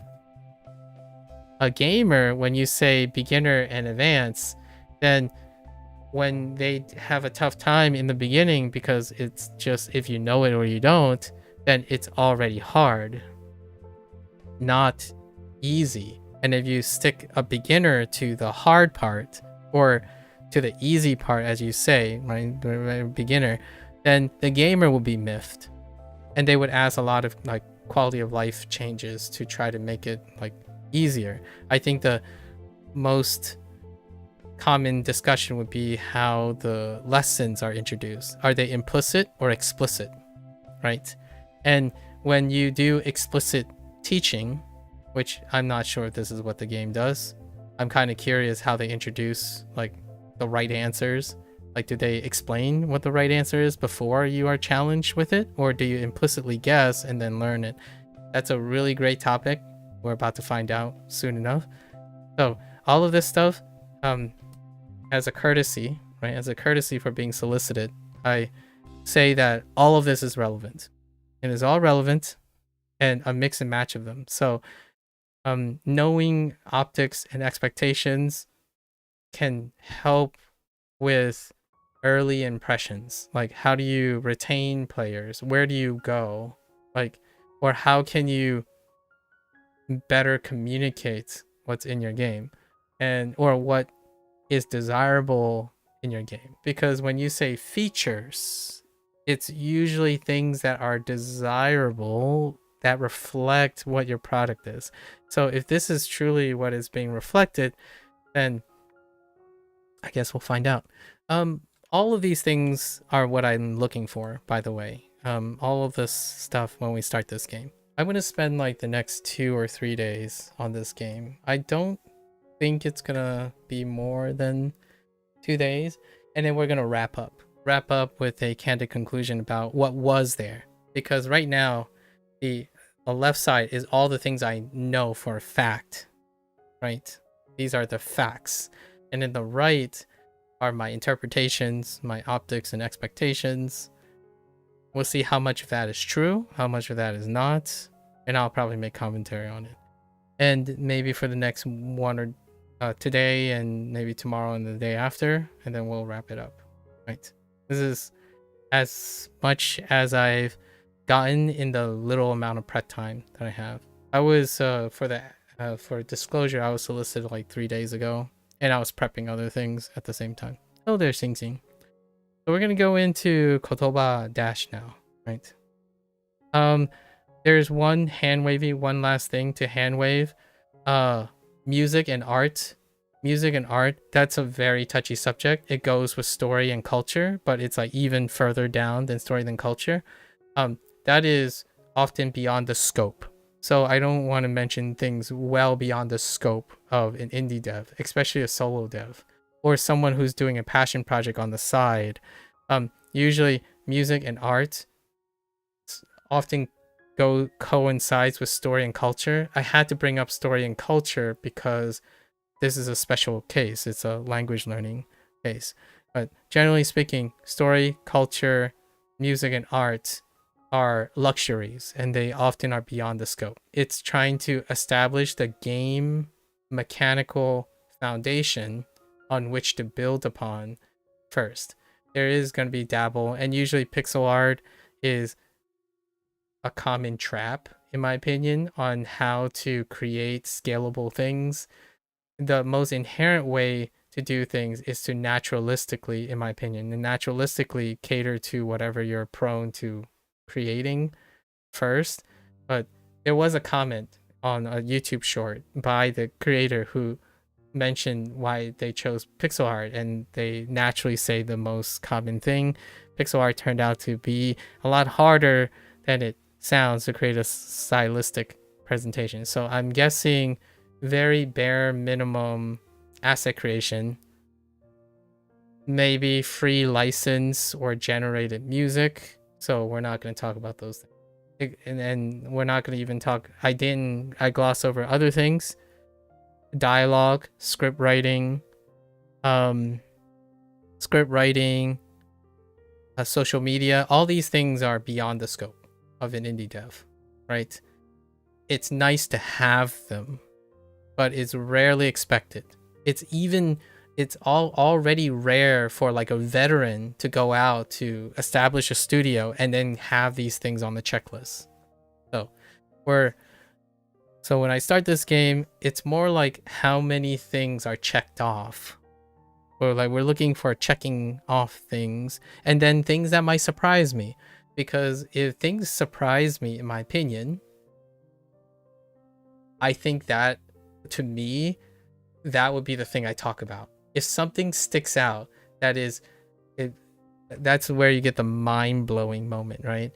I study quite a lot of this. This is my, like, I know you're just gonna have to, this is the take my word for it situation, but I love doing this. I like analyzing people's work and peer reviewing it.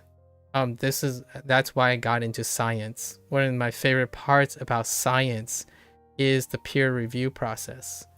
You sit down, you grill each other, you learn how to do things better or do things differently, because that's what science is about. So games are in a vacuum. Like a lot of times the internet is in a vacuum. It's in an echo chamber. So I want to understand those echo chambers. If you can understand those echo chambers, you can choose things to do differently. So when someone comes up, and even the most inane, like unsuspecting creator could have something that just sticks out really well, and the idea is, in my opinion, you want to encourage them to at least try to see something that they don't see about their work, and that could make them, right? And it would be awesome. And that's kind of what I love about teaching. You're trying to see what the students can do well, despite sometimes they don't do well in things that are expected of them. But doing well in other things can lead back to bolstering the thing that they don't do well. So we're looking for how many things are there. I can already anticipate a lot of these, but to temper my expectations is to actually do the thing. So we're going to go and do the thing. All right. That's a wrap for our opening opinions on Kotoba Dash, right? All right. So let's get into this. I closed a lot of windows.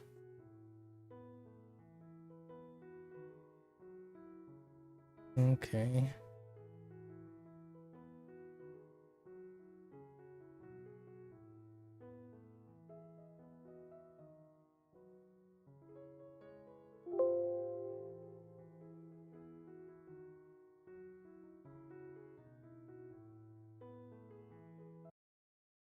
All right, let's see if it works out.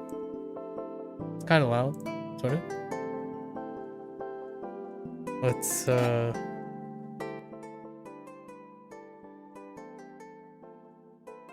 okay. I'm guessing this is a keyboard thing. WASD probably, and spacebar. We'll see.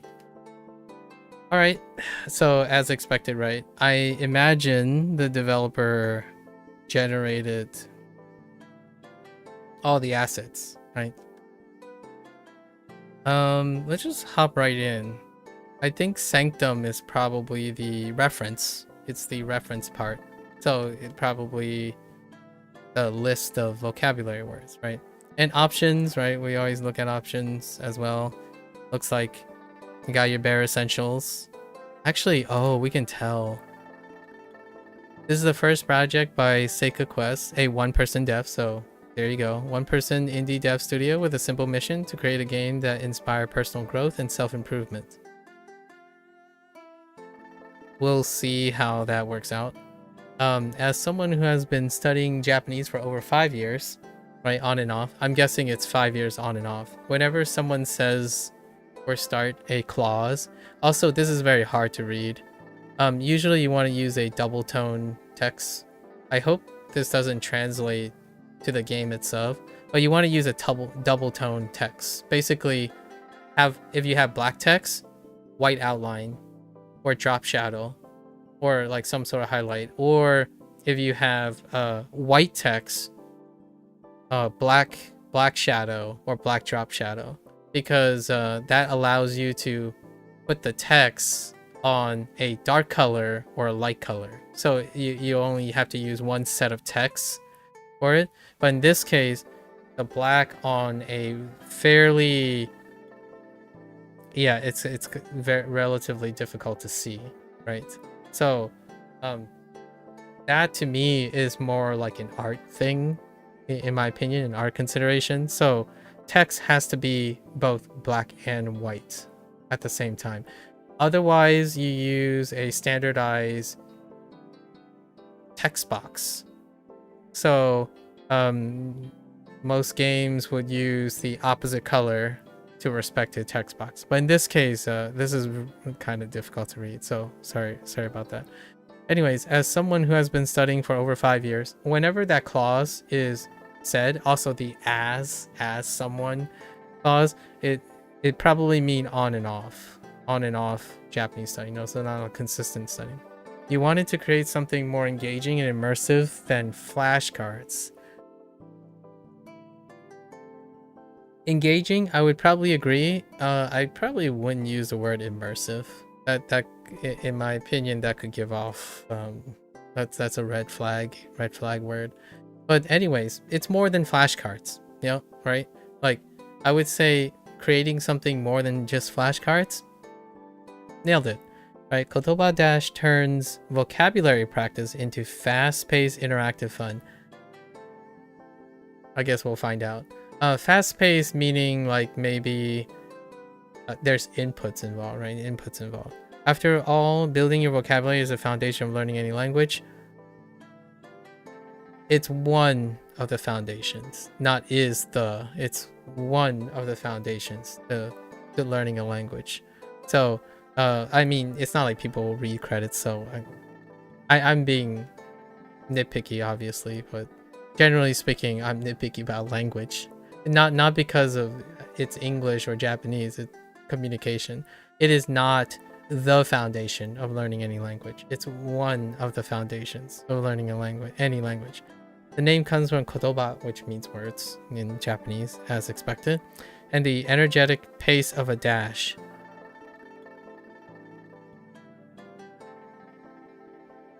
I can kind of see that, sort of. With Kotoba, kind of. Combining language and movement into one experience. Well, it's a dash game, so okay. Rooted in Japanese tradition, the game draws inspiration from Inari, okay, the kami of posterity and success, that's fair. Who symbolizes guidance and growth throughout your learning journey.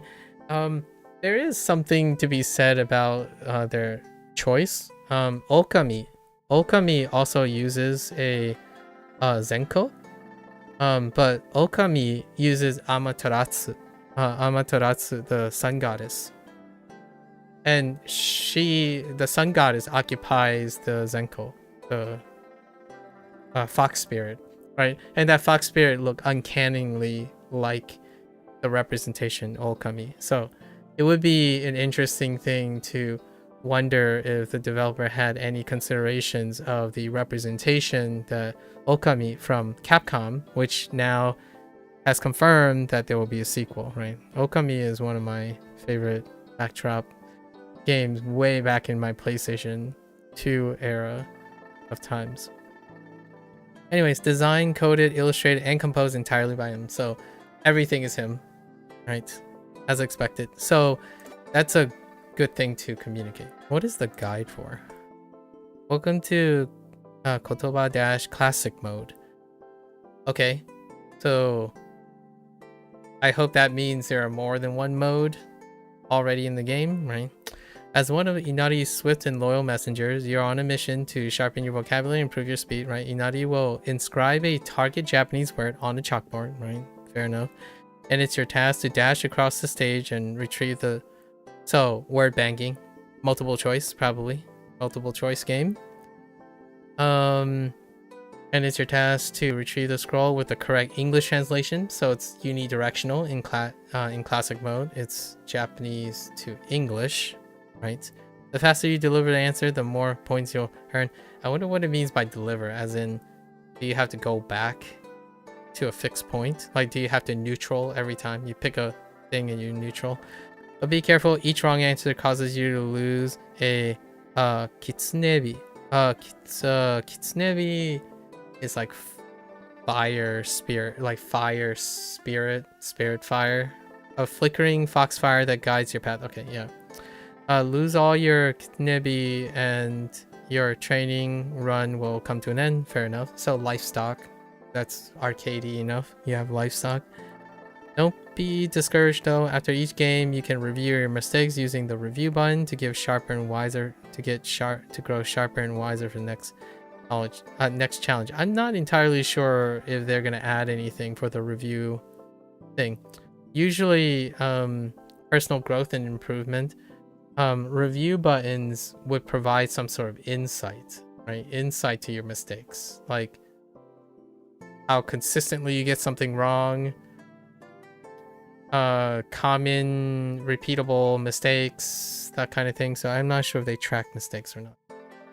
That is a very big boon for both the gamer and the language learner, if there's some sort of tracking for the mistakes, which would qualify as a form of reviewing, right? I think oftentimes that's why I don't use WaniKani's and HanziHero's like mistake, oh just do it again situation. That's not, in my opinion personally, it does not exude self-improvement or personal growth, which is my mantra, right? When you get something wrong, you have to consciously figure out how and why and what you're going to do next about it. Constantly reinforce that, right?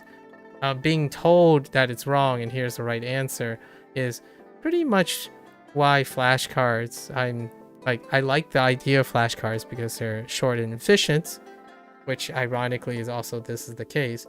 But maybe there's a mechanical way to implicitly help with that. I don't know if if the developer incorporated a mechanical way, because you could gamify an implicit way to draw attention to something that you have consistently getting wrong. Things like the scroll is on fire, or the scroll has a different color momentarily to draw the user's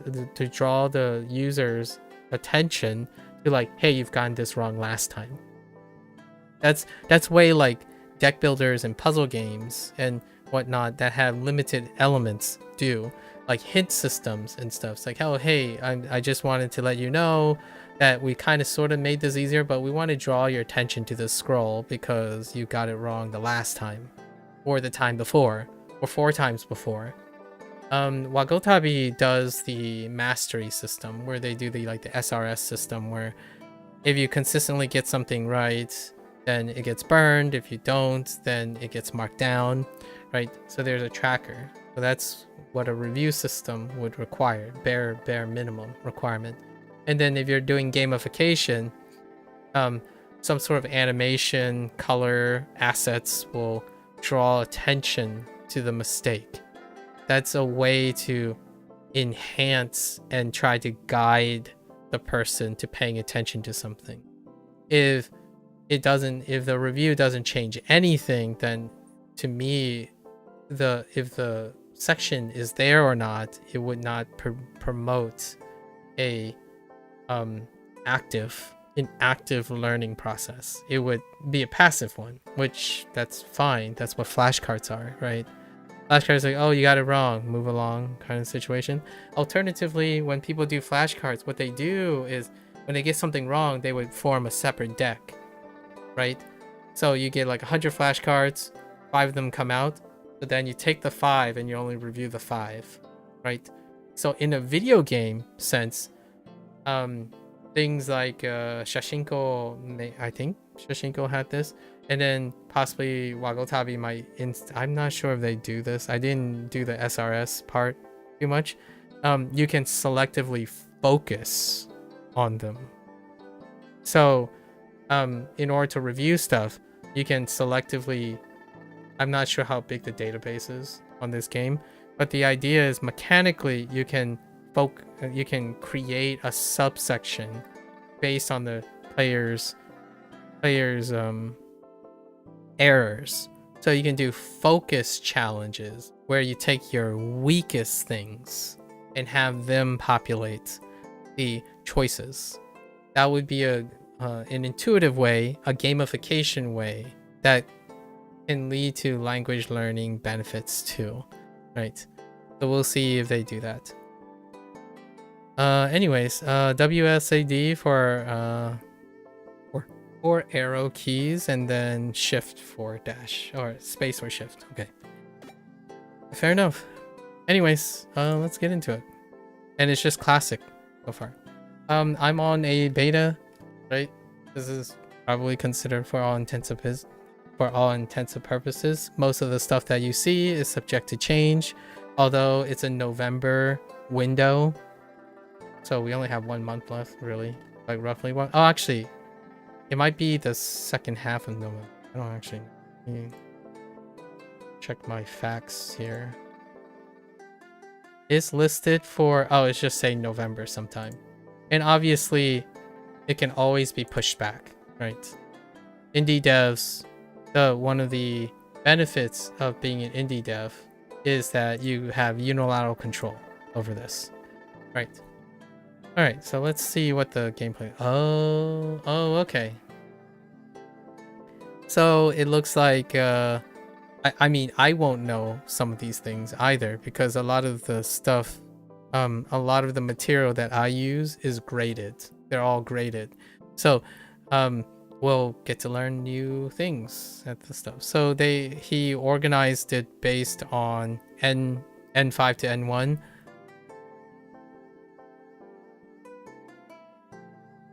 I have a big disagreement with this because it's either you know it or you don't in vocabulary sense. Like when it comes to vocabulary, that means that these aren't difficulty levels. Now, I thought maybe it was cumulative. Cumulative when you're using a language learning thing is an increase in difficulty because a pool has higher complexity. So like easy would be N5, medium would be N5 to N3, so it includes the N5. So no matter what, it will be harder or greater than that. And then hard would be N5 to N1's set. But if these are separated, their characteristics would be very non-distinguishable from each other. So the first 3 is easy. Unless there's some gimmick involved, right? So we'll see if there's some gimmick involved in these modes, like maybe a gamification gimmick, like objects are in your way or something like that. But generally speaking, if you're organizing them based on language standards, they do not reflect difficulty because you can learn all of N2 and N1 vocabulary words without knowing any N5 words. Or N4 and N3, it's usually deal with the pool of the words. So say if you normalize all of these to 100, then they're even less different from each other. you may make an argument maybe the hard ones have a predilection for higher strokes, but this game doesn't test strokes. Right? I'm guessing there's no like writing component of this. So usually this is a little bit, in my opinion, a little bit misguided on how that, and then good luck is probably all of them. So this might be actually the hard thing. I'm not sure. There is something to be said. I'll see if it occurs later. We'll talk about it later. And that's grouping. There are many ways to. So the first thing I think it's already missing in this game is this is a word game. So that has to be front and center.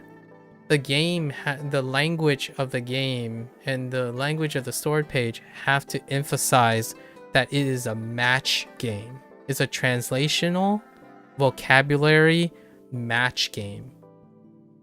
That means it does not include grammar, no sentence structures, no like dialogue, conversational stuff.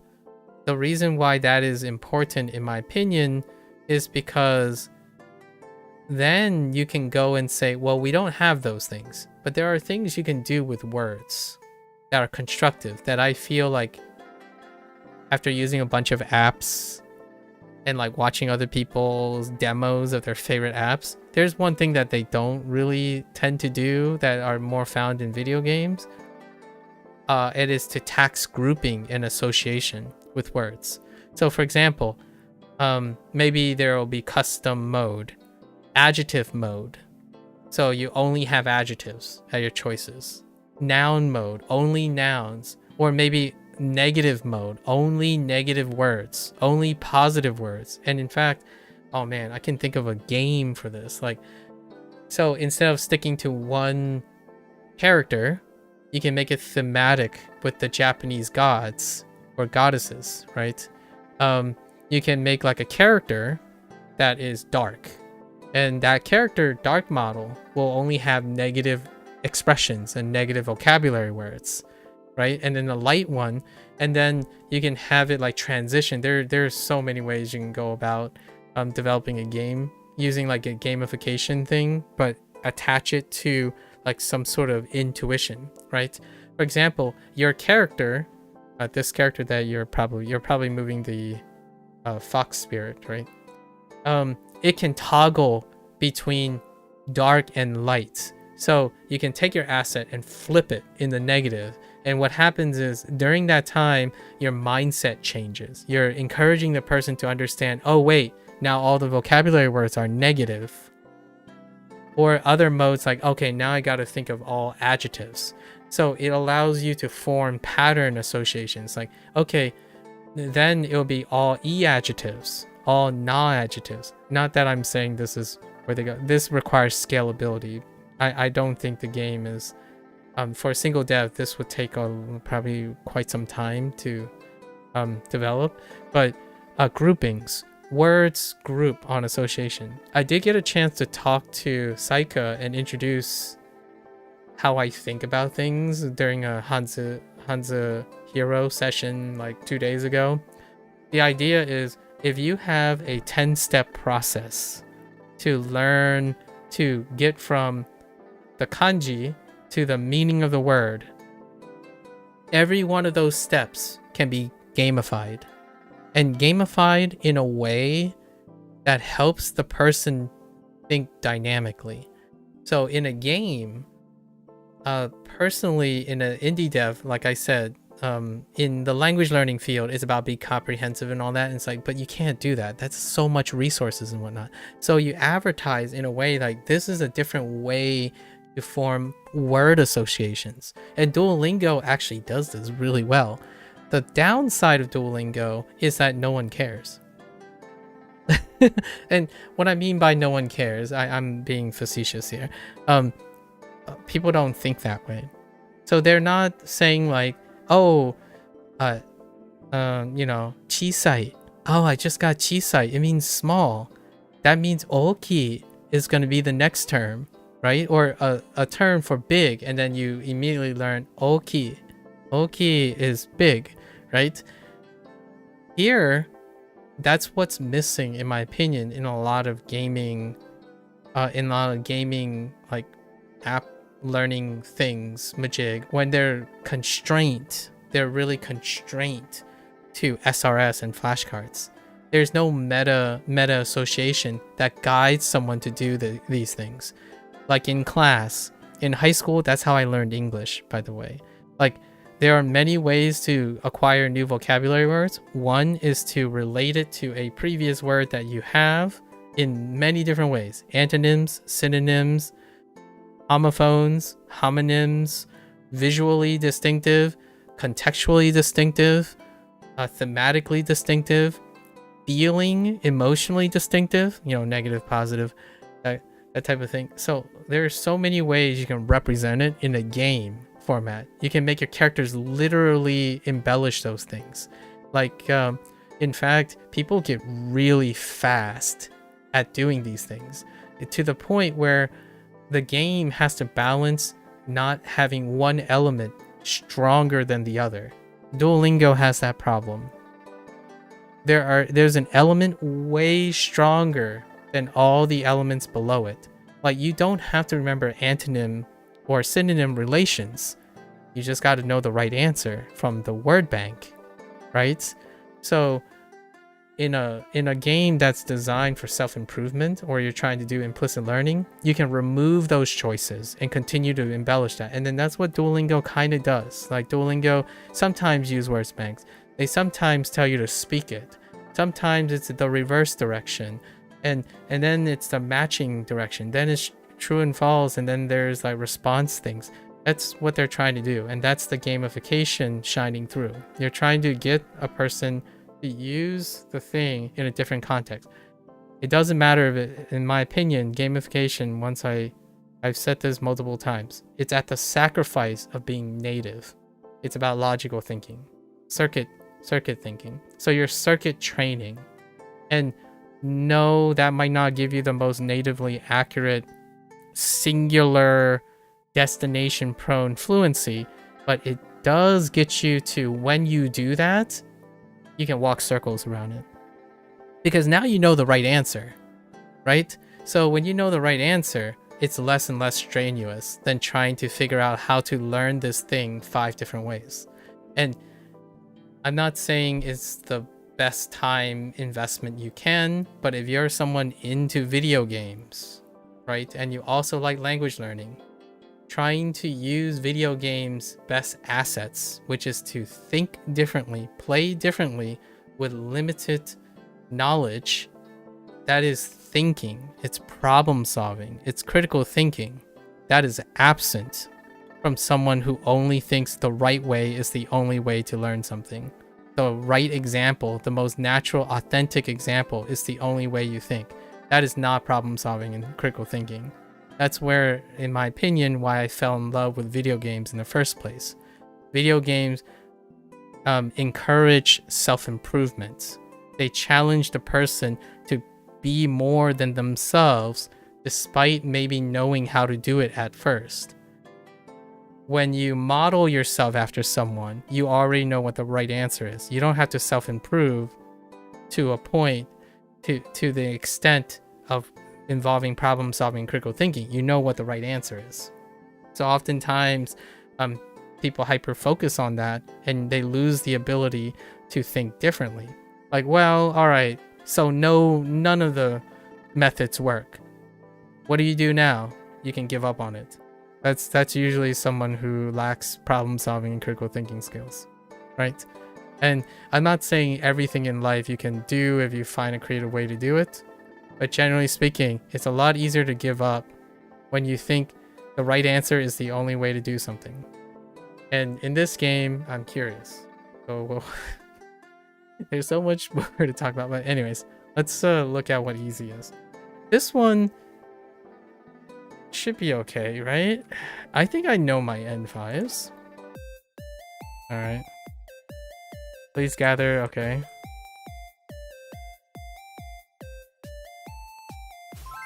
Oh, okay, so it just neutrals you again? Okay.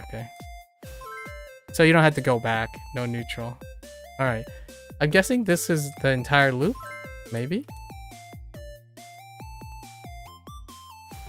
Oh, To hold? Oh, my bad.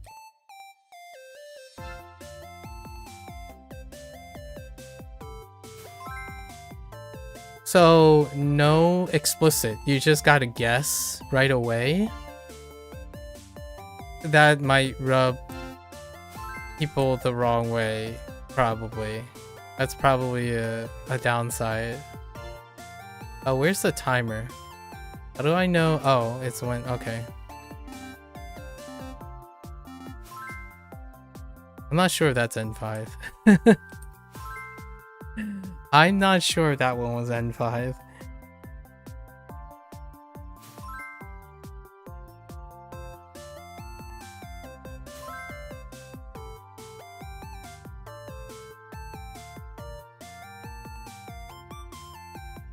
Gosh, I'm not sure if that's N5.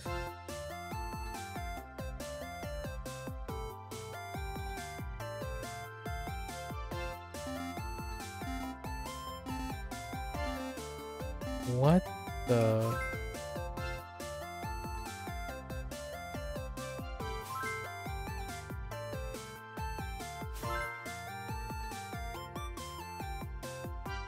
I wonder how they I wonder how he generated the track for this. So it's kind of weird that you're basically hitting one. It's not much, in my opinion. It's not that much beyond flashcards at the moment.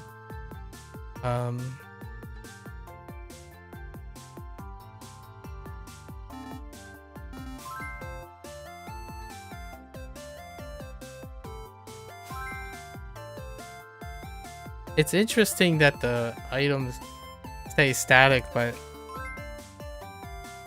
yeah, they get randomized. I was like, do they get randomized again? It's kind of hard to tell. Oh, some of these are... Some of these are very choice.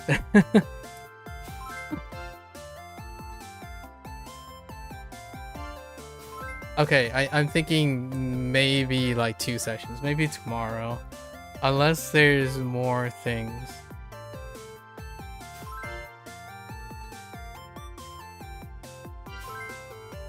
Because we kind of understand the game loop, right?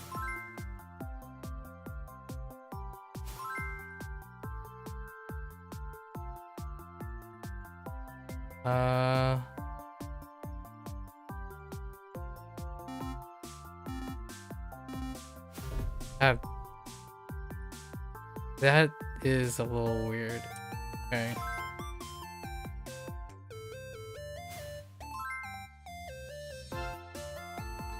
Well, we don't have the text problem yet, but I think the text could use a little bit. Like the text thickness, maybe.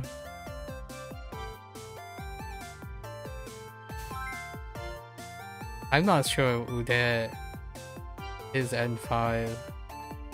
That's interesting. I'm learning what is N5, at least if it's accurate. I'm learning what is considered N5. There is a combo, I think. Oh yeah, it's time-based. So the faster you get it, the more... It's not combo, but just for speed. What in the world am I looking at? That's N5? Really?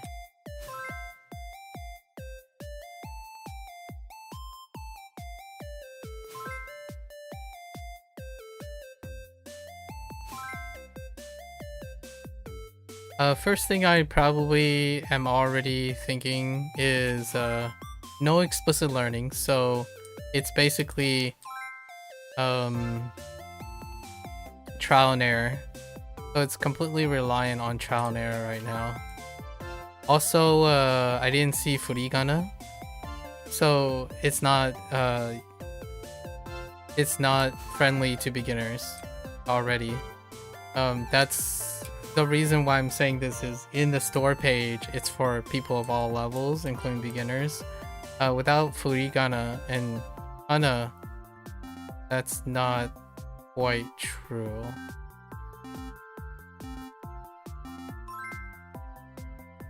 That was cry? It's the, I was using passive elimination with that.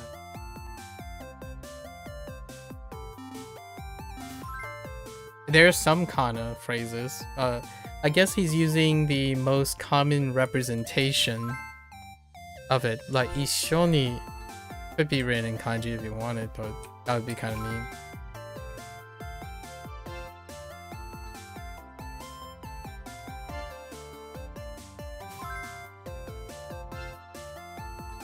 That could have been written in hiragana.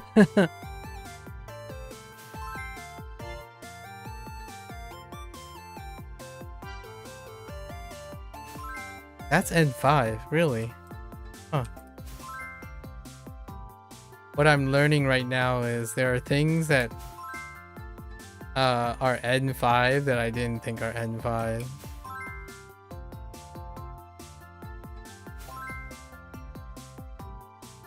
I don't know what that 11 means. Oh, that's pause. Okay. Get it is a paw. I don't know. I don't know if that was intentional. Month or moon. Okay.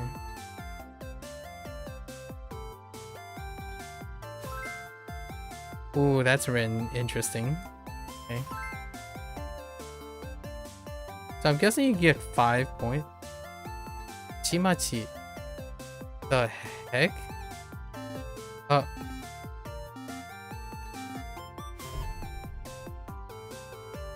Chimachi. Interesting.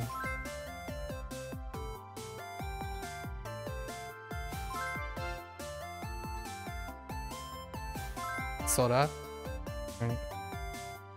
And obviously you have to keep in mind, I wasn't expecting like AI, even a synthetic voice in this case, but a synthetic voice would be reasonable. An on and off toggle for a synthetic voice. But that would require like quite a lot of time curating as well.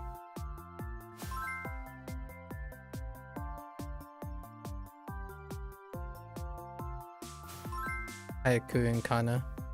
Fair enough. Taberu. Akana.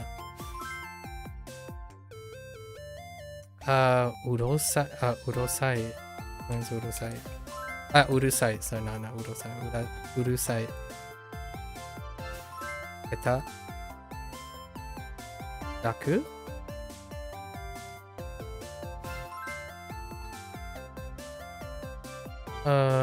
Uru. It's probably uru. Tabun. In kana? Sure. Akeru. Omou. Denwa suru. Denwa suru. Okane. Tatsu? No, natsu.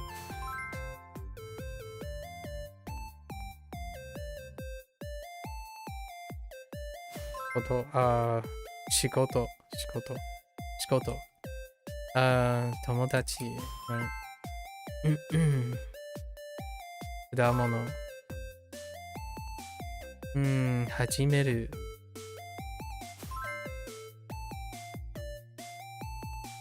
What the heck is that? A pen? Oh boy, katakana is in here too. Miru. Zutto. Rep. Kaban.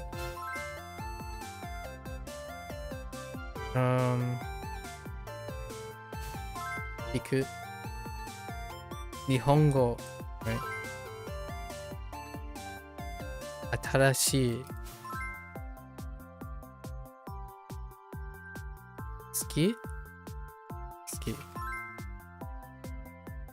Taksan.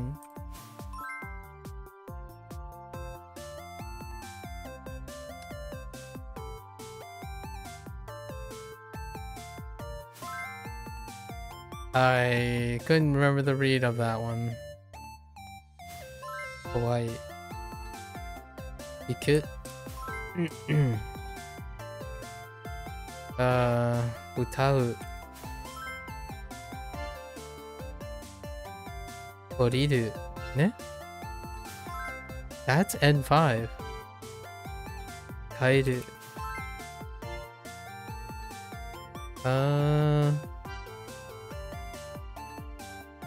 It's to hurry. I don't recall the read at the moment. I'll actually do the time factor.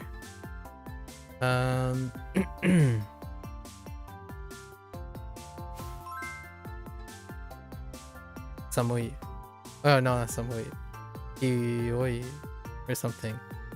Oh no, I'm not sure. The last one. Genki. Yama. Hayai, right? Sumu. Sumu.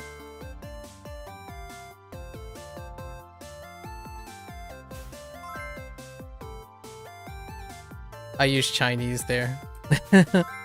Nomu. Jozu, right? Kuruma, right? I wonder if it loops around? Tasukete. Tasukeru. Majime. Majime.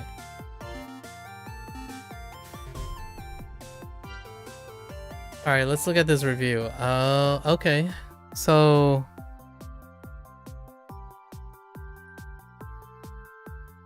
Wait. Matsu... Oh, V is, I'm like, to hold V? What the heck?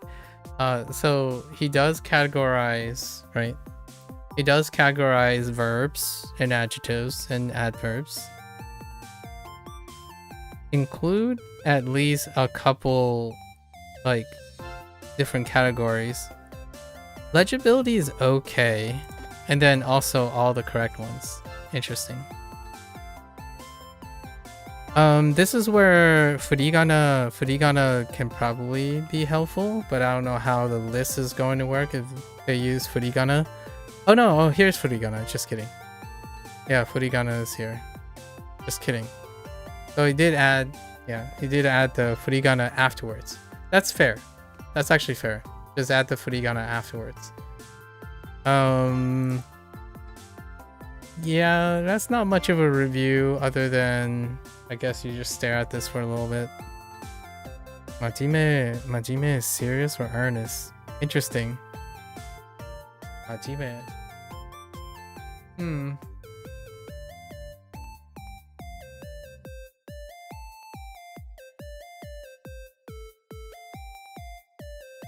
Tachimachi. I think I know what tachimachi is, but I only saw it in the kanji form. Like stand? Is it stand and hold? Tachimachi. I don't know about tachimachi. And zutto.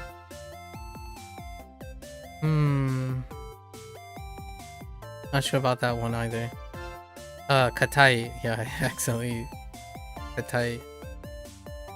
And then motsu for hold. Alright, well, so is there a sense of progression? I'm not entirely sure if there's a sense of progression. There's no qualifications. Oh, that's a hard sell. There's no like form of unlocking or anything like that. Alright, let's just look at N4. Let's see what N4 is.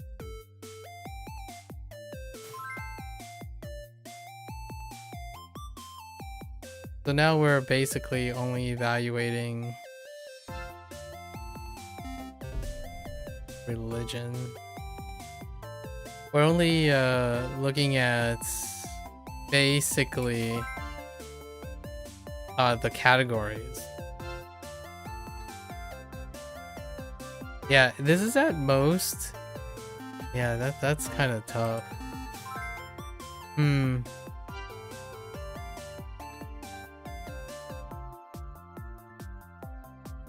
What in the world?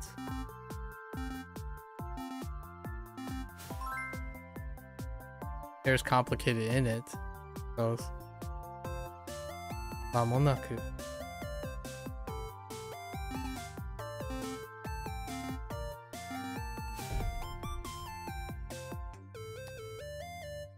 I think those two were kind of a toss-up.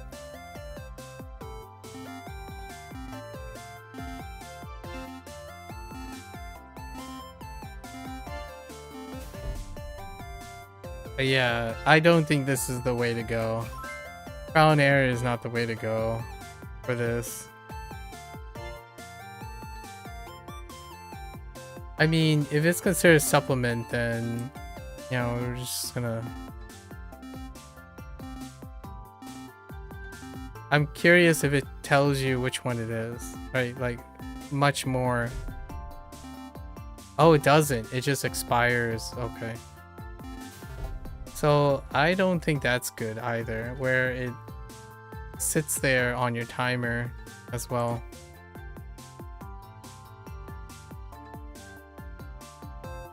Shugyo. For religion.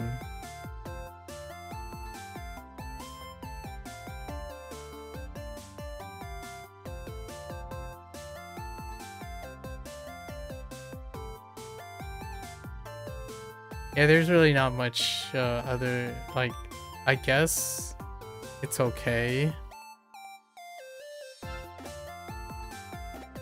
So now what? Like, then that means you're going here and it's a breakup. Oh, and the good luck thing is, oh, I get it. The good luck is it's gonna pick a random of these three. So it's just gonna pick one of these three for you to do. I guess that's it. I don't think there's much to talk about other than what could be added, huh? This does remind me of how I feel about those like hiragana games. You know, those like learn with hiragana kind of situation. Yeah, this is incredibly bare bones.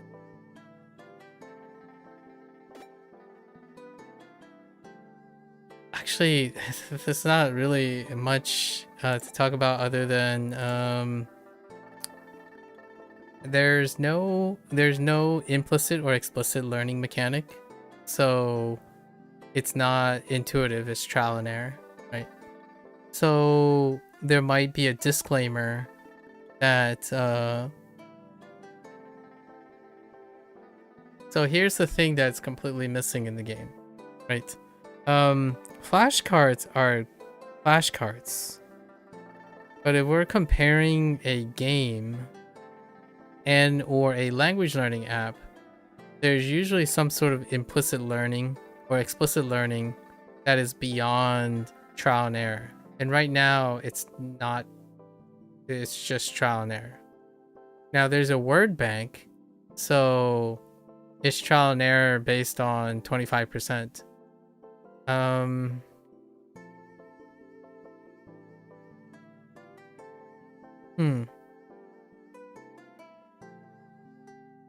Here's what I would probably propose. One of the things I would probably propose is that when the time limit is up, there should be an action to get the right answer.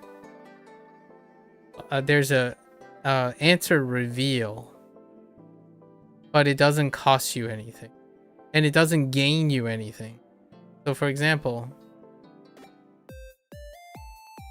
in order to make this an implicit learning with the bare bones of this, right? This is incredibly bare bones. So when the time runs out, when it starts flashing, like right there, there will be one of these answers will be highlighted. Now it could be varying. It could be varying. Can I pause with the screen on? No. So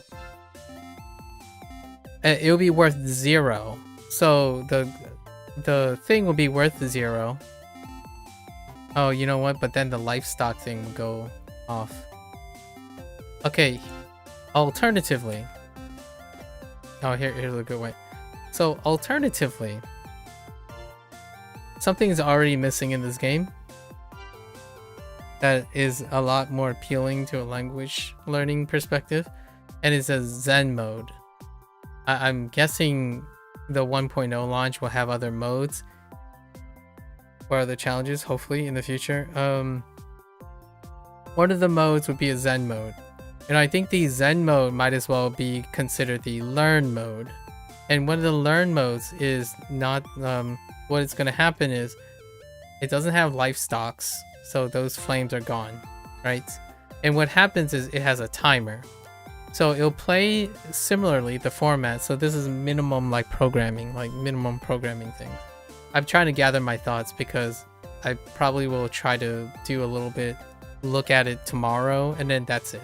Because it's obviously already here. I was thinking a little bit more substantial things. So one thing I would say is it would be a learning mode, not a classic mode or training mode, a learning mode. And one of the learning modes is to get someone to keep on being pressured to produce the right answer. Now hear me out. There will be no life stocks. And what happens is when the time runs out, right? And it doesn't even need score. Like, that's perfectly fine. You can remove the score. What happens is you can play this mode as fast, as slow as possible. But the thing is, when it times out, it will reveal the right answer. So what happens is you're doing this, right? And eventually you're just gonna run out of time. Then the answer will be revealed to you. Because if you're gonna try to recall the answer, like say you picked the wrong answer, right? It flashes to that right answer. But that's not long enough to process what the answer is for most people. So you're not actually learning the answer. You're not also taking into account when the answer is. There's not enough time to look at it, right? So a Zen mode where when you run out of time, it just highlights the right answer until you select it. And what happens is it gives ample enough time to make it feel like you don't have to trial and error. So the learn mode is going to set you up for the classic mode. So right now, trial and error it's non-negotiable. In my opinion, if this is the first experience, it should come with a disclaimer where most people should have already learned the data, because a game also requires a learning curve, right? And this game doesn't have a learning curve. It literally has 0 learning curve right now. The way to offset and create a learning curve is to hang on, let's go back to the main menu. So in the game mode, again, I'm not sure if this is the way the game is stated, there would be a learn mode. And learn mode will be in batches, right? You could say like 20 or like entry 1 through 20, then 21 through 40. And what happens is there's no stocks, there's only time, right? In order to get that action feeling, the Kotoba thing. So, Kotoba dash feeling. So what happens is it's everything's the same, but when you run out of time, you can even do it in a different way. So you can even quantize it. So for example, when the thing starts flashing, 2 of the scrolls will be highlighted. Then when time runs out, only 1 of the scroll is highlighted. And that is the correct one.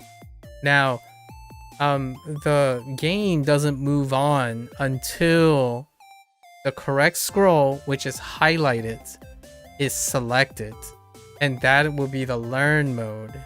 And that learn mode will have a tier system for completion.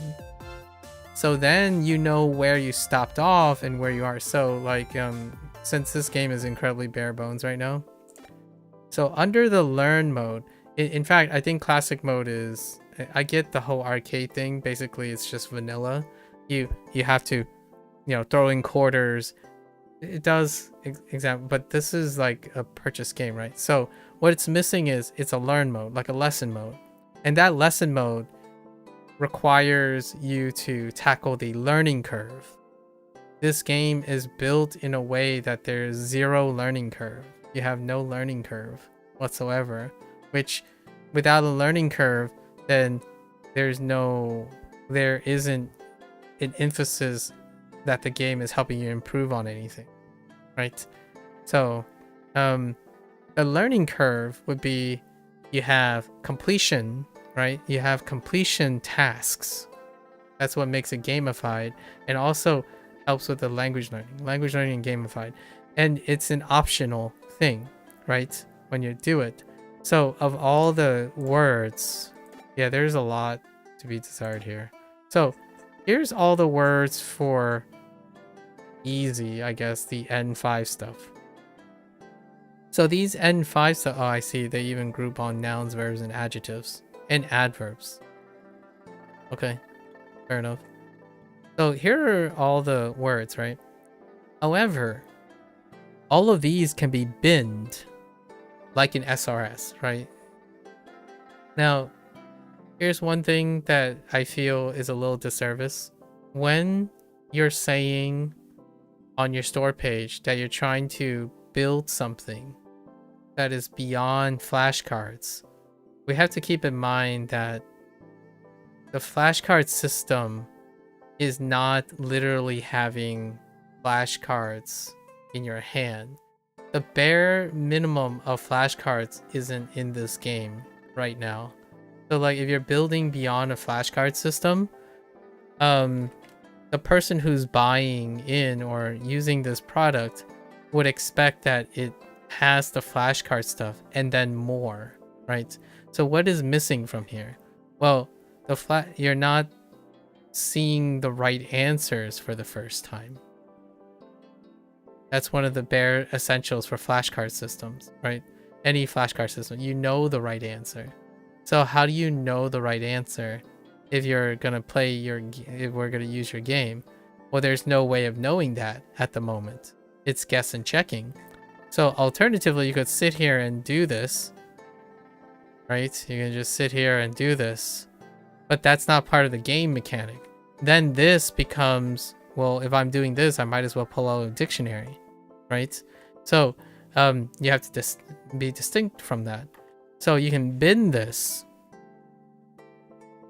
bin these words like an SRS, and at least minimally have them tied to a completion task. So when you're going back, right? The first mode is not classic mode. I mean, you could call it classic mode if you want. The first mode is lesson mode. And the lesson mode, you can still take your same approach here, right? Oops. Ooh, the menu is a little weird.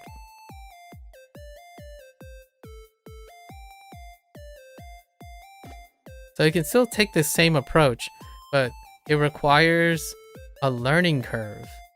And the learning curve, oh, where did my mouse go? Okay, anyways. So,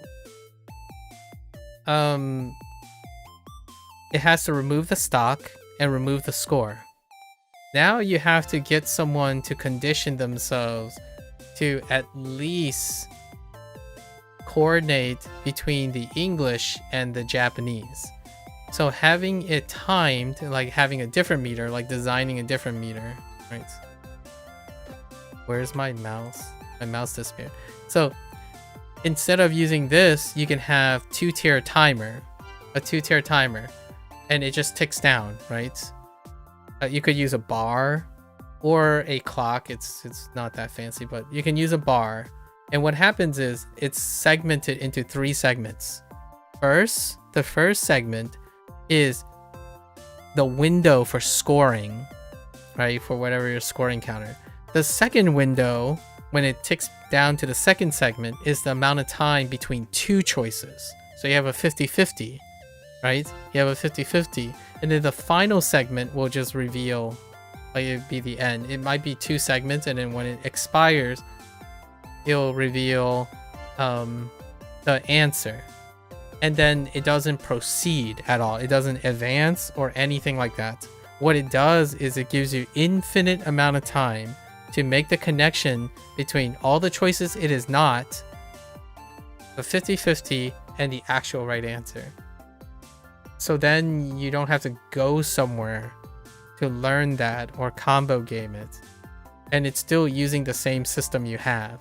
You can provide 2 timers, which is already set in there. So I'm trying to think of how you would like use whatever the developer has, whatever they have now, and then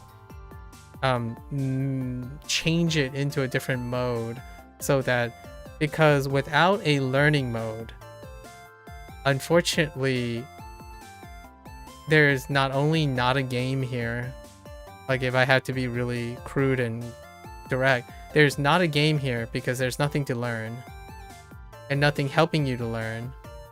And also language learning, it is hard pressed that this people will sacrifice the fundamentals of flashcard systems for a lack of that. And then on top of something that when you interact with it, you aren't implicitly learning anything. The reason why you're not necessarily learning anything is because you're not learning from your mistakes here. Like if you select an answer, it'll momentarily flash the right answer, right? But that's not enough to know what the right answer is. So then when you go at the end, when it does the review process, it's difficult to know why and when and how you made that mistake. It's hard to even know what the mistake you made, like the wrong answer you picked versus the right answer, because that can be informative. Like there's no record, so you have to at least give the person the opportunity to know what was the wrong answer they picked and what was the right answer. Because knowing that they constantly mess up the wrong answer, that's one of the benefits of using an SRS card system. You see the error you made, and you have all the time to investigate the error. Now I kind of get, yes, this can slow down the pace of the game, but this could be in the Zen mode. It could be in the lesson mode. So right now, this is game time, right? Classic mode is game time. This is where you go for scores. But right now, there's no element of practice. You cannot practice, nor can you learn. So, to be really frank, like right now, this is non-functional. Like you can't use anything here that will get you to learn more. And that's kind of tough to say but yeah, you can learn more. You can translate it and attach to the things. Like it's also difficult to even know how you know the right answer without doing all the work already, right? So I wasn't expecting it to be this kind of like bare bones, but the game is the app is designed to already tell you what you know. And then when you don't know the thing, you're not going to rely on this thing to learn what it is. So now we have a issue here, right? The gameplay loop is kind of sufficient, I would say, to maybe stare at, do a few more inputs, but that is like very, very small. And there's no learning potential. No learning potential at the moment. And there is no review process. So we're already down to I should make a list of the fundamentals that we require. So I didn't think there would need a learning curve, right? So a game requires a learning curve. So I think having the right answer narrow it down for you is with some visual ways to indicate what the right answer is. That's kind of a way to institute a learning curve. So it needs a lesson mode. You need to learn the answers somehow, implicitly or explicitly. You can go ahead and try to create an explicit one, but implicit is fine. Implicit is using highlighters to indicate which one is the right answer, which one's the wrong answer, and give the person plenty of time to know what it is, right? So it's at your own pace. So like a Zen mode is great. That checks off learning curve. Without the learning curve, it's neither a game, in my opinion. It's neither a game. It doesn't qualify as a game, nor does it qualify as a learning application. It doesn't supplement anything, right? Because you've lost the learning potential.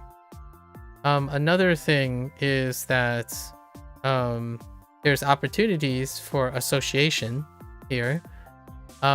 Since they categorize nouns, verbs, and adverbs, it works to the developer's advantage to also make separate modes for noun, verbs, adverbs, and adjectives, since they're already binned.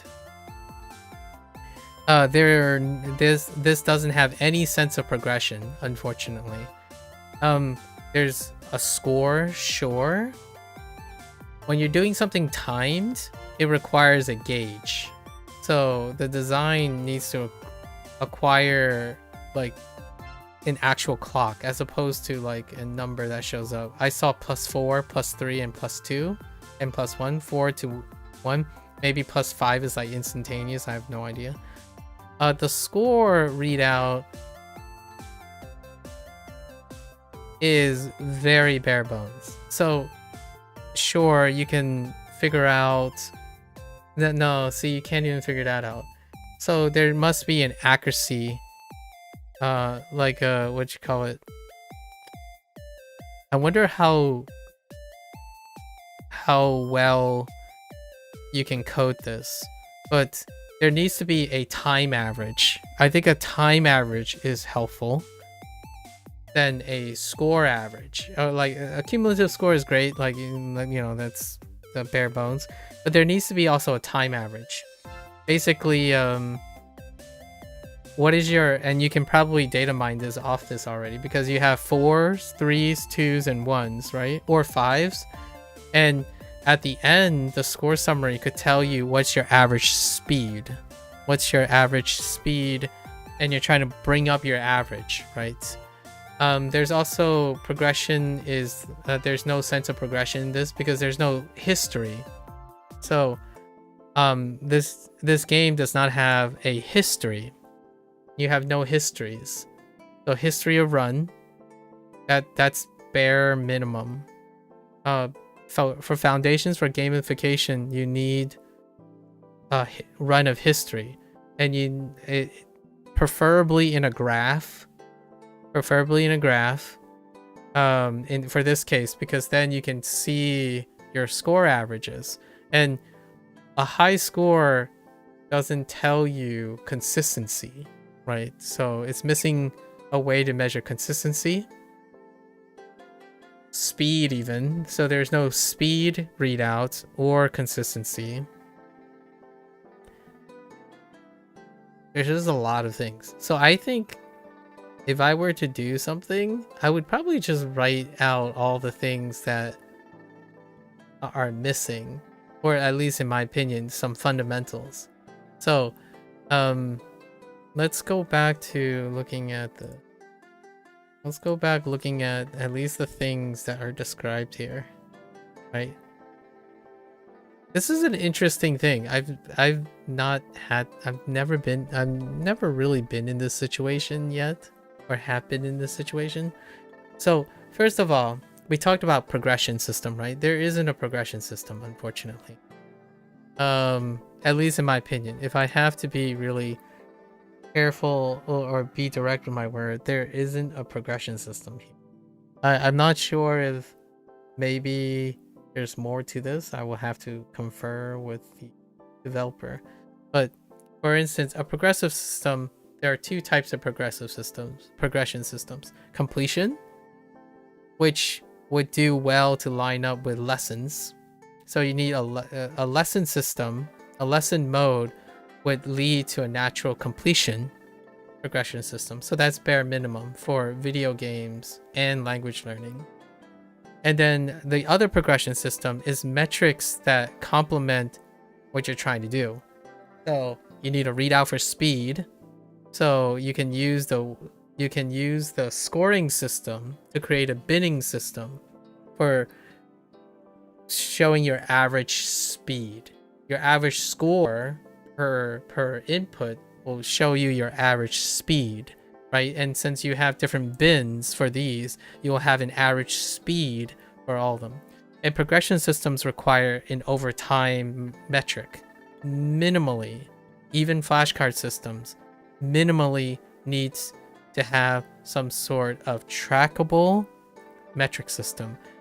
Honestly, even WaniKani and HanziHero is kind of, it's not part of it because it's not focused on gamification.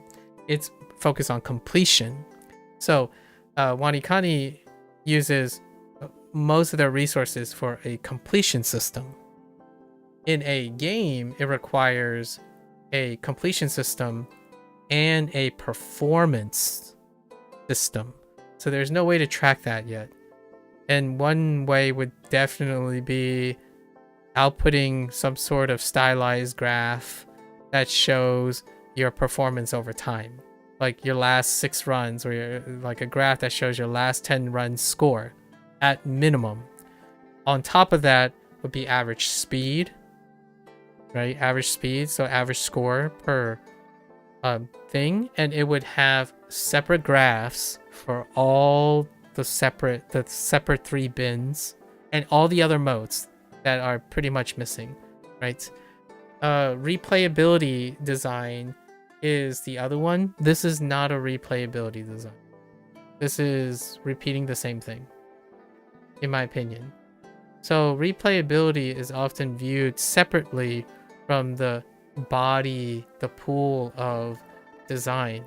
So yes, you could argue that it's replayable because you don't hit all the words that can show up, right? There's different combinations.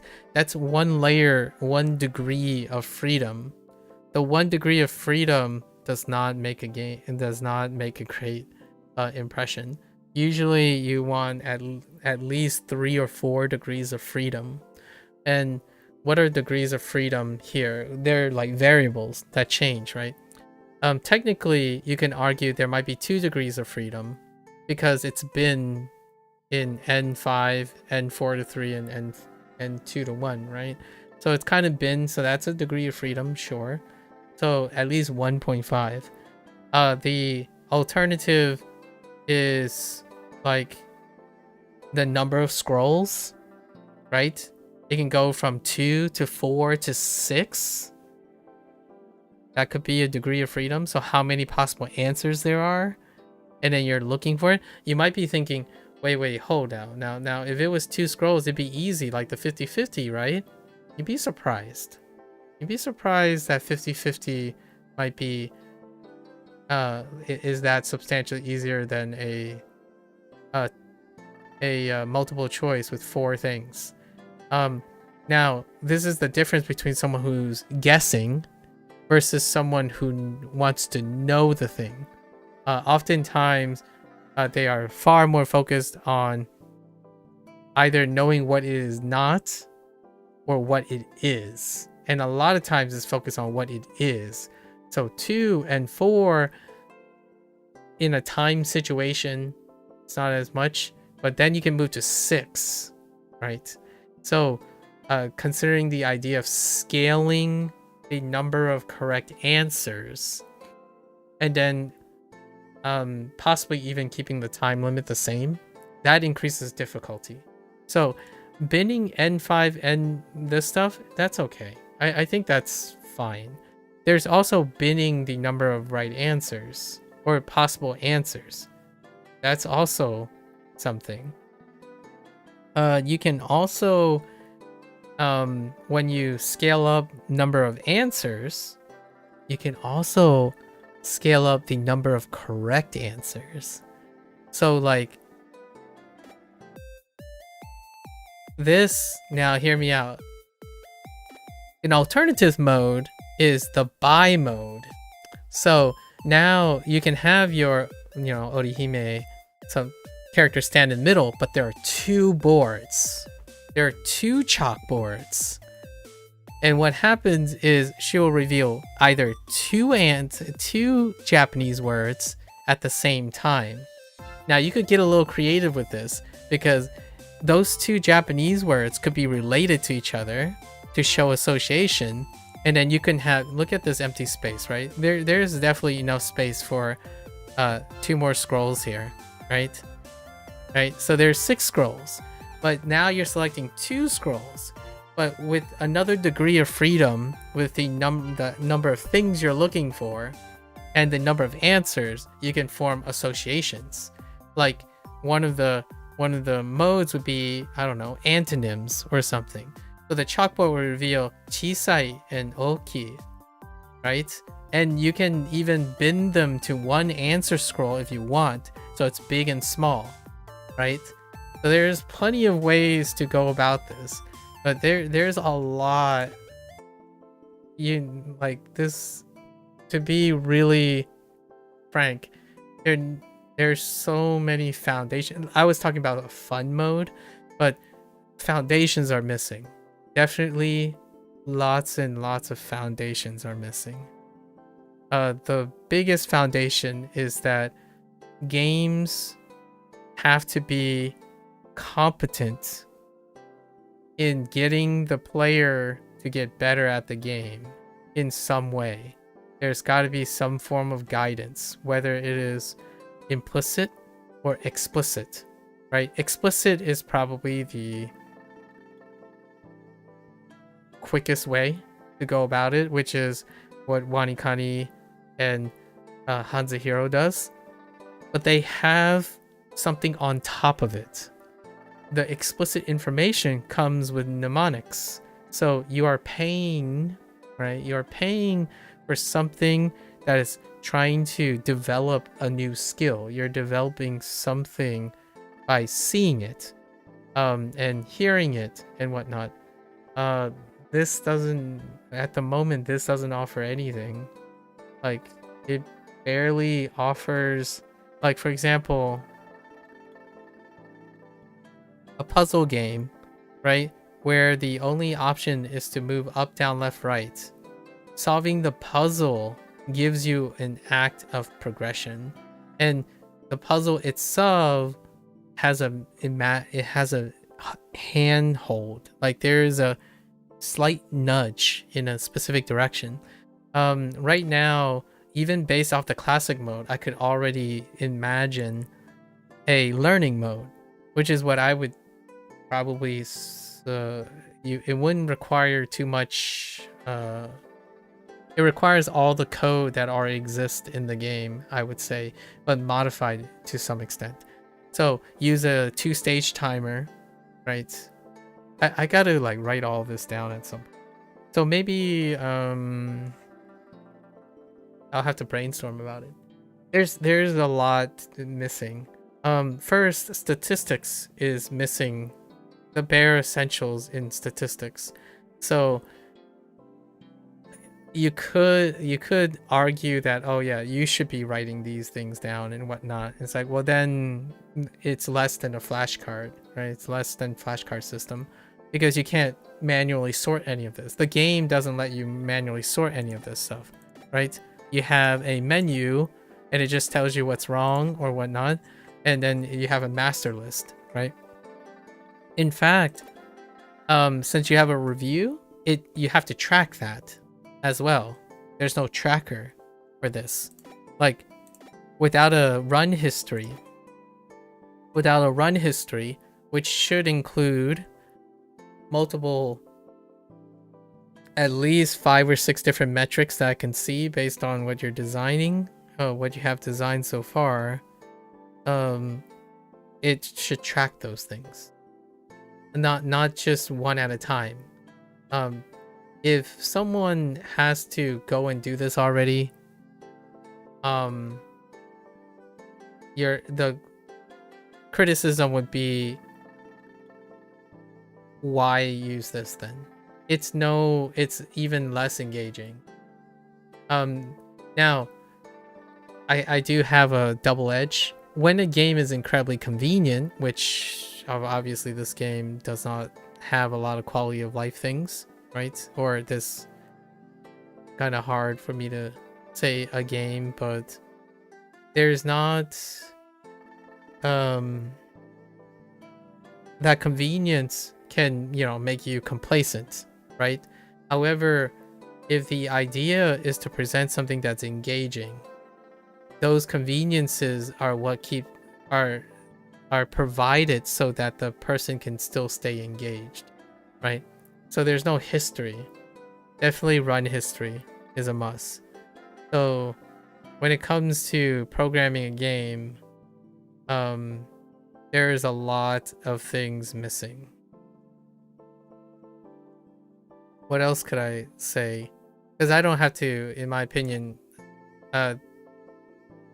it's pretty a foregone conclusion. Unless there's a very obvious way. So here's another progression system thing. There's no obvious indicator whether this is the rest or all of it or something. So you have no form of completion. Completion is missing. So games require, at bare essential, in my opinion, a form of completion list. So you have no completion, right? No completion, no statistical tracking. So you can't. There's no progression system. This is unfortunately. So no progress, no learning curve, in my opinion. No statistical tracking. Like statistical tracking progress is one. No learning, no task, so no goals whatsoever. So there's no way of either using completions or mile markers.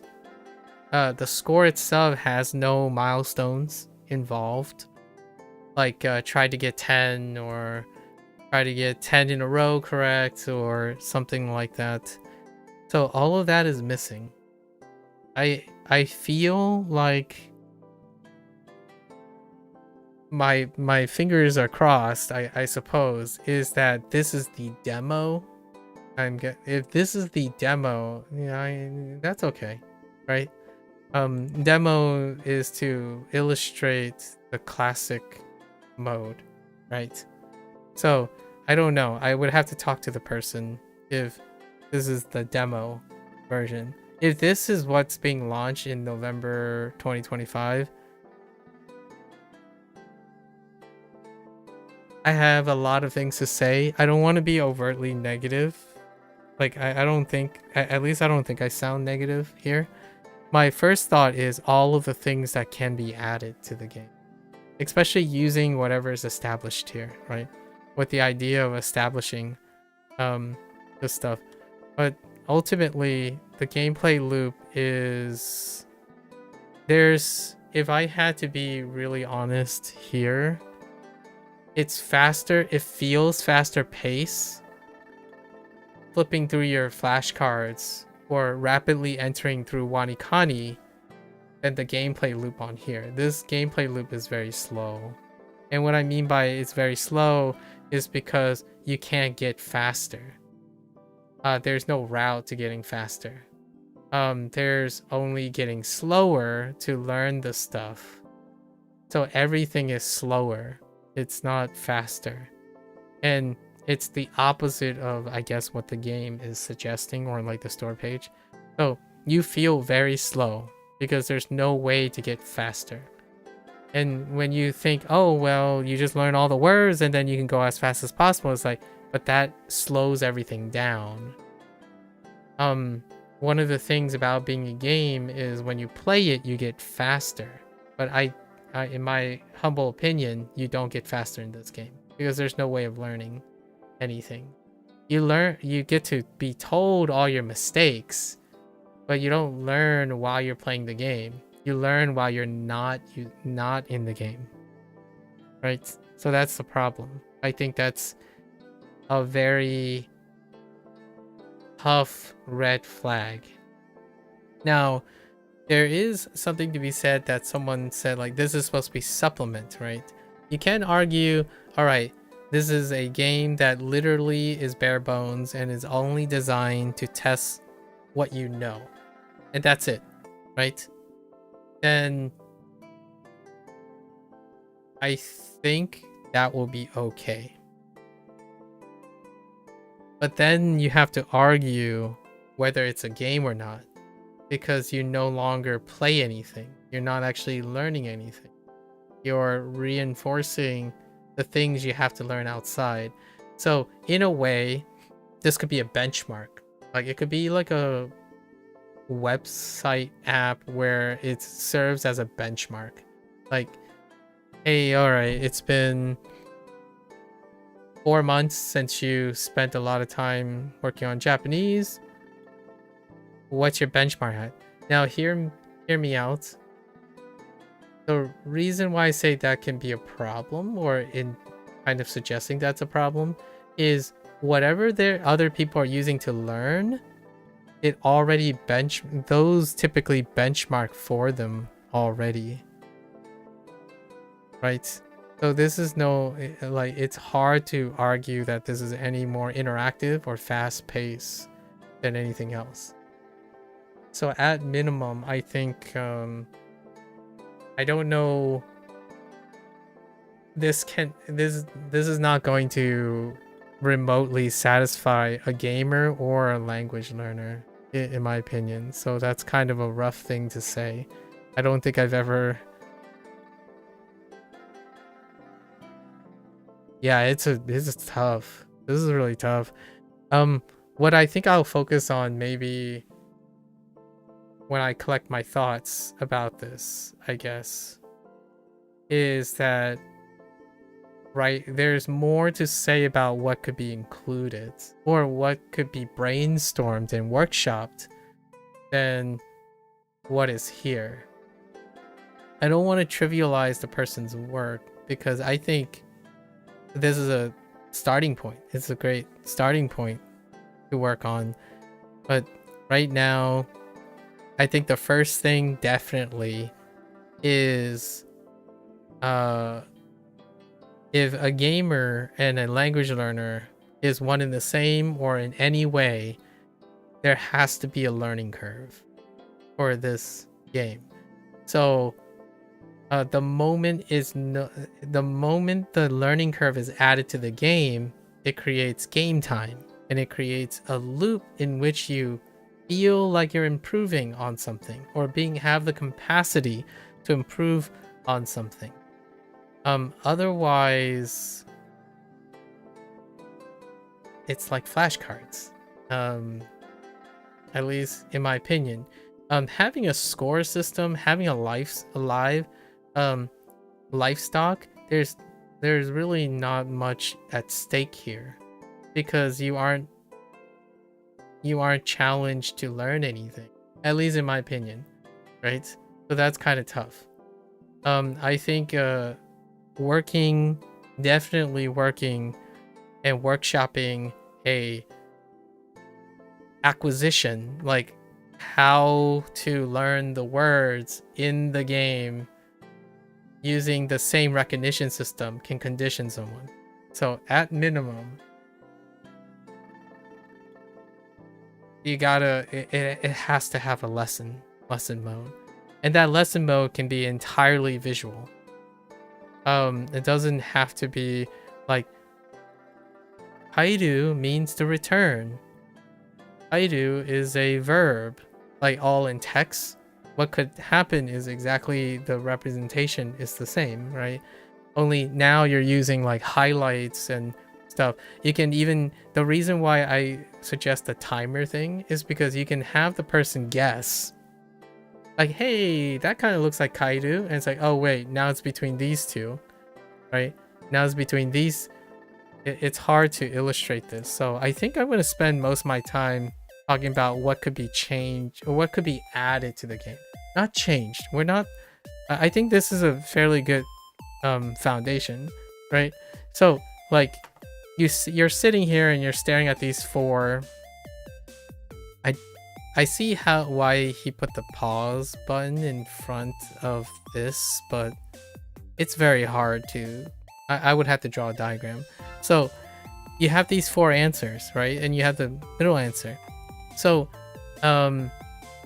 giving like a 10-second time, say like, oh, you know, this character kind of looks like white. And then suddenly halfway through, it's the top two answers. It's like, oh, okay, well, which one would it be? Door or teacher? Right? And then if they still can't get it between the two, then the right answer will be shown. And then they have the time to connect the right answer to the thing on the board. Now, multiply this with an adjective only, an adverb only, and noun only mode where you bin the pool to that. Now they'll be able to resolve different adjectives. So like, oh, okay, these are all adjectives now. So what does this feel like in terms of adjectives, right? And then it would do the same thing, right? So there are many ways to sort. I think this game requires at least 4 sorts. So I'm thinking of all these things to mention because I don't think I'm gonna have to play. I don't have to play anymore to really know more about. I have more ideas about how things are laid out. So tomorrow or maybe the day after, I'll give myself like an extra day to think about this.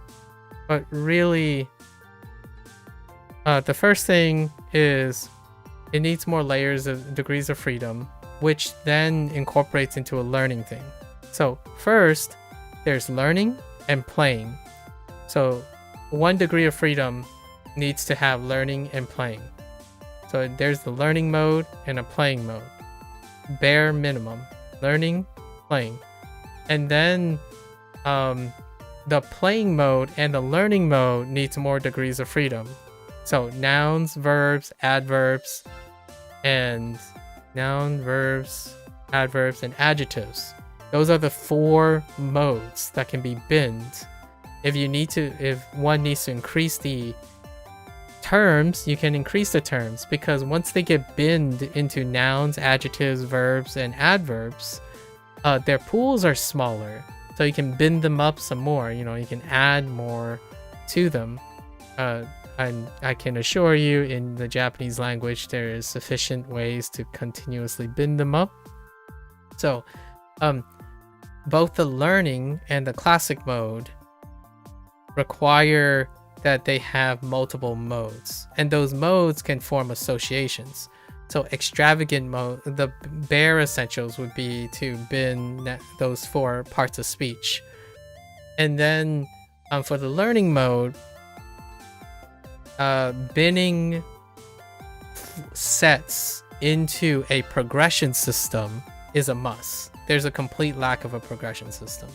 So in my opinion, like I would say 95% lack of any form of completion system. So the learn mode is binned based on completion. So, and completion is only achieved based on a percentage. So for example, the first 20 words from N1 or N5 must be completed to an 80%, whatever, an arbitrary, like 80%, then it will unlock the next 3 bins, right? So the idea is to, it's not for the speed anymore, it's to get up to the speed. And in learning mode, what happens is they are meant to 100% it. So you bin them to a amount where, okay, they can even memorize all the answers. That's the whole point. So you might even consider it, you can still randomize the choices in the smaller bins, but they would have to get all the answers right at least once continuously without losing anything, and before the timer ends, right? In fact, you could make it even so if they know the right answer, you can call it complete, but I wouldn't do that. So you would bin them twice, and they have to get it within the second bin, maybe like a 50-50 bin, where if they get the 50-50, that will count as a right. So they have to get the right answer consecutively across like the 20 words in each bin. So then you have a whole menu, right? Now you're creating a menu system where when you hit learning mode, the learning mode would be like separate boxes, or you can make one box and say you're at bin 1 of N5, then you're at level 2 of N5, level 3, 4, 5. That creates the bare essential SRS flashcard system, right? So what I'm basically, I guess what I'm, to really summarize like the TLDR, I'm taking whatever it is about WaniKani and Duolingo, at least minimum, those things that use word banks, right? They are reliant on word vocabulary things, and trying to create it and adjust that system to the core gameplay loop, which is that field with the scrolls and stuff, right? At minimum, it has to meet all those requirements before you can even tackle the idea that the thing is a game or a language learning app or anything like that, right? So you still require a completion task. So the first thing to do for sure is a completion task. With the completion task, focusing on a task of completion, that in sub also addresses progression. And then with the progression, you hope that you can tack on history. That measures performance. So then you have completion and performance as a form of progression system. And then the replayability is based on how the different words are being played, not because they're just randomly being pulled from a pool, in my opinion. So that does not deal with replayability, because the mechanic side of things is identical, and the learning thing is identical because it doesn't exist in the game, right? Until you add a learning progression system. And then the classic loop, the arcade loop for the replayability, that is one layer of degree of freedom, right? One degree of freedom, which is not sufficient, barely sufficient. I think that makes possibly only equivalent to a flashcard, because that randomization in a stack of cards is still represented here, right? So it has to be more than that. What can literal flashcards or other like WaniKani and Duolingo can't do as well or differently? Grouping adjectives together, grouping nouns together, grouping, adverbs together, creating a challenge mode that you're meant to try to think the opposites, right? Establishing opposites, establishing similarities, doubling up I like doubling up, the idea of doubling, but that's extravagant, right? It's a little bit more complicated, and it requires like ask it, like if then, like if the person choose this, how you would score the second if they get one of them right. There's a lot of other things, but I think in the state it is, I don't have to play anymore, right? Like this is now, this is supplemental in the sense that it is viewed as supplemental, as optional, completely optional, as opposed to offering something that can compete with other supplemental things. So I think the bar was kind of, I was being like a bit conservative about the bar, but I think this is very low, unless I really do hope, like it's to the point where I really do hope when they said like the guide is like the classic mode, right? That it also means that there are other modes that is available in November when the game launches or something. For now, like it took me like 5 to 10 minutes, and I was doing it to look for things to add. So the main gameplay loop is less than 5 minutes, right? It's less than 5 to 10 minutes. And that means that it doesn't have a replayability design. It's not a... I think I would be a little bit apprehensive to say this game has any replayability. Largely because the replayability only has 1 degree of freedom. And the only degree of freedom is the answers, the kanji that is portrayed, and the answers are different. Which I think that's the bare minimum, I suppose. But the game was kind of suggested to be more than bare minimum, right? Or an evolution, or in addition to the words. I don't know if I'm being a little bit harsh here, maybe because I feel like the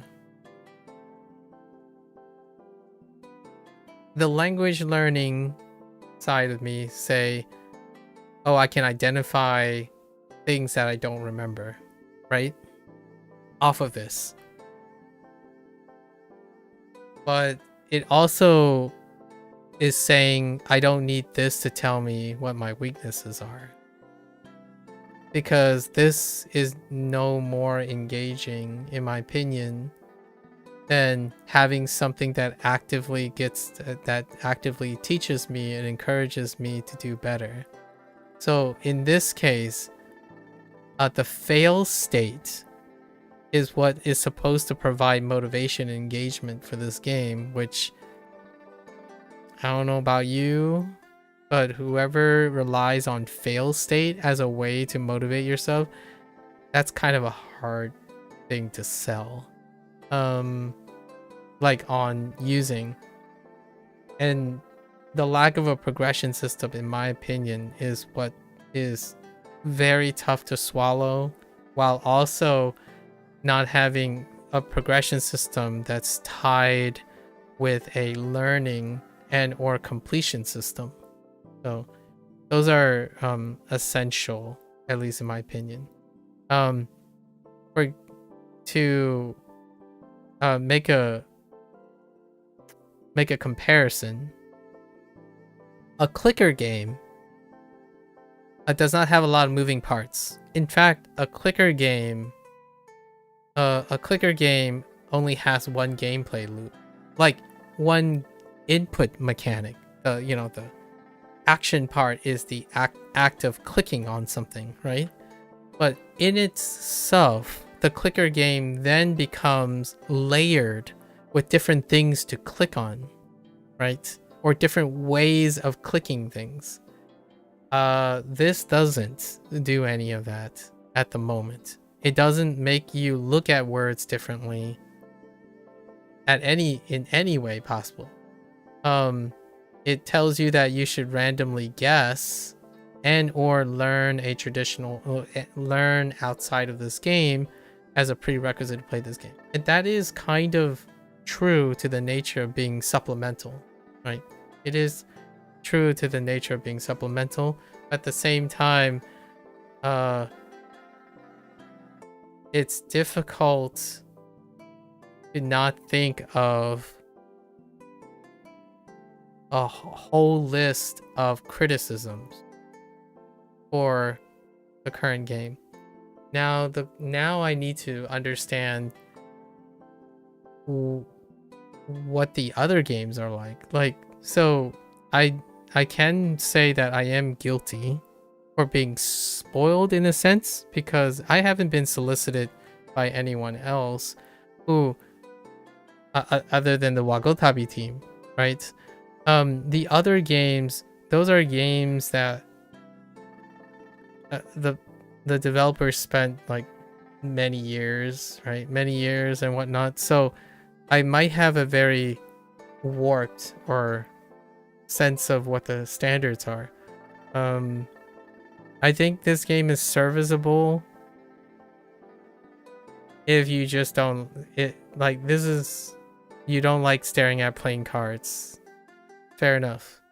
But I could also make the argument that the cards you have, the little flashcards you have, you can do more with it than this game at the moment.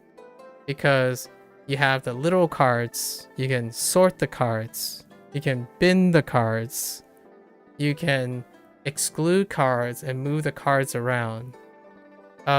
I think at minimum, this game has to be able to do that. If this game doesn't do that, then it has to offer a learning curve and a progression tracker for their system. So WaniKani, you can't sort your cards, right? In WaniKani and Anki, Anki you can, but Anki is a platform. In WaniKani, for example, you can't sort your cards. In Duolingo, you can't sort your cards. You can't sort what the content is, the level and stuff. But the reason why Duolingo is curriculum based, so it is offering a learning progression prescribed. And WaniKani, you can't sort your cards because it's dynamically being sorted for you. So that has pros and cons, right? If you don't sort your own card, then you don't learn how to correct your mistakes and whatnot. You're hoping that WaniKani's SRS system helps you with that or does the work for you. In this game, it does neither of those things. It doesn't sort the card for you to tell you how you can improve and learn. And if it doesn't allow you to be, if it doesn't make you responsible for correcting your mistakes, Duolingo doesn't make you responsible for correcting your mistakes. Not in the same way as an SRS system does. But Duolingo has a curriculum, and that completion of that curriculum is still eliciting exposure and progress.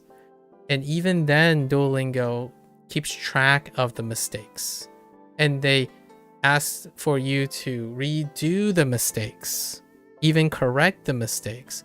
So we had the 6 points? Arcade pace learning?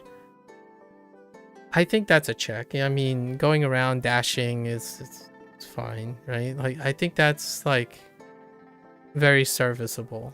I don't even think it's necessary, actually. My alternative is pressing 1, 2, and 3, and 4 instead of having the guy move around. So, and they always neutral back, so that's kind of weird. The arcade thing is very serviceable. I think it's bare bones serviceable, so I'll give it a pass.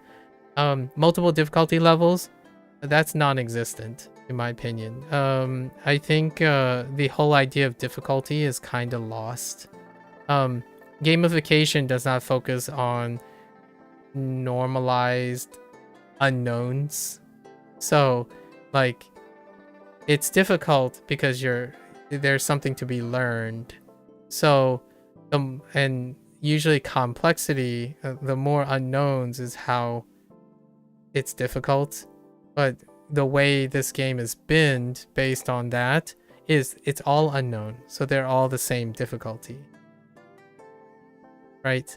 And then for language learning, both gamers and language learning may agree when it comes to language learning. It's cumulative that makes it the complexity and cumulative nature of it, or the thinking differently because of the way it's been, is creates challenges, alternative challenges, not necessarily more difficult or less difficult. Like easy, medium, hard, in my opinion, this is irrelevant. If you don't know any Japanese, it's always easy, medium, hard. If you know N5, it's easy. If you remember your N2, N1, it's easy, right? So this is not, in my opinion, an adequate way. So I think that's a fail on point 2. Replayable design, there's no replayability in this game. In fact, adding a learning curve and a completion adds replayability already, because you're going through the same loop.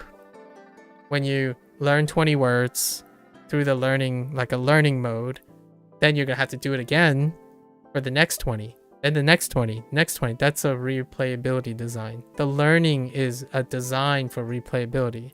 The classic mode, you can argue, is one way to make it replayable, and that's fair. So I would say almost a fundamental tick on replayability design. And then progression system,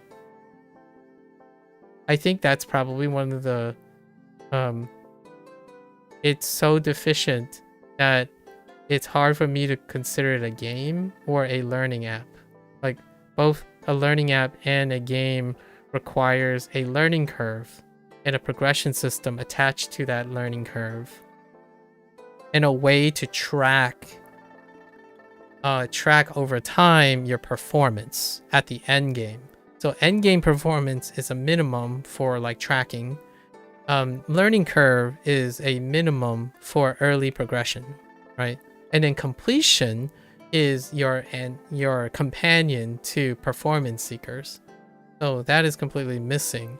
And then that goes into our review aspect. Without a learning system, the idea of reviewing and having mistakes are not there. And without the motivation of a progression system, the incentive to review your mistakes are not there. And I think the way it's designed now on how the mistakes are detached from when you make the mistake is rough. The alternative is you collect all the mistakes and you use those mistakes to learn from them. So like, if say there's a tracking system where you make 20 mistakes, then that 20 mistakes get added to a pool of mistakes. Then you do it again, and there will be like 30 mistakes, but 20 of them overlap with the 20 previous mistakes, and then 10 new ones are added. Then there's a separate mode to do called like a focus mode. A focus mode would only focus on the mistakes you have previously made. And then if it doesn't reach a critical mass for a round, you fill it in with other words, and they can be any words to simplify the matter. But that mode would have to contain all the mistakes that have been tracked, right? So, in fact, not even having a full vocabulary list is, I think right now having the full vocabulary list has become more of a crutch for not integrating, maybe like overshadowing the idea that this game doesn't have any form of learning or self-improvement. And there's no indicator of whether you improved or not. Like, you could argue that a score output will give you a reasonable, you can like track the score yourself, right? You can go and write on a notepad like, oh, today I got 3,000, today I got 4,000. And then, but when the score goes up, it might not necessarily be because you are learning from your mistakes, or you're becoming more consistent, or you're taking more time. It's not helping you self-improve, in my opinion. There's no like way to read out other than the score is higher. It is sufficient, I feel, for someone who is very, very early on. Like what I mean is very early on in the sense of you're dabbling in making a game, I would say, and you're dabbling in language learning.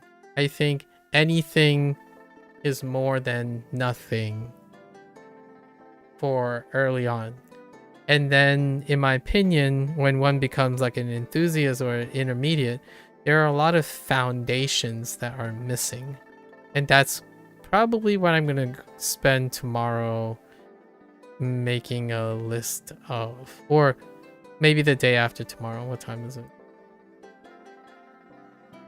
Well, it's Friday.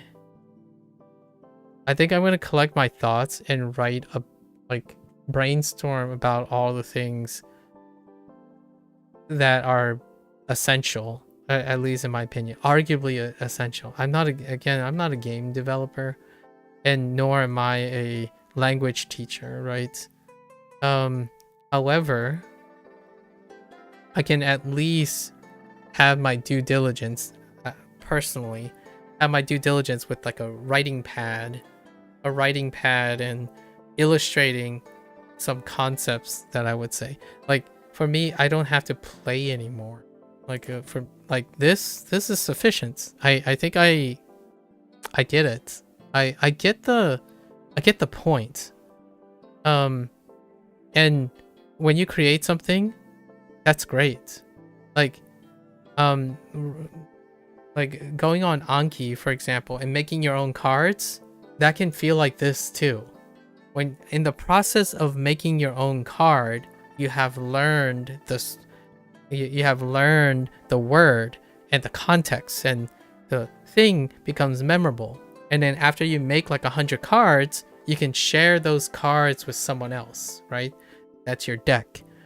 However, when someone picks up your deck, if it's prioritizing, if it's masking the learning process, then that is what this game is like. So what I mean is, this game doesn't tell me how to learn Japanese. It doesn't even explain to me how you learn Japanese over 5 years.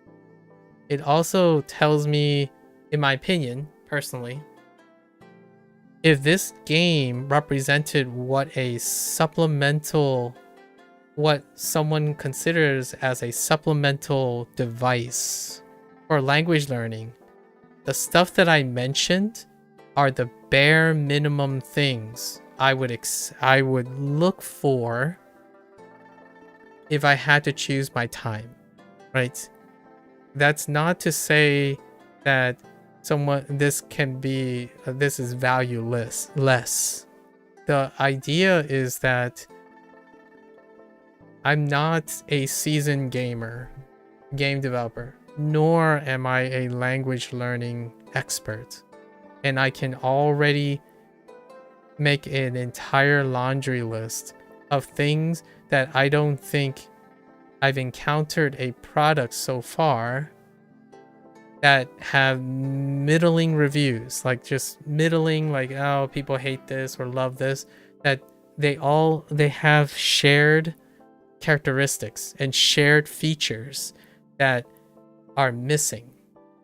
So we're not talking about gold standards. So I'm not comparing someone's work, someone's side project, someone's like extracurricular activity to the gold standards. I'm comparing them to the minimum standards, the foundations.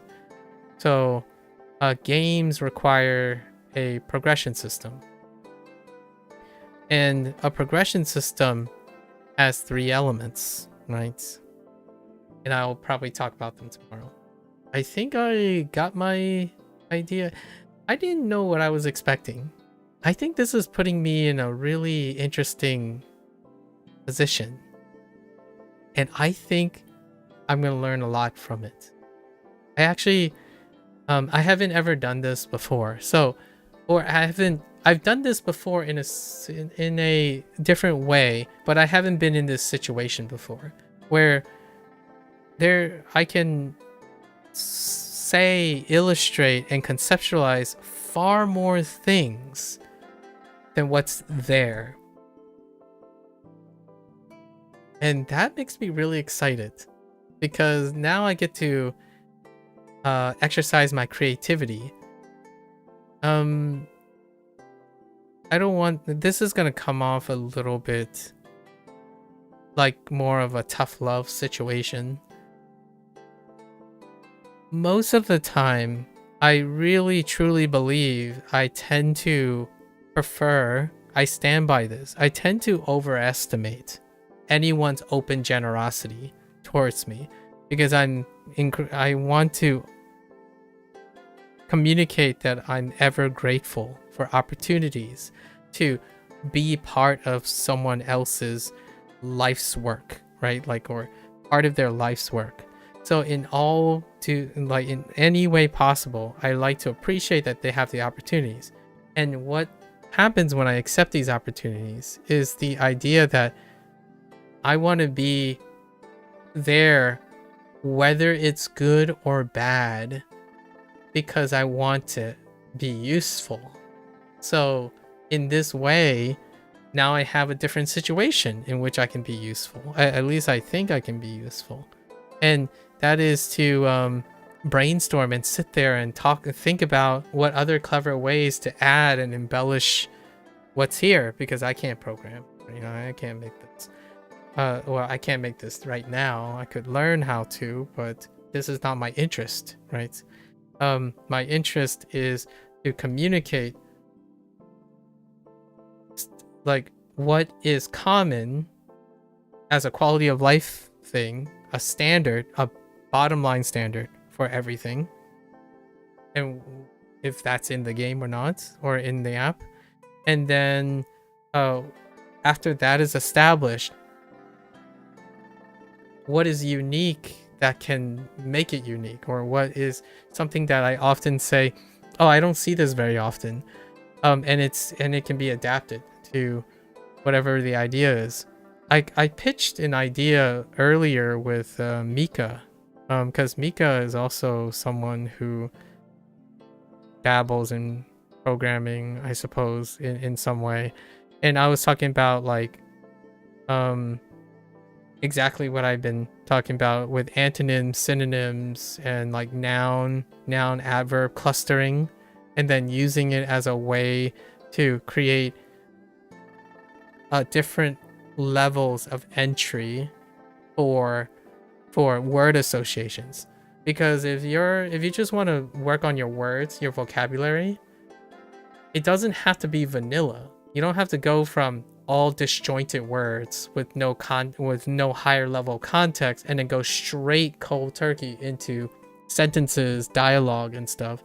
There are other ways to bin and create accessibility into grammar, or accessibility into sentence structure, or or contrast with conversation, right? There can be bridges to flexibility, like, oh, hey, here are, with a large enough database, for example, here are 6 things that kind of express like and joyous. Now you just know that. So when it comes up in the future, it's like, oh, okay. So this is the situation where you use this form of expression for like, but I also know 3 or 4 other ways to say like. I wonder when those situations are going to come up.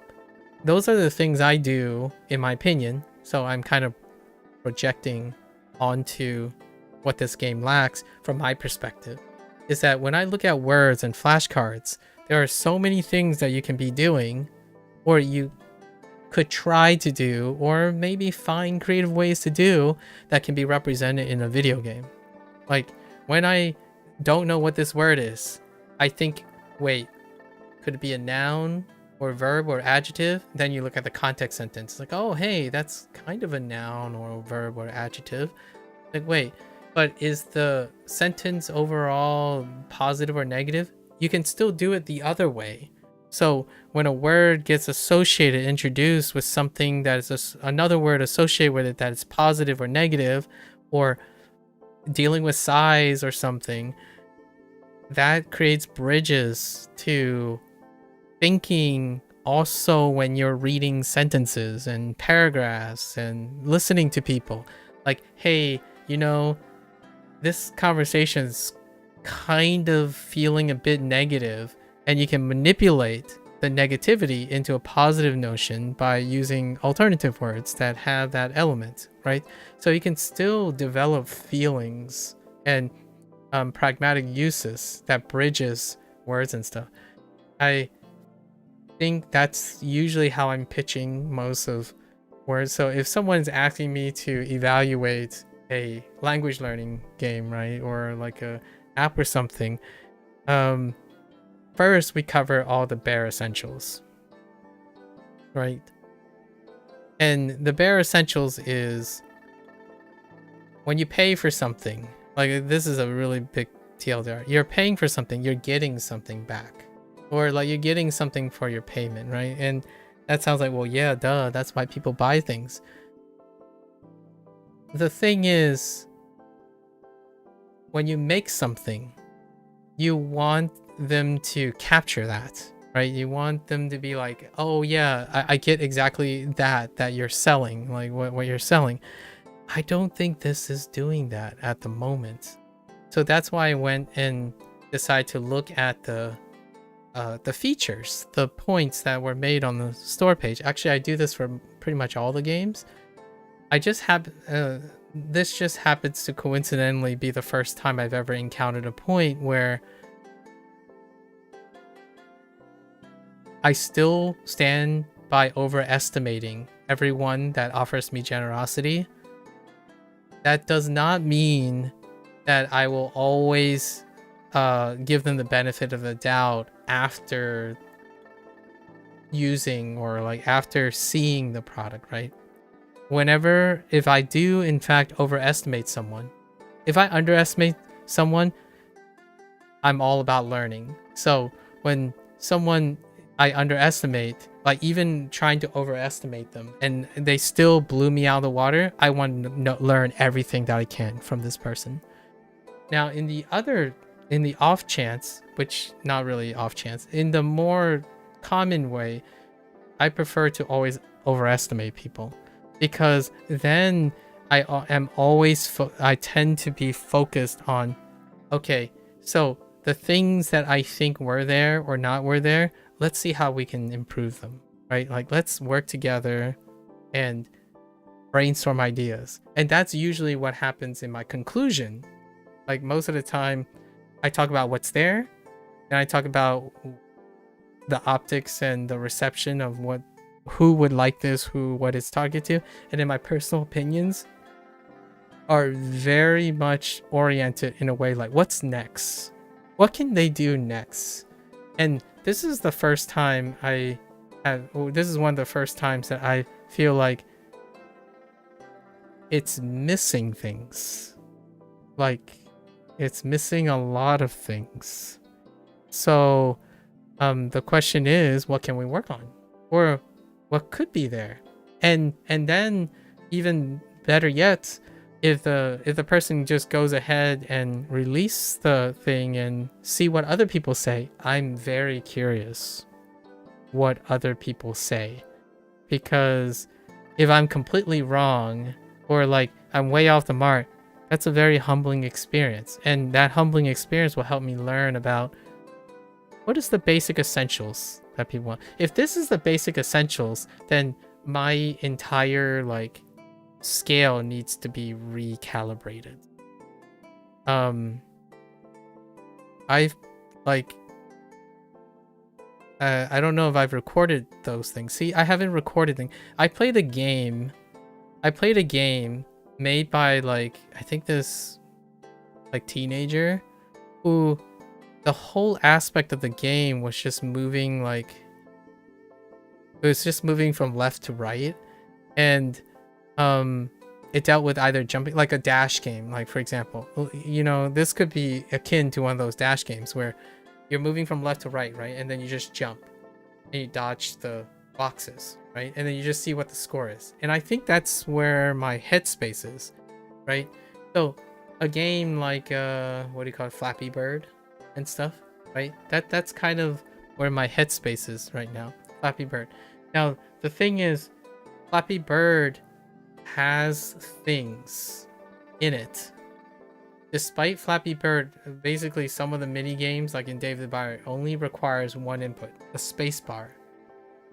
The space bar is the only entering thing.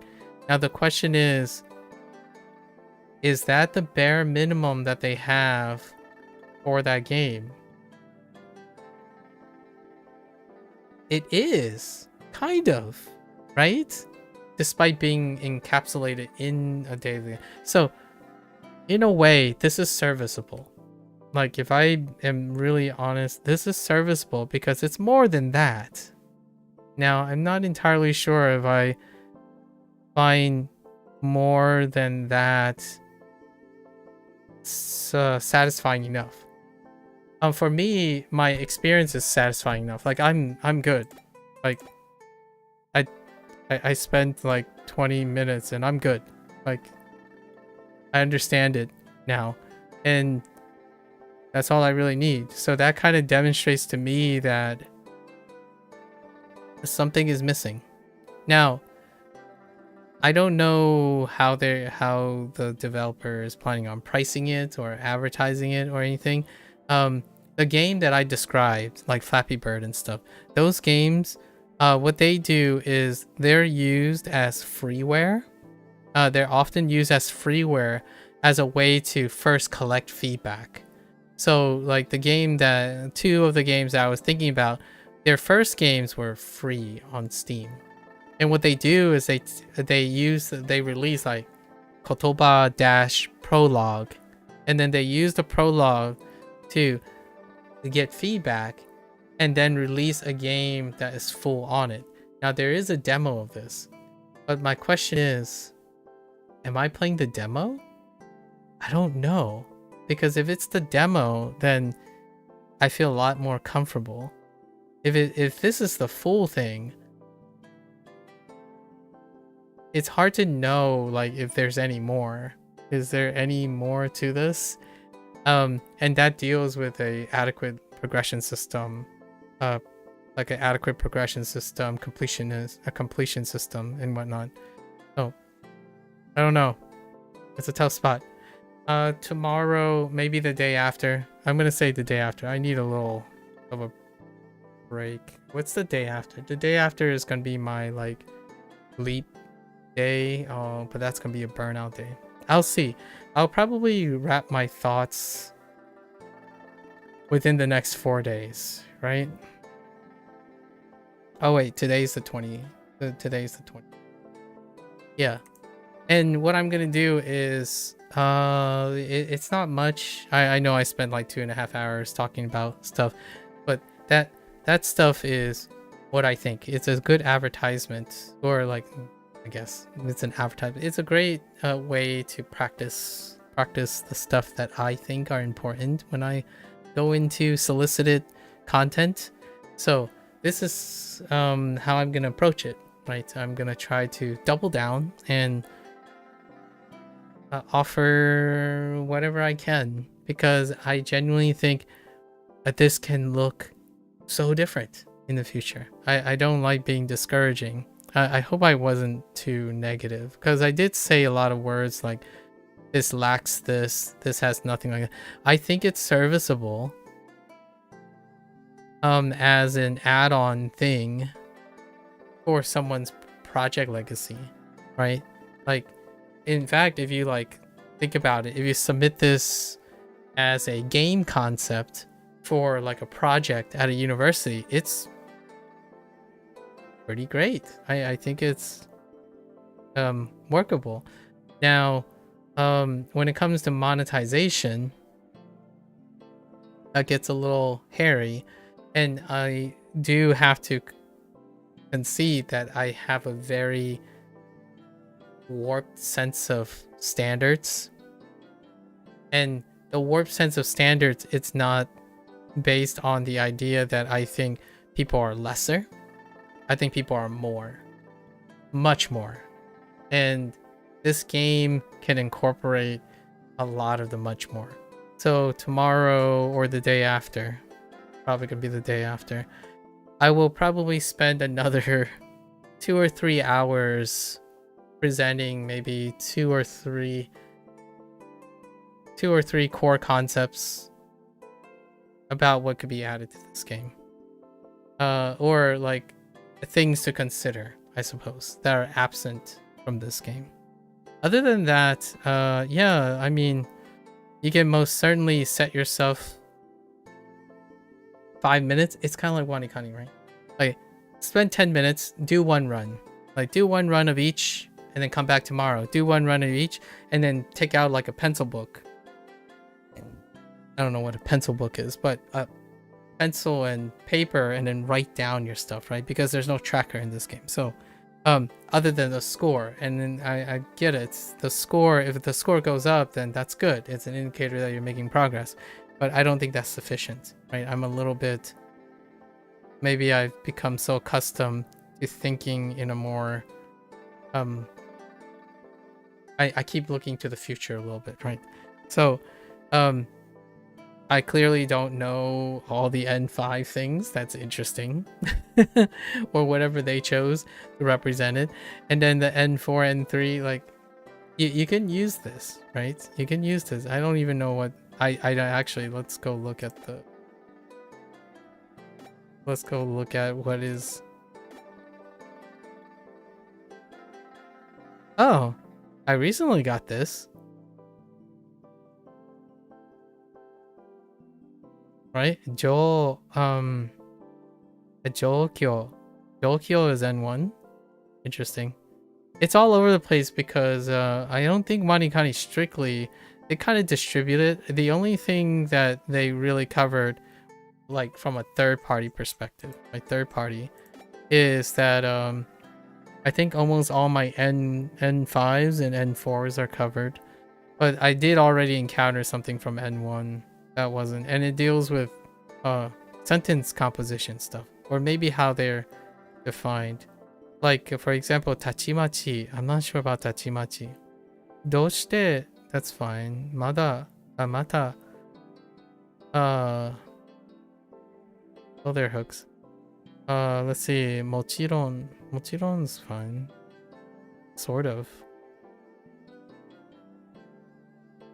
How many are in here? Interesting. Oh, there's quite a lot of verbs.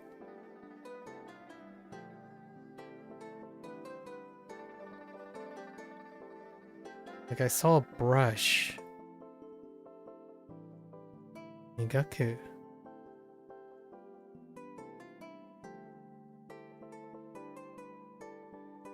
Like, recently, cross.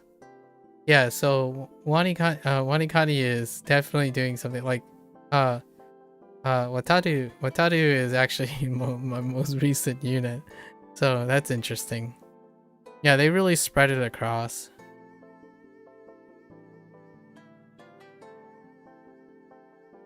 Yeah, so there are definitely ones that are fresh. Huh. I have to think about how that impacts my experience, actually. So yeah, I don't know. Well, we'll talk about this. And then maybe that's what I'll link back to the correspondent for the developer, right? Like Seika Quest. It's a very interesting experience. Like, when it comes to experience, I mean, now I get to do like a different segment. I don't even know what it's going to be called, but we're switching gears. It's a very different thing that I want to record. And maybe it'll be a fun little thought experiment. So the next time I'm gonna be working on is I'll be recording a a section, like a section maybe 2 to 3 hours on, and then try to like diagram things because I need a pad. I need something to work around and brainstorm some ideas. I haven't really done this before. I always thought this would be like much later, like encountering this thing where maybe it's a time when I collaborate with someone or whatnot. But yeah, right now, whatever this is, it's very serviceable, but I'm not inkling to do much more than that. And I guess that's a wrap for today. Not too much other than that. Lots to think about. I'll need an extra day. While I do the extra day, I think I'm gonna squeeze in something else while I'm doing this. Oh, we'll come back to this. It's such an interesting. All right. Anyways, hopefully I wasn't sounding negative. I just I think the best way to describe what my current feelings is that I have too many thoughts. This feels like a blank canvas. Like, I'm not saying what is here is completely blank, but there's so much more that can be here, and I'm having problems sorting all those thoughts right now. It's like when someone comes up to you and say, "How do I look?" And I'm like, "Do you have any specific talking points? Do you have any like particular thing do you want me to just start describing the thing? Because there's a lot of, can you guide me a little? Because there's so much to say. I'm not in the higher echelon." So that's kind of where I'm at right now. I'm gonna need like a solid day or a solid evening to think about it. It reminds me of reading someone's... Oh, you know what this is? It reminds me of reading the first draft of someone's thesis paper, or like not even thesis, but their first draft of their submission, like their first manuscript for their first publication. And when you read it, you're like, okay, that's information. It's all there, right? Sort of like it's sufficient. Like it's bare bones. It can probably be okay.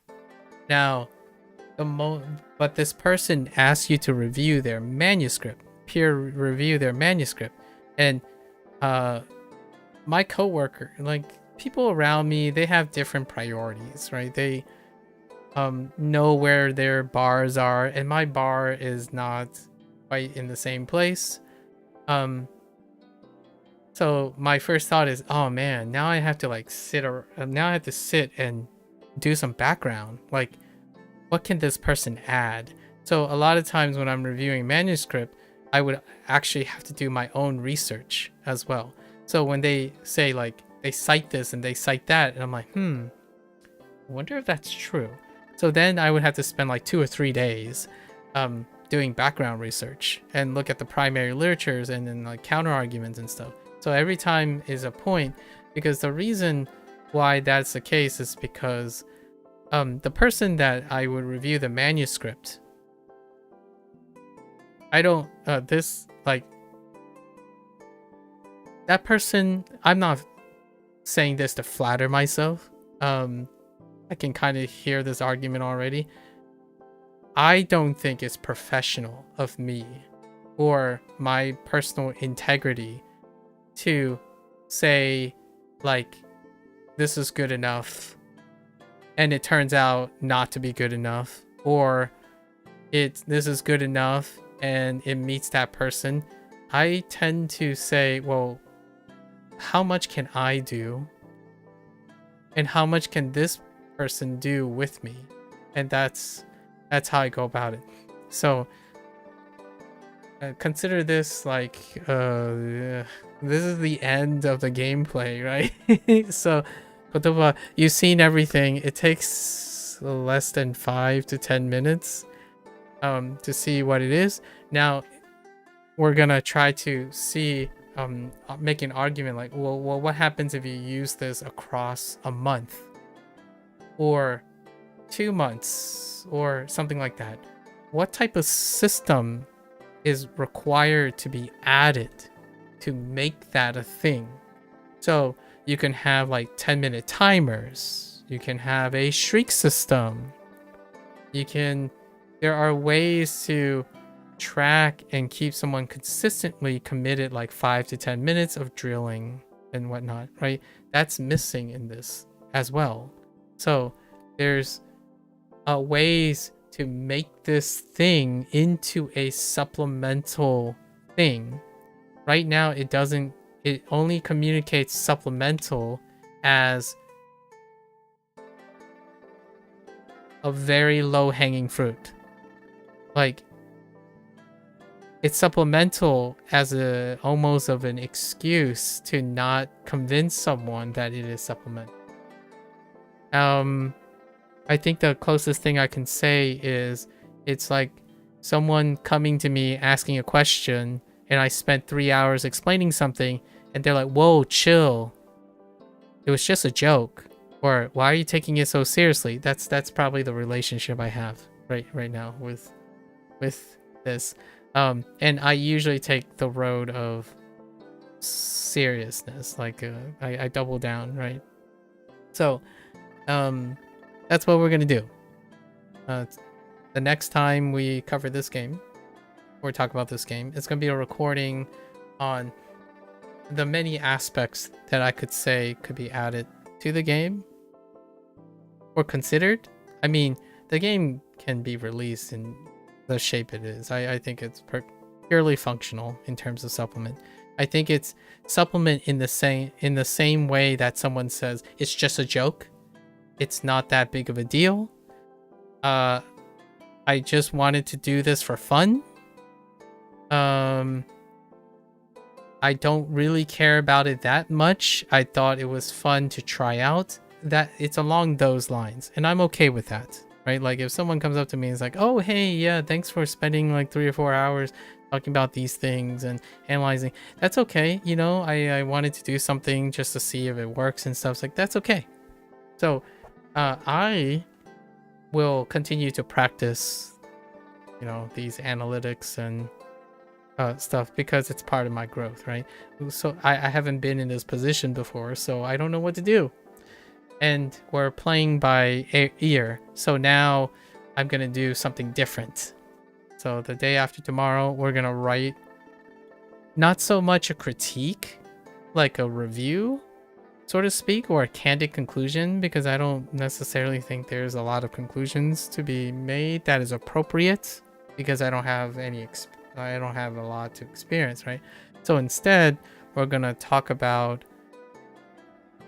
reflect on standards and reflect on gold standards and then use that to our benefit. So we're going to use the whole facts, then archetypes, and then my personal opinions, like structure. And we're going to use it to pave things to consider. That could be a thing, right? And then there will be a special follow-up, right? There will be a special follow-up. I can already see this, where when the game is released in November 2025, if the developer decides to release it, I get to maybe wait a month or a couple, maybe half a year, and then I come back and see what other people say about it. So then I can learn from, maybe I'm just talking way out of my depth and most people thought this was sufficient, right? If it's like pushed at $1 or $2, most people find it satisfying. Like all these like monetizations or how they're going to release it and how the developer, that's That's what I'm gonna do, right? I'm gonna use it as a way, because I haven't very much picked up something where the other person is far more experienced than I am. I always assume that. I tend to assume that in many ways. As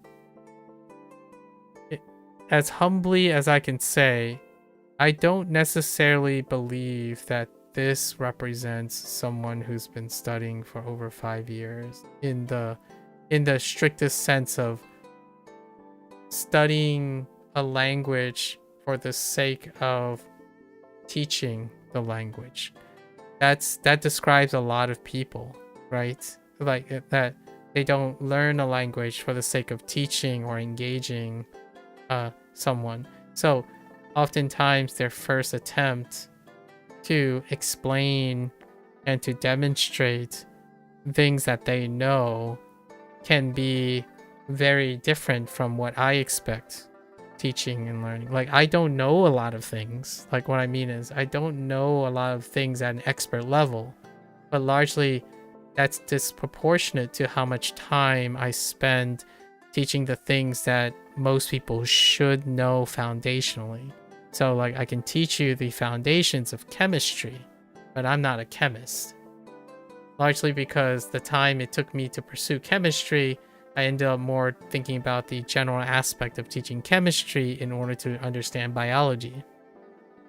And I'm fairly okay at teaching like university physics, like first year physics, but I'm not a physicist, right?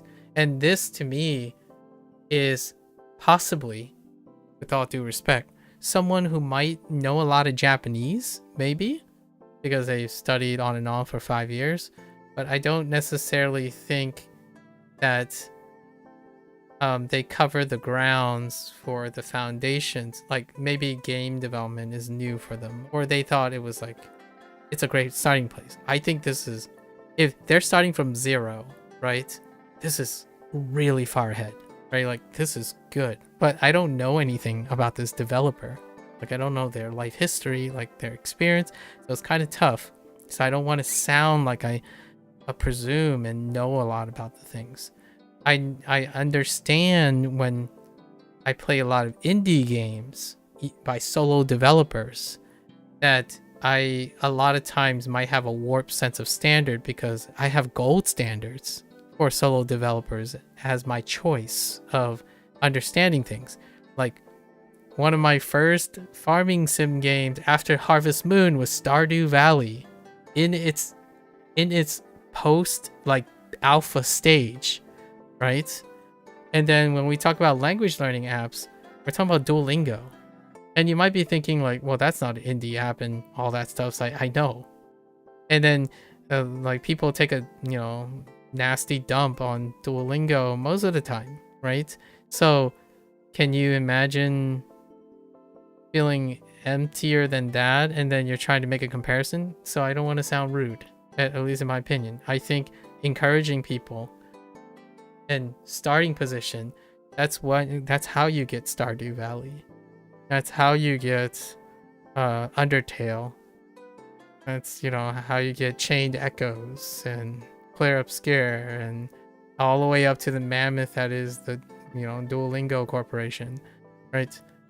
Humble beginnings, right? I got to keep myself very humble. So I have a lot of questions, and the person said that I could ask a lot of questions, so it'll be interesting. I'll type up an email. Maybe first I'll focus on recording whatever it is gonna be soon. I'm gonna try to tackle as many points I can think of immediately as a free exercise practice, right? I haven't done this in a really long time, and I know I'm not doing this professionally, but most of the time I treat it as my professional integrity, because I'm doing this publicly, right? So it's with a smile, it's with encouragement, and with the utmost reflexive of my efforts, right? I will probably need specifics, examples. Every time I think about a concept, I need to think about the example from gaming industry and whatnot, and then understand if it's a gold standard or a standard, right? That type of thing. I need to collect all this information before I actually say any more, right? I don't have that information in front of me, so it'll be interesting. It's been a while. When I read people's manuscripts, you most of those people take it or leave it. Like, what I mean is, it doesn't offend me in any way because I'm practicing the stuff. So whenever I hand like a student back their paper, right, and I suggest all these things, it's not necessarily reflected in their grade either. Most of the time, when I grade things, I grade based on standards. So like, if someone told me this is how you grade it, it's like, I'll stick to it. But that doesn't stop me from making comments trying to communicate to the student that they can do so much more. They can improve upon anything. They can also counter argue against me because I'm always free in my office hours. So that's kind of what I do a lot of times. Like, I can give a game a 7 out of 10 because I understand what their target audience is, and that's not going to change. The target audience is great, like at least in my projection, and then it's going to be 9 out of 10 for this particular person. And then personally, I would have like an 8 out of 10 or something like that. But that is grading to a rubric. And then I would double down on anything that I can add, because that is what matters to me the most, but it might not matter to the person I'm talking to or the person that is asking for my opinion. Lots of times I would write like a 5-page review of someone's manuscript with bullet points, and when they submitted the thing, nothing was changed. That's perfectly fine. Like, I'm okay with that. The thing is, I'm doing this also as a favor of my own professional integrity. So if they don't do it and they succeeded, they can tell me I told you so, but I didn't say anything about having to follow anything I say. So, but the thing that I can usually tell other people is I tried my best, and there's nothing less than that. If you gave me like a really terrible, like if someone solicited me and they gave me a really terrible product, but I took the opportunity, then it is also part of my responsibility to do as much as I can, right? And that's probably how we're gonna see this. Unfortunately, I didn't really play anything too much because there wasn't anything to play per se. It's a little weird situation. In fact, I kind of spent like 2 hours doing something else to prep for this. All right.